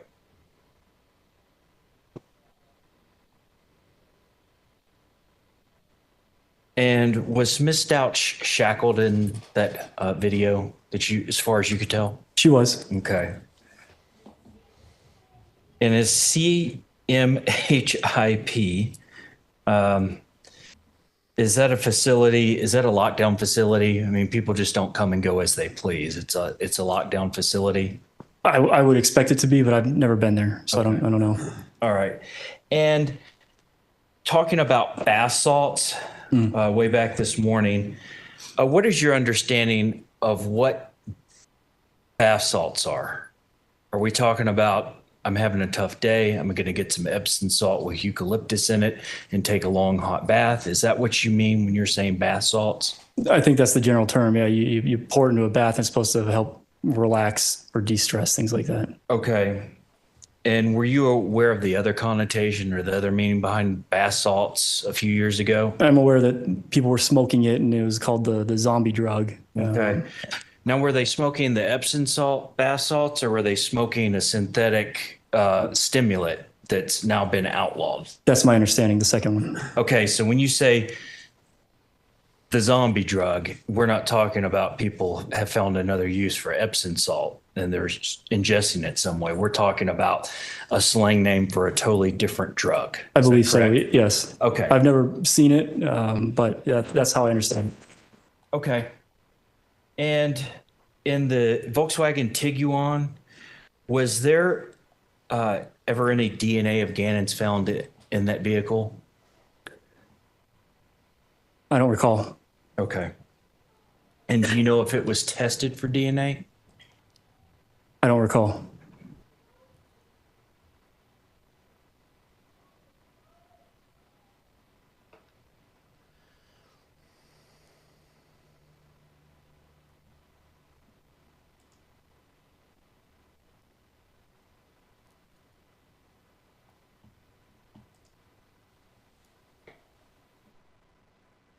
And the exhibits we've just been looking at on the boards, and I was looking on my computer.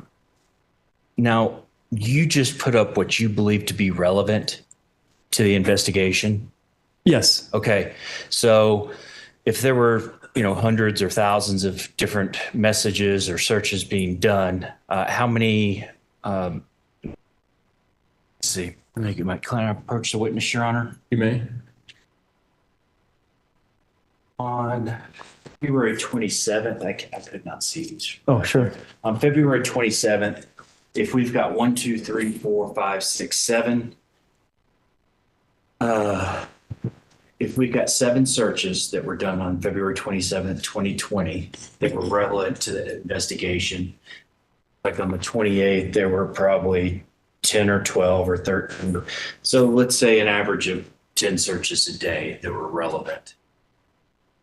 How many of those do you think were irrelevant? Sure. So from the South Carolina phone, there were just over 1,300 total searches. Okay. We narrowed that down to 377 unique searches. And out of that, we presented 96 searches. So whatever 96 divided by 377 is, that's your percentage. Okay. Which is what? I don't know. It's too late in the day for me. Yes, sir. Do complex arithmetic. So there was a lot of stuff that absolutely did not relate to this. The vast majority of the searches or the information you got was not related to this investigation, correct? Sure. Out of the 377, we selected 96 to present. Just a second, Mr. Clark.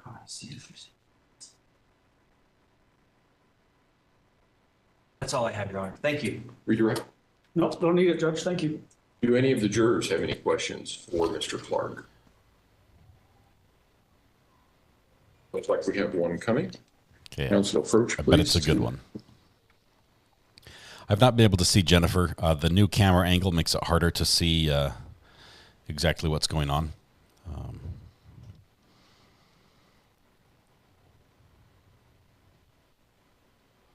Let me see if I can switch camera angles.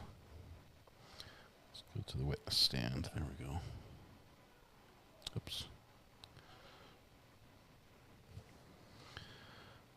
Okay, there we go.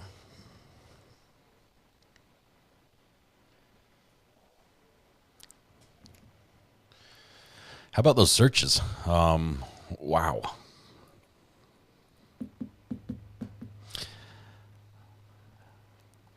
Searching for bodies under a ditch, maintenance, bridge maintenance. What does a body look like after a month in a bag? And this is easy for me to say. To clarify, were the messages saying she left her phone at home sent from defendant's phone or Gannon's phone? Those came from the defendant's phone, saying something effective. I left my phone at home. If you need to reach me, try to reach out on my watch. It may stay connected to Gannon's phone. And then we see them leave approximately 15 minutes later. I will reasonable follow-up as to that question only. Prosecution. No, yeah, thank you. Defense. Right. All right, ladies and gentlemen, we're going to take our evening break. If I can have all of you in the place that you need to be so that we can start at 9 o'clock in the morning. We should be able to start on time. Again, don't discuss the case among yourselves. Don't discuss the case with anyone else. Don't do your own independent research about any aspect of this case. And with that, we will see you tomorrow morning at 9 o'clock. All rise for the jury, please.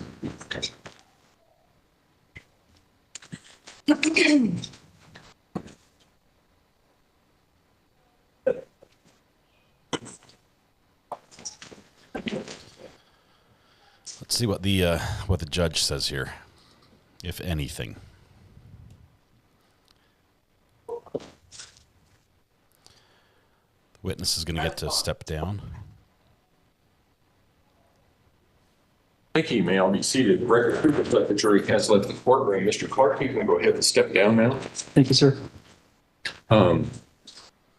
Counsel and Deputy Robinson, approach, please. Ooh. Counsel and Deputy Robinson. Let's cut to this right here. Oh, they turned off the camera completely. Let's see. Okay, the judge's camera is on, but I cannot show that because it's a judge is talking.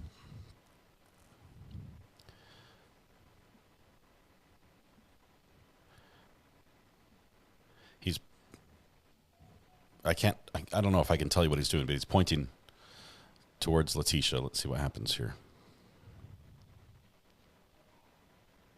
And prosecution, where are we? So basically, Judge, we're prepared to rest. We obviously need to do that in front of the jury. Right. What I'd like to do before we do that, Judge, we can either do it this evening before we leave for the night or tomorrow morning, is just do an audit on the exhibits that were admitted to make sure that we're all squared away as far as that goes. So I'd leave it to your preference whether you want to do that today or tomorrow. I will give the list again to Ms. Gratiano. I think she's the one that's doing the heavy lifting on your side. So I will give that to her, and we can check it tomorrow morning and see where we are before we start tomorrow. And go from there. So you would rest. You have your witness, Dr. Lewis, ready to go first thing in the morning? Dr. Niederhauser first. Okay. Dr. Lewis, Dr. Niederhauser at the bottom, 30 to 45 minutes. Right. Okay. And she's going to be bound by the TUI regulations. Is that what the issue is? That she's got? Niederhauser is, yeah. Or I'm sorry, Niederhauser. Yeah. Right. Okay. Yeah. She shouldn't be very long then, I wouldn't think. Okay. Okay. Then we will see everybody tomorrow morning at 9 o'clock and see where we are. So before we go to that, Judge, I think Mr. Young wants to make for the record on the Dr. Lewis situation that came up from earlier this morning. Go ahead. Thanks, Judge. I did get an email from Mr. Tellini. I just want to read it into the record and give the court an idea of what this email is. Okay. I don't consider it to be a report, but it reads as follows. Dr. Lewis and I visited with Ms. Stauch yesterday for around 3 hours. The conversation consisted primarily just going over her version of events. There was also talk about a softball injury Ms. Stauch suffered in high school, where she suffered a concussion and had her teeth knocked out. Obviously, that goes directly to the issues that we're going to be discussing. And I don't know how I can effectively cross-examine her on a 3-hour interview that she had with Stauch about the events related to this case when I have no idea what she said. So I would just ask the court to admonish the witness before she testifies that she's not allowed to render any opinions that she may have gathered from this 3-hour interview with Mr. Tellini and Ms. Stauch. Mr. Tellini did give me a hard drive. I forget the amount of time. And so I attempted to record some of it. I think I got 40 minutes of it recorded before.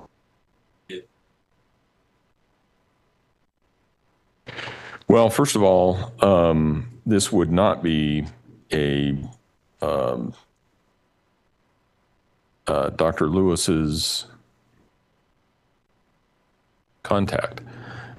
with Ms. Stauch yesterday could not be considered an evaluation for purposes of determination of sanity because, for one thing, it doesn't comply with the statutory requirements that any sanity evaluation in the state of Colorado must be audio and video recorded.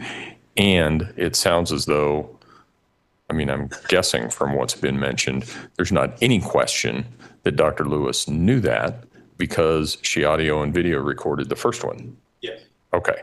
This is more, going over pressure. If you want to go over now, I would not characterize this as a new. Well, and it won't be because she's not going to be able to testify about it. But I think, and what specifically is referenced, and I'm looking for it in her report. If it takes a minute, Dr. Lewis saw Letecia yesterday for 3 hours. They talked about a lot of stuff. What the prosecution is saying is we don't want any of that to come in. Unless you can find me somewhere in one of her reports, and I have both of them.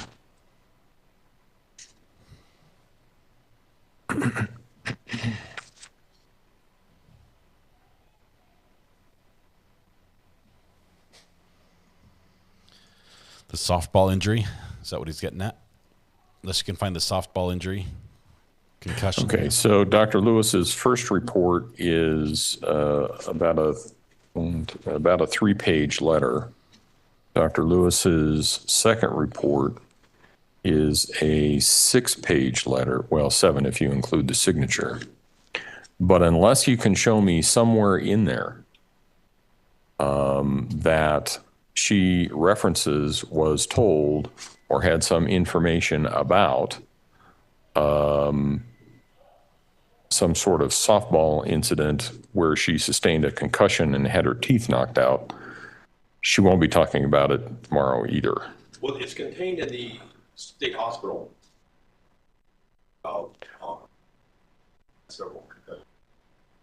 Well, let's go back then to show me in Dr. Lewis's reports where she comments on information. I don't care the source. It doesn't matter the source. Whatever source she's using, show me somewhere in her report where she references that she, Dr. Lewis, knew that Ms. Stauch had a softball injury resulting in a concussion and some lost teeth. And she further opines, show me somewhere in her report, that she opines that that event has some relevance to what's going on in this case. Absent that, it may be present in some other report, but it's not going to be admissible unless the prosecution somehow opens the door. If you think the door has been opened, you need to ask to approach and ask if I think the door has been opened, and then we'll go from there. But I didn't see it in any of her reports.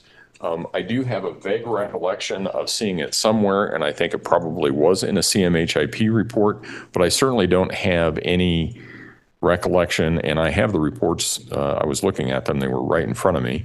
I did not see anywhere in the information that's been provided by Dr. Lewis that she, A, noted it, and B, somehow came to some conclusion about how important it was or how it related to Ms. Stauch's defense of a mental condition in this case. So if you can show me that I missed it, I'm happy to reconsider it. But other than that, she won't be talking about it, and I'll give her the admonition before we bring the jury in. Because tomorrow morning, it sounds is going to look a little strange because we're going to bring the jury in for 5 minutes. You're going to rest. I'm going to give the jury an instruction about what that means. Then we're going to send them back out. My guess is that Dr. Lewis is going to take most all day. Is that fair? Okay. So Ms. Stauch, you remember that I asked you all those questions last week. It might be that tomorrow I ask you the ultimate question, which is, what is your decision? So be aware that that may be a question that you need to answer tomorrow. Do you understand? Is that a yes? Okay, all right. All right, then with that, Ms. Gratiano, I will leave this with you, and we can talk about it in the morning. I think we're all pretty close because we did that matchup. It was either last week or the week before, and we weren't off by much. So I think we should be okay, but it shouldn't take too very long. So with that, court will be in recess. All rise. All right. There we go, and we're done. Okay, here's where we ended. Okay, we've got some unanswered questions here. No, the judge did not reprimand them. I think he did call them up and talk to them a little bit, but I think he told them, from what I observed, which I'm not allowed to rebroadcast under the judge's order number 28, that he observed something and what it looked like from his position. I think they said that they were looking at evidence, which they're allowed to do. It's not polite to laugh in court, and he probably told them to be a little more careful about that, and they went back. So there may not be anything about that. The softball defense, it's a little late to change your defense at this stage in the trial, but when the one you have is not working, I guess why not switch horses midstream? So it sounds like they're trying to get this in. I don't think the door's been opened. I don't think that anything's been brought up on the side of the prosecution that would allow the defense to, head down that road with this expert who is apparently trying to save face by having something a little more substantial than DID as the cause here. Eileen, welcome to the gallery. Thank you so much for becoming a member. Appreciate that. One more thing we have tomorrow, it sounds like. I did not hear Mr. Was it Tahini? I can never remember his last name. There's Mr. Cook. It was Boots, right? His name is Boots. He was standing sort of off screen. We could not see him when he responded. He's away from the microphone. But the judge asked him if Dr. Lewis is going to take all day tomorrow. And I don't know what the response was, but from the follow-up question, when the judge said, it sounds like, Ms. Stauch, that tomorrow I'm going to ask you the ultimate question, it sounds like they're not going to take all day, which means that at that point tomorrow, it's possible that they may rest as well, that they may finish tomorrow, which means we could be in verdict watch as early as tomorrow night. I don't know as far as jury instructions, how that's going to work out, but I'm looking at Tuesday night or mid-Wednesday for jury instructions with, followed by 5 minutes of deliberation and then a verdict. So that's, sidebar is at least on the record. No admonishment. I don't know, at least he probably asked questions first. Until I became an attorney, I'd never been so terrified of opening doors in my whole life. Thank you, Matthew, for that. How about her mouthing, "I love you" to the jury? Let's go back and watch that, shall we? Let's do this. I've got it on my replay machine, so I can slow it down. Let's take camera 2. Oh wait, I don't have it on my replay machine. Do you want me to save it on the replay? We can slow it down and watch it back and forth. Sure, why not? Let's do that. Okay, let's play this one right here. And take channel 2. So this is a replay. Give it just a minute to clear the screen here. So I'm in real time. Everything else is happening before. So we're going to go ahead and start recording this. As we're watching this, it's going to take just a few minutes to go through. So I apologize. The comments on the top of the screen are old ones that happened previously. Oh, wait. That one's current one. I'll get rid of that. That one's mine. That was an old one on top. So she's going to start playing with the Post-it notes, okay? And some people said she was making hands or heart singles with her hands, but she pulls up the Post-it notes and she starts layering them, like tearing one off and putting it down, tearing another one off and sticking it down. Not sure exactly why, honestly. But then she goes to the tissues and she starts using tissues inside her shirt near her shoulder area. So we're going to watch that, and then the mouthing, the words, happens after that. So let's see. Give us a minute. We've got to watch this in. Well, I think I could watch it faster. Let's see. Because it's a tape. I'm going to change the speed on this one really quick. Settings. Let's change the speed up to 2 times. So we're watching at 2 times speed. Give it just a minute. Okay. More fingernail biting. All that's going on. They're going through the timeline. I didn't rewind too far. Let's see what we've got here.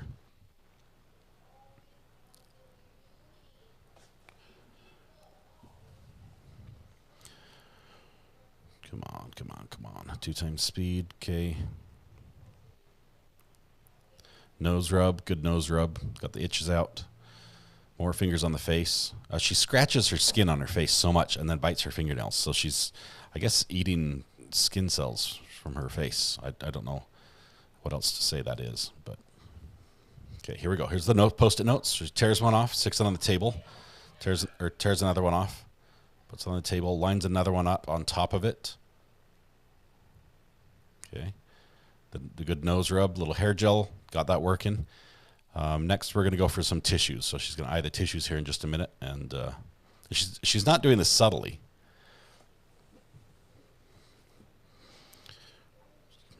Keeps an eye on the jury. Scratch the shackles. Other hand back on the face. Caress the lips. Little yawn. Bite the fingernail again. Check out the jury. Shush, shush. I'm not sure what that was. Okay. I'm glad we're watching this 2 times speed, because my kids are running up and down the hallway here.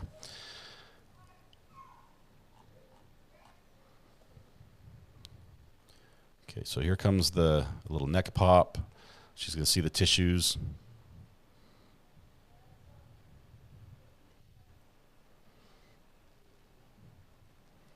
She really starts paying attention to the jury here. Finger on the lips is very common when she's looking at the jury for some reason, whether it's the pinky or forefinger. Okay. She's got to talk to backpack lawyer. I thought this had happened sooner, but let's give it a minute here. I'm glad we're watching 2x speed. Wait for it, guys. Wait for it. This is good. Timeline's continuing. They just switched to a new timeline page. Judge is following on his printed copies. This is where it's hot in here, right?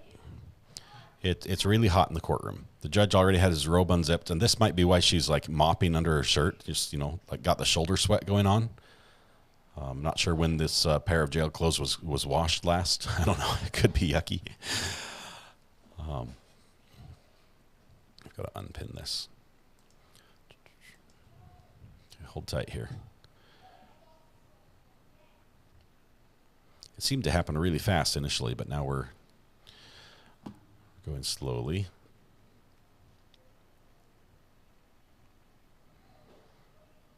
I'm filling up my hard drive with video.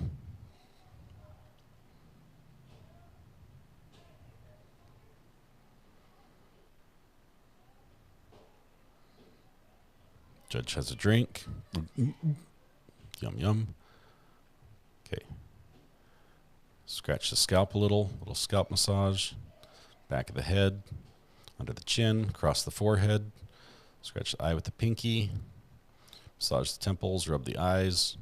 Stifle a yawn. Man. Tamale, anyone? Thanks, insurance guy.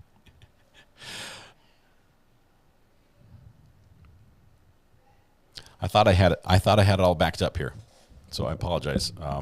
I know the paper notes came before the mouthing the words. Okay, now she's moving around a little bit. Another yawn.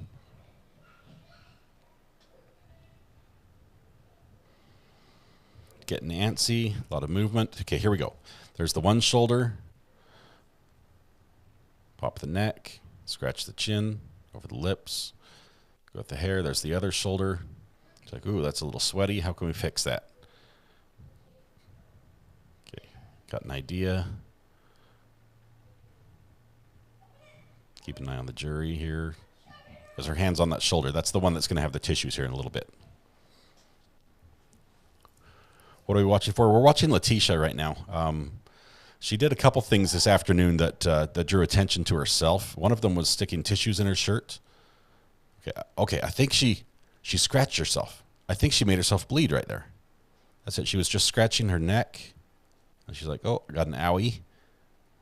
And so it's homemade bandage time, I think.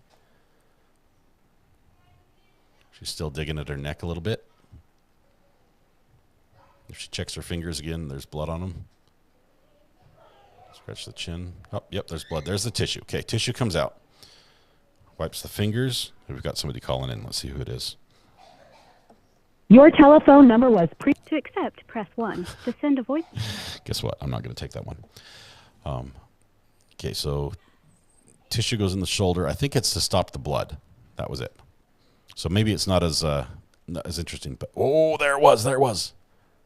That was it. That was it. Okay, so we're going to pause that really quickly. We're going to go back here and hit the play button and jog back and watch what she just said. Get to the end. Oops. Fast forward here at the end.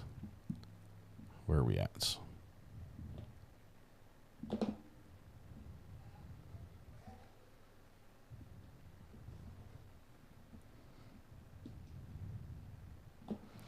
Okay, shoulder. Sorry, it made me jump all the way back to the beginning.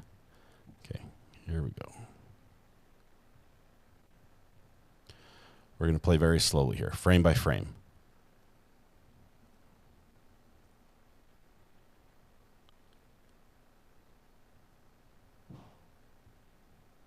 What was that? Okay, we'll try this again. We've got a network issue. Okay, hold on. It says, I'm frying. I'm something burning.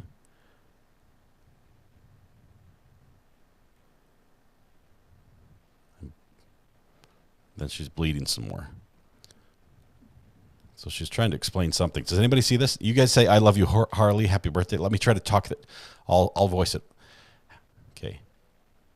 Happy birthday, Harley. Happy birthday. Okay, I saw that.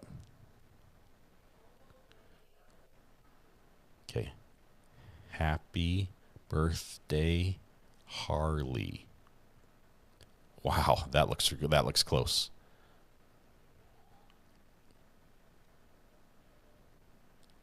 That could be it. It's got to be happy birthday, Harley. It's got to be happy birthday. Okay, that was a lot of work for a very little bit of.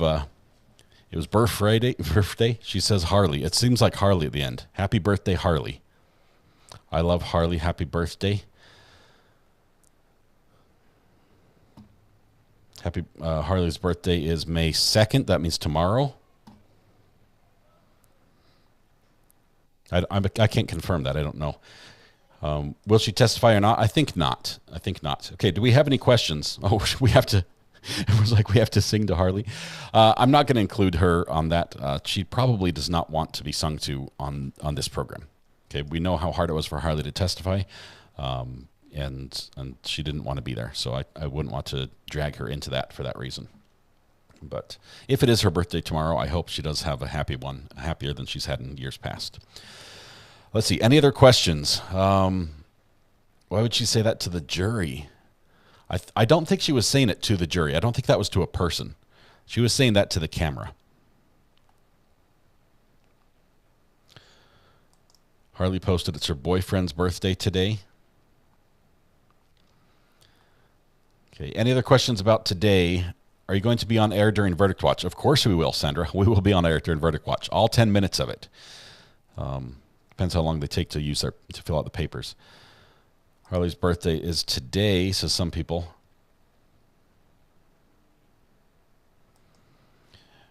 Adam, I'm not sure what you're seeing, but I'm pretty sure that's not what I think. I'll have to translate that into English before I repeat anything you tell me to say. Deanna says, I'm all in, mother effers, I'm all in. Not what I saw, but could be, possibly. The third-hour interview should not be allowed, so ultimately will be allowed. Paul, I think it will not be allowed. I think they will try to get there, and there are going to be objections.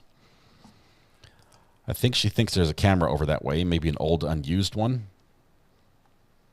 Possibly. All right. I think I don't think we need a lot to go. We don't have to go over a lot today because basically everything we heard today, we've heard before. We just haven't heard it in this neat of a package, just timeline, one after another, each of the events. It was awesome to walk through this timeline the way they did. I think they did a great job. It would have been even better if we could actually see it. But they did just an incredible job stepping through each step of the timeline. Uh-oh. Call from Widow Rumstripes to accept. Widow Rumstripes. This is Recovery Addict. How are you doing? Hi. Wow. Great. Riveting testimony today. Yes. Do you think she's going to try to claim that she was smoking bath salts? I don't think that was for her. I think she was trying to pin that on Gannon to show that he was a bad kid. He was planning to run away and he was using drugs. Definitely that. But do you think she's going to try to switch it though? Now that kid in Florida got off, he ate two people's faces off, and he's going to walk free one day probably. Yeah, I think she's going to get an idea to say maybe she actually smoked the bath salts. I think she was going to say that it was the softball pitch. You're getting hit in the head with a bat or whatever it was that did it to her. But apparently that's going to be a dud. So they might have to switch defenses yet again overnight. So maybe we can see that tomorrow. We don't have much left. We'll find out exactly what their plan of defense is very shortly. Fantastic. Yep. Thanks. Great. Well, thanks so much. Not a problem. Thank you for calling. We'll see you. You bet, sir. Bye-bye. Bye. Let's see. He's asking for you to sing happy birthday to his chihuahua. I realize he's saying that, but I don't know what the Spanish words mean exactly. Adam, happy birthday to your chihuahua if you have a chihuahua and it has a birthday today. Otherwise, I realize I'm probably the butt of some joke, Adam, knowing you. Are we done? Are we getting to verdict? I had to attend an appointment. I had to leave live. Okay, Smile Love, we're not done, all the way done. The state has not rested formally in front of the jury. That's going to happen first thing tomorrow morning. See you all tomorrow. Elizabeth, thank you very much. We will be here tomorrow as well. Can't wait to see you there. Appreciate the generous super chat. We have first thing in the morning, the prosecution is going to rest. They're going to say, we're done with our case in chief. It goes over to the defense. Defense is going to call their first witness, which we believe will be Dr. Lewis. I don't think... I wasn't listening. Did they say they're going to call the other attorney with a very limited scope under those rules? I'm not sure if they're going to call the attorney just to have them testify that they told her, they met with her the day that Gannon was found before she met with the jail psychiatrist. That might happen as well. If that does happen, it will be short. It will be very, very short. It's really a nothing burger there. It sounds like they did actually talk to her, even over WebEx. Let's see. All right. 7 bodies were found while searching for 2 missing teens. Whoa. There are so many stories out of the news right now that are just upcoming cases, crazy ones out of Texas, out of various states. Texas has the 5 neighbors that were shot for telling the neighbor not to shoot in his front yard. Manhunt, I think, is still ongoing on that one. Okay. Did you say something about speaking to Letecia this morning? Let's see. This morning, what was the drama this morning? No, this morning was the Dr. Lewis had talked to Letecia yesterday for 3 hours. That was the drama this morning. This afternoon, we expected the judge to say something to Letecia because she was mouthing off just a little bit. Why did that member chat just disappear so quickly? We had a member chat that popped up and then it's gone. I think it was Eileen, maybe. I'm sorry about that. It was there and then it disappeared off my screen right away. Do you think they will move her tomorrow? I don't think so. I think it's almost done. But somebody's calling in. It's got an opinion. Let's hear who it is. From Jags for Life, James. Jags for Life, James. How are you doing? Good. How are you doing tonight, sir? I'm doing fabulous. What's on your mind? Hey, I got a question. Me and your wife love channel. Been watching since Daryl Brooks. But I just want to comment. What do you think if they go into deliberations on Wednesday, maybe mid-afternoon, and then they don't have court on Thursday? You think they'll keep going through that? I think if they have 15 minutes in the deliberation room, they can get it done. I really do. I don't think there's going to be a holdout. It's not one of those cases where there's like room for doubt.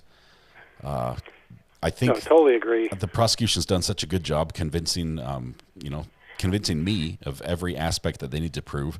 I think if the jury is very similar to me, which I think they are, I think they're reasonable people. I like to think that I am as well. I think it'll be pretty quick. I don't think the jury wants to stretch this out any longer than it already has. 6 to 8 weeks is a long trial. We're approaching the 6-week mark right now, I think.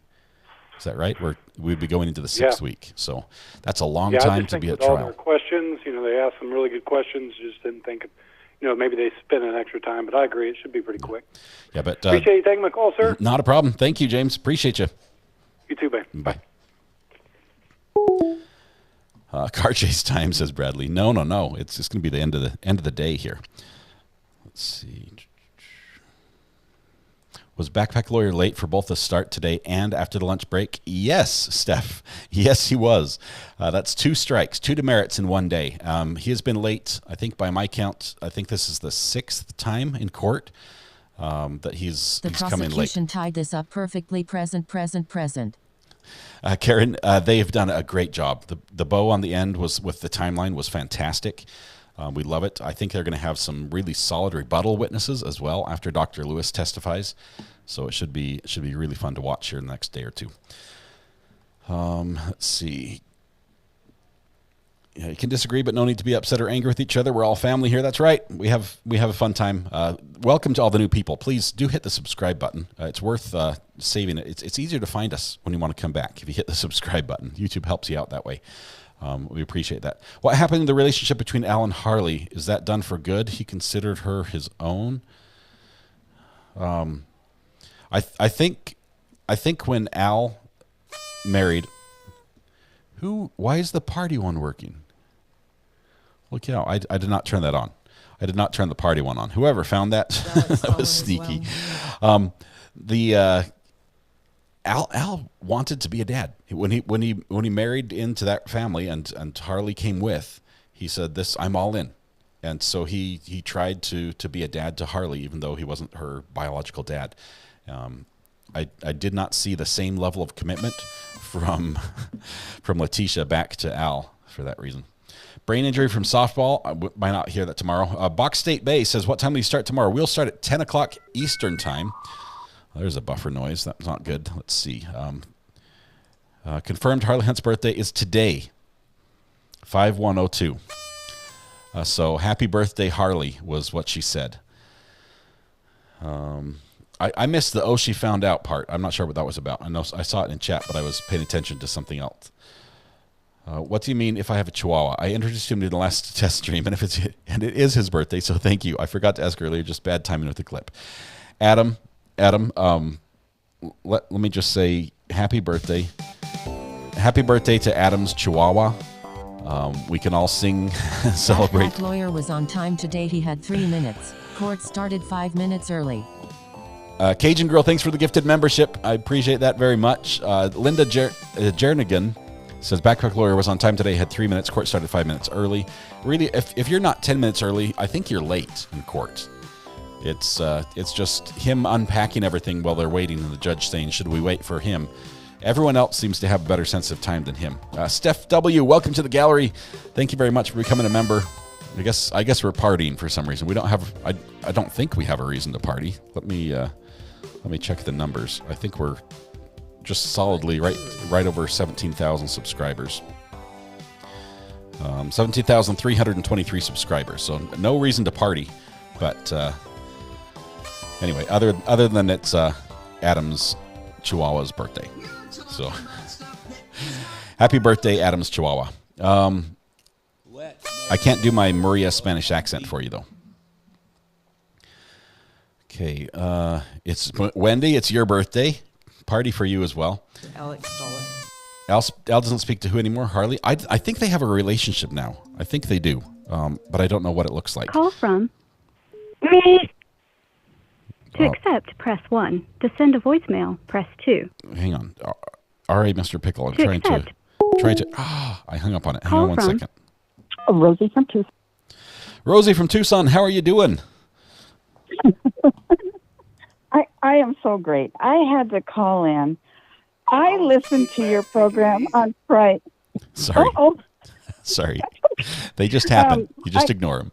Well, stuff happens on your program, and that's what I love about it. But I had to tell you that I listened to your program on Friday with Thomas. Mm-hmm. You guys had me in stitches. It's so much fun. It was such a fun program. And I think you guys are like just beginning. It's only going to get better. So I wanted to put a plug in for that. The podcast is a lot of fun. We've called it Not Relevant Podcast because although we talk about important things, we talk about, we go off on tangents all the time. And so it's Not Relevant Podcast.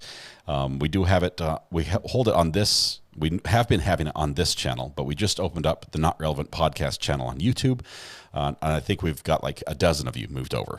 But we'll announce that more during the week as far as when we get going. We're going to do it again this Friday. It's going to be fantastic. If you haven't been there, it's the break you need after a long week in court.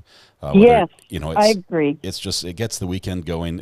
It livens us up a little bit. We talk about some heavy things all week long, and it's so much fun. And it's interactive like this one. The phone's on, the chat's running, it's live. And it's got Thomas on there, who's just absolutely fantastic. So the two of you are just fabulous, and that's just what I needed after this trial. It's been killing me, and I know it's been killing a lot of us that are listening to this. It's heartbreaking, but today was awesome. I mean, I fell asleep during a little part, I have to admit. But, oh, my gosh. Was it when I was also dozing off just a little bit? I had a late lunch. I did the concrete during lunch, and then my wife brought in this big plate full of chicken fingers, which I don't think chicken had fingers, but they taste delicious. And so I was just snacking on those, and then it was just, that hit the spot. And 2 cups of lemonade. The sugar crash came, and boom. Oh, yeah. I was just about out. You're about it. Yeah. I get it. Well, this is the time of year here in Tucson that I get a lot of company. So I already have had 2 sets of company the last couple of weeks, and they're cramping my style because, it's like I want to spend my time with you and all the peeps, right? Yep. And they're cramping my style. It's like, what did I miss? But you're so fabulous. I wanted to tell you that.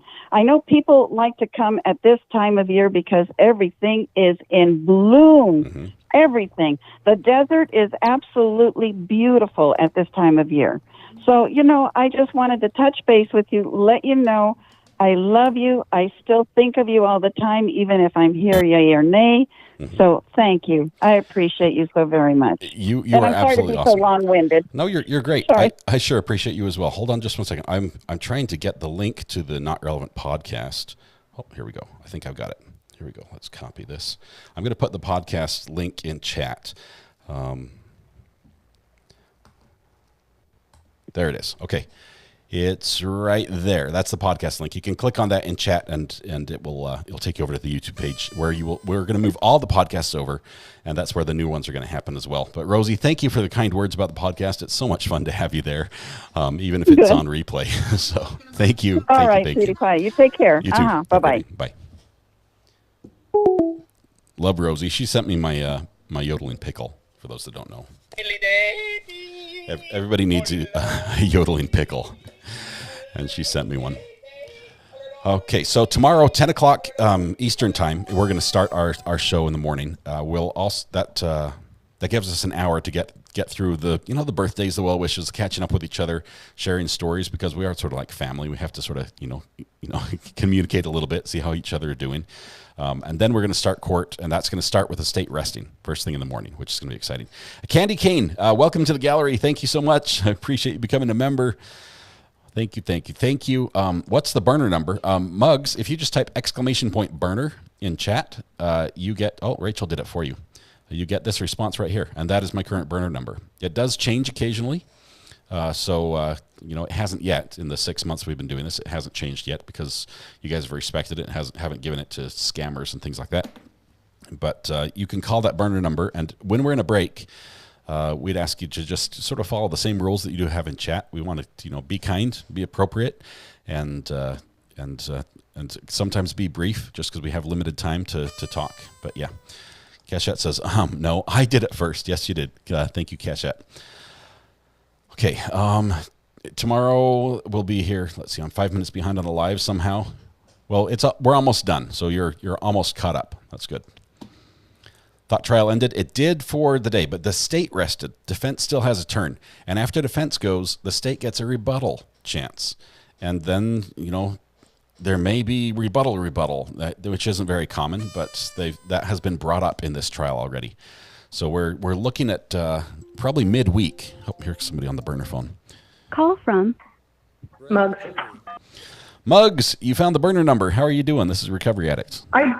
I did. I'm doing good. How are you? I'm doing just great. What's on your mind?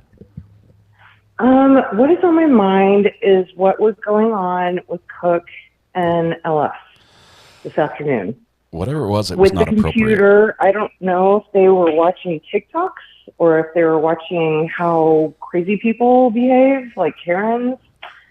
But I don't think it was anything court related at all. Let me give you my take. It appeared to me that no one was touching the computer, and they were observing things change on the computer, like chat, they chat were watching scrolling something. or a video of some sort, or there was something that they were not directly interfacing with. So it wasn't like them going down a spreadsheet looking at the list of the things that she had Googled, unless it was a video presentation of the things she had Googled, which I don't think it was because they haven't presented anything like that, nor do I think they will. So to me, it seemed more like they were watching chat. I tried to see where their eyes were looking on the screen. It did look like they were sort of on the right-hand side of the page, which would be consistent with a chat for, say, like a YouTube channel. And the way they would respond as things came up, and suddenly they'd both, ha, ha, ha, ha, type thing, yeah. Maybe it was your chat. It may have been. We tried to send the messages. They didn't respond very closely to them. But, of course, they might be on a delay, or they could have been watching something that happened an hour before. So we're not sure. Right. But I just think that's so unprofessional of him. It's like between, him like showing up late and just being so disinterested, and then this behavior today, it's like, I think he's going to be in timeout after this one. Yeah, I think the judge is giving him quite a bit of leeway, just because. Well, I think the judge does. I mean, if he sees that there's a definite problem, he's going to step in. Like if she's flipping the bird again, he's going to stop it. But he saw her mouthing things and didn't stop it, and you definitely saw him notice because he pointed to his clerk on the side who was running the cameras. He's like, "I got it," type thing, and they called the bailiff up. I think they've talked about it a little bit, but maybe it will be addressed tomorrow at the beginning. Right. And I kind of think, once the defense gets started, this is going to turn into like a crap show on there. And like she's going to start acting out. I think the whole thing with yesterday with her meeting with that doctor, I think the doctor was probably telling her, this is how you act crazy, and you need to do this. And of course, the judge is already on. Anything that wasn't mentioned in her previous report is not going to be admissible. But if tomorrow she comes in and suddenly starts acting completely differently, won't that just be a little bit suspicious? Just a tiny bit, It's after and we've sat there for based on weeks. how the jury's been so far, they're going to totally pick up on that. Gordon brings up says requisition of the laptop and look at his internet history. That's one thing I don't think the judge can do because the communication between an attorney and his client is privileged, and there would have to be a dang good reason to force that to be turned over. That's an area you don't want to go. That would be appeal grounds very quickly. Oh yeah. Yeah. Well, anything else that stuck out to you other than the their awful inappropriate behavior during most of court today, Muggs? No, I mean, I think the prosecution did a really good job with laying out the timeline, and which was absolutely disgusting and awful. Other than that, I was just watching the little circus on the sidelines. Yeah, Nan Harp says those Google searches were insane. Was there one Google search that stood out to you as like, holy cow, did she actually do that? Did she actually type that into Google and hit send? When it got to like her searching, is there an illegal immigrant that will plead guilty to this? It's like, well, no. Can God help me avoid jail time? Is that what she Googled? As if Google's like, here's where you go to. There's a website. Right, because after everything else you've done, he's going to give you a free pass on that. Oh man! If only she had gone to church when she said she was going there. Maybe she'd have a chance. But Right? no. Well, she couldn't, so she got the card and she ended up going to Garden of God. Yep. Yeah. Muggs, thank you very much for calling. Glad you got the burner number. Save it in case you need it. You never know when you need to call the burner phone. Yeah. So appreciate talking to you. Thank you so much. We'll All see you right. tomorrow. Have a good night. Yep. Bye. Bye. I was amazed with the Google searches, with how conversational she was with Google. I realize searches on Google have come a long ways, and especially now as we're getting into AI and chat GPT and things like that, that has become a thing. But she was doing it before it was a thing. She was like talking to someone, as some of you mentioned, like she was talking to a friend, asking a question. And I wonder I don't want to Google it because I don't want that on my search history. But it was pretty unique. I think her looking up changing her appearance was bad. Yeah, full face transplant is what she was looking for. What will I look like after a face transplant or plastic surgery? Tonight, Brandy and JT. If you have not followed Brandy Churchwell, Brandy is absolutely amazing. She's been here in chat. JT's been here in chat today as well. They have an evening show where they cover the Lori Vallow trial and some of the highlights of what happens during the day in court as well. Absolutely incredible. I have never led you astray yet. Okay, I've never led you astray yet, but I would highly recommend doing this. Chandra, how are you doing, my friend? One of my great bonds. I am well, thank you. Thank you for taking my call. I paused the stream because I didn't know if it would create some sort of Jedi a time loop. A time loop is what happens, and we all get sucked in. I don't want to disrupt the time space continuum or anything. Yeah. I just want to ask. It's going to sound like a funny, like I'm trying to be humorous, but you're serious. Okay, it's I'll put serious question. I've got my Believe Tisha mode on, and I'm listening. So Are you going to believe Chandra right now because it's important to me? I will try. Okay. What is with, and I'm asking chat too, what is with the primate grooming behavior? Like pick it, eat it, scratch it. What Yuck, is Chandra, that? you went there. Oh my goodness. Well, we're not going to talk about it. You know what? I'm really sorry, but it's just it's been constant. It's the hands on the face. Everyone said nobody touches their face as much as she does. And there's sometimes I think 3 times today where she grabbed just a big handful of hair and like was stuffing it. I'm not sure if it was in her mouth, but just like around her face, like a hair beard type thing that was going on. I'm not sure if that's comforting or we'll need Dr. G to explain that one maybe. But and here's why I ask, and this is why it's a serious question. Is there a mental illness where people just pick at themselves that she's trying to feign? The average person who is unaware of touching their face, like you would say, I don't even think I touched my face today. Touches their face. I do constantly. 2,000 times. Yeah, but she's got that like exponentially higher. Squared. You have to. It's like the times she doesn't touch her face are closer to 2,000. But yeah, I didn't take calculus. I can't even figure. Yeah. It is weird. It's strange. We see some self-soothing behavior.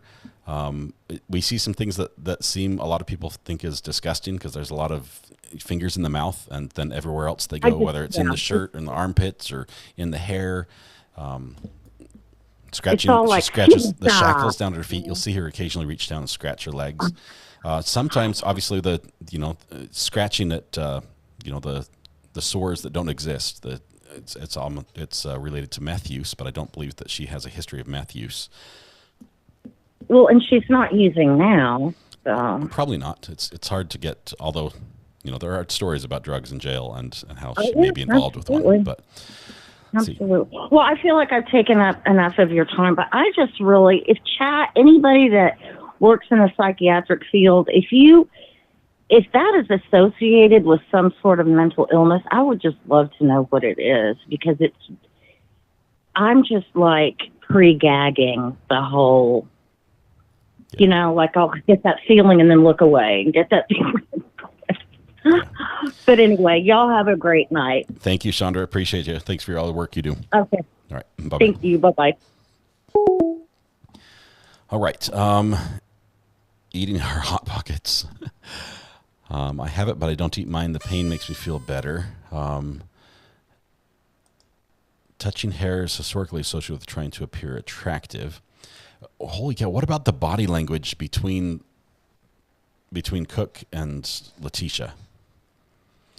The huddled down, same height, face close together, leaning in, body language. Simultaneous laughs, giggles, shared looks. I'm trying not to read something into it that's inappropriate, but it seems to be that probably at least one of them thinks there might be something there. That's what it appears to me. Okay, we might have an expert on the phone Call here. Let's from see. Josie. Hey, Josie, this is Recovery Addict. How are you doing? Hey, I'm good. How are you? I'm doing fabulous. What's on your mind? So I just had a question. This might sound silly, but what is the process for verdict watch? How does that work?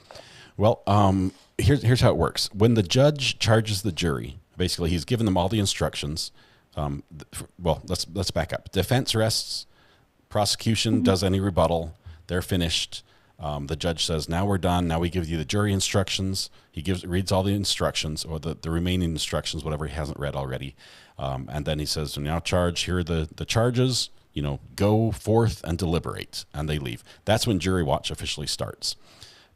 On a case like this, where a lot of us think it's going to be a very short period of time before the jury returns, probably less than an hour is my guess, we're probably going to sit here and wait unless they do it like right before lunch.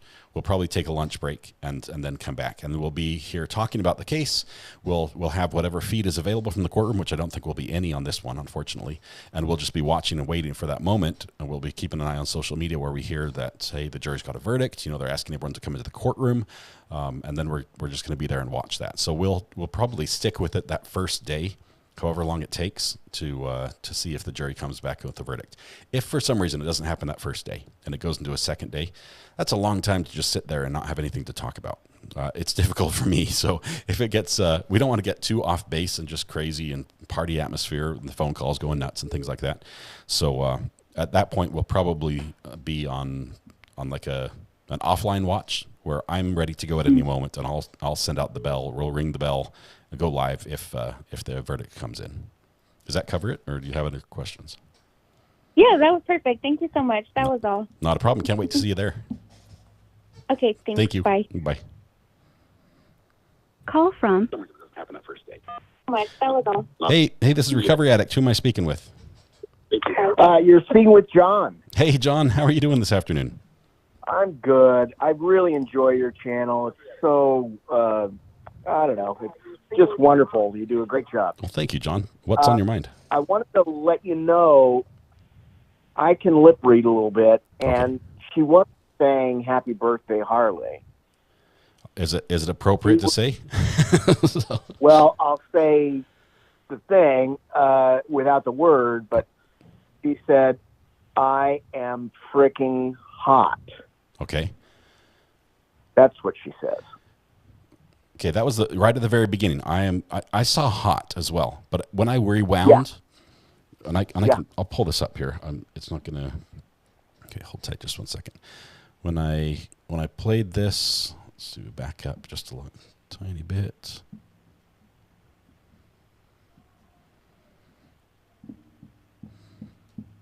She's got a little drawl, and so I think the frickin' is a little different than, the way. Through really fast. Okay, we're getting to the words here. Okay, I'm not sure. It's going to be a little delayed on your screen. I'm going to play this real time. Okay, so I'm watching it. It's going to be late. I am. Okay, there are two things. I can see I am freaking hot, and then happy birthday, Harley. It fits for me, and maybe it's because I hear it. But if I go back and watch, so we'll watch it slow motion. Okay, it says I'm going to do I'm freaking hot first. I am freaking hot. Okay, I'll do it slower here. Sorry. Which is why she's, putting pads on her shoulders and stuff like that. It's, Yeah. So, But then I the don't second one is happy birthday, Harley. I think that works. I think happy birthday, Harley. And then I don't know what she says after that. I don't know. It works. I'm not sure if that's what it is, but yeah, it's interesting. So that I didn't catch that. I don't know that I stayed long enough for that. I just saw the beginning and I went, no, she's saying I'm freaking hot. And it is 80 degrees in there. The judge has said it's hot. He's given the council the rare permission to take their suit jackets off, which but not their ties. Everyone's going to be just like soaked in sweat, so nobody wants to do that. So, but I've worn a suit in a hot building. I know you don't want to take it off either. It just makes it worse. But yeah, exactly. Appreciate the eye on that. Thank you very much for calling and letting us know what you heard. Thank you. I appreciate your work. I really enjoy your channel. Thank you very much. We'll see you tomorrow then. Thanks. All right. Okay. Bye-bye. Okay. That was an F or a V sound. We'll have to look at it closer. I know Happy Birthday Harley sort of works. It's I Love You Harley and Happy Birthday Harley. I'll have to watch it one more time. Maybe I'll dub my voice over the top of it or something. I don't know. That seems like a lot of work. I Love You Harley, Happy Birthday Harley. If she's talking to Harley, and if all the time she's doing these hand signals, could they be to Harley? Could it be to the call me thing? Do you remember when she was doing that? Call me? I don't know. And then what about the flipping off? Who was the flipping off to? That wasn't Harley, was it? 80 isn't hot. It's hot when you're wearing a suit coat, Judy. It's really hot. And you have to perform as far as in front of the judge and the jury. Gabby Gabs, we'll see you. All those who are going to be on tonight for Brandy, please do come check it out. It's going to be absolutely amazing. I don't know if I can set it up to automatically flip over to her. I think she starts at about an hour, if I remember right. So you might want to go over and hit the notify me button on her channel. If somebody could link Brandy's channel one more time, that would be just awesome. I think the heart was for Harley. If the doctor did prep her on how to behave today, she's as unprofessional as a backpack lawyer, right? I didn't see a different behavior in here today. I did see a lot more motion and antics than we saw after the judge told her off the first time she flipped everyone off. Be careful not to get a copyright strike from Recovery Addict. I've never done that. And I can't give you a copyright strike unless it's like just me. And why would I do that? Because I'm not that sort of guy. Let's see. I think we're all caught up. All right, let's wrap up. We've got a big day tomorrow. A lot's going to be happening. Oh, that's the wrong one. Sorry. Go back over here. There we go. That's better. We've got a lot to go on over tomorrow. It's going to be fun. Did the judge admonish the troublemakers? Not on camera. It might have been in a sidebar that he talked to the lawyer, but not on camera. We'll see if something happens tomorrow. We think he saw it at least, so we'll see there. Let's see. It was definitely I Love You, Harley. Dr. Lewis testifying. Yes, she is. She will be. Trial was extremely interesting today. I loved the timeline. Oh my goodness. Did a good job there. Thanks to all the amazing mods and to RA, our amazing community. Thank you, Dinah Do. Appreciate it. Can't wait I think you'll be over on Brandy's channel for sure. If somebody can link Brandy's channel before we wrap up, that would be great. Exclamation point Brandy in chat would be all we need to do it. Let's see. Matthew Harris says, in my amateur lip reading skills, she seems to say, please like, subscribe, and get your RA membership. I think she was saying Matthew Harris Law on YouTube. I think that's what she was saying, Matthew. I was pretty sure she was sending people over your way, which is where they should go if they want any information about law. Everything I know about law, I've learned from Matthew Harris. So thank you very much, Matthew. Appreciate you. Yes, you'll be there. Wonderful. Samantha, thank you very much for linking Brandy's channel here in chat. Let's see, just wait for the, oh, there it is, right here. I seriously, I want to see like about 2,000 of you. 2,000 of our closest friends pop over there on her channel. It would be awesome. They have so much fun. It might not be legal how much fun they have. You will probably be sore from laughter after watching it. They're great. Just, I can't recommend them more. Thank you, everybody who called in. Thanks for all the mods. Thanks for everybody, all the new members, all the new people who subscribed. Please, tonight when you go home, smile at somebody. Make the day just a little bit better. I ran out of music. I can't end without the music. Okay. Tonight when you go home, please hug the people you love. Smile at someone to make their day just a little bit better. And please stay safe till we go live again, which will be at 10 o'clock tomorrow morning. We'll see you all over on Brandy's channel tonight. Bye. I need some music. I can't end without music, even if it's just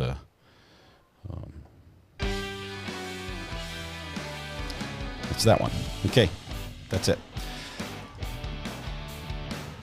It's like a hot mic moment.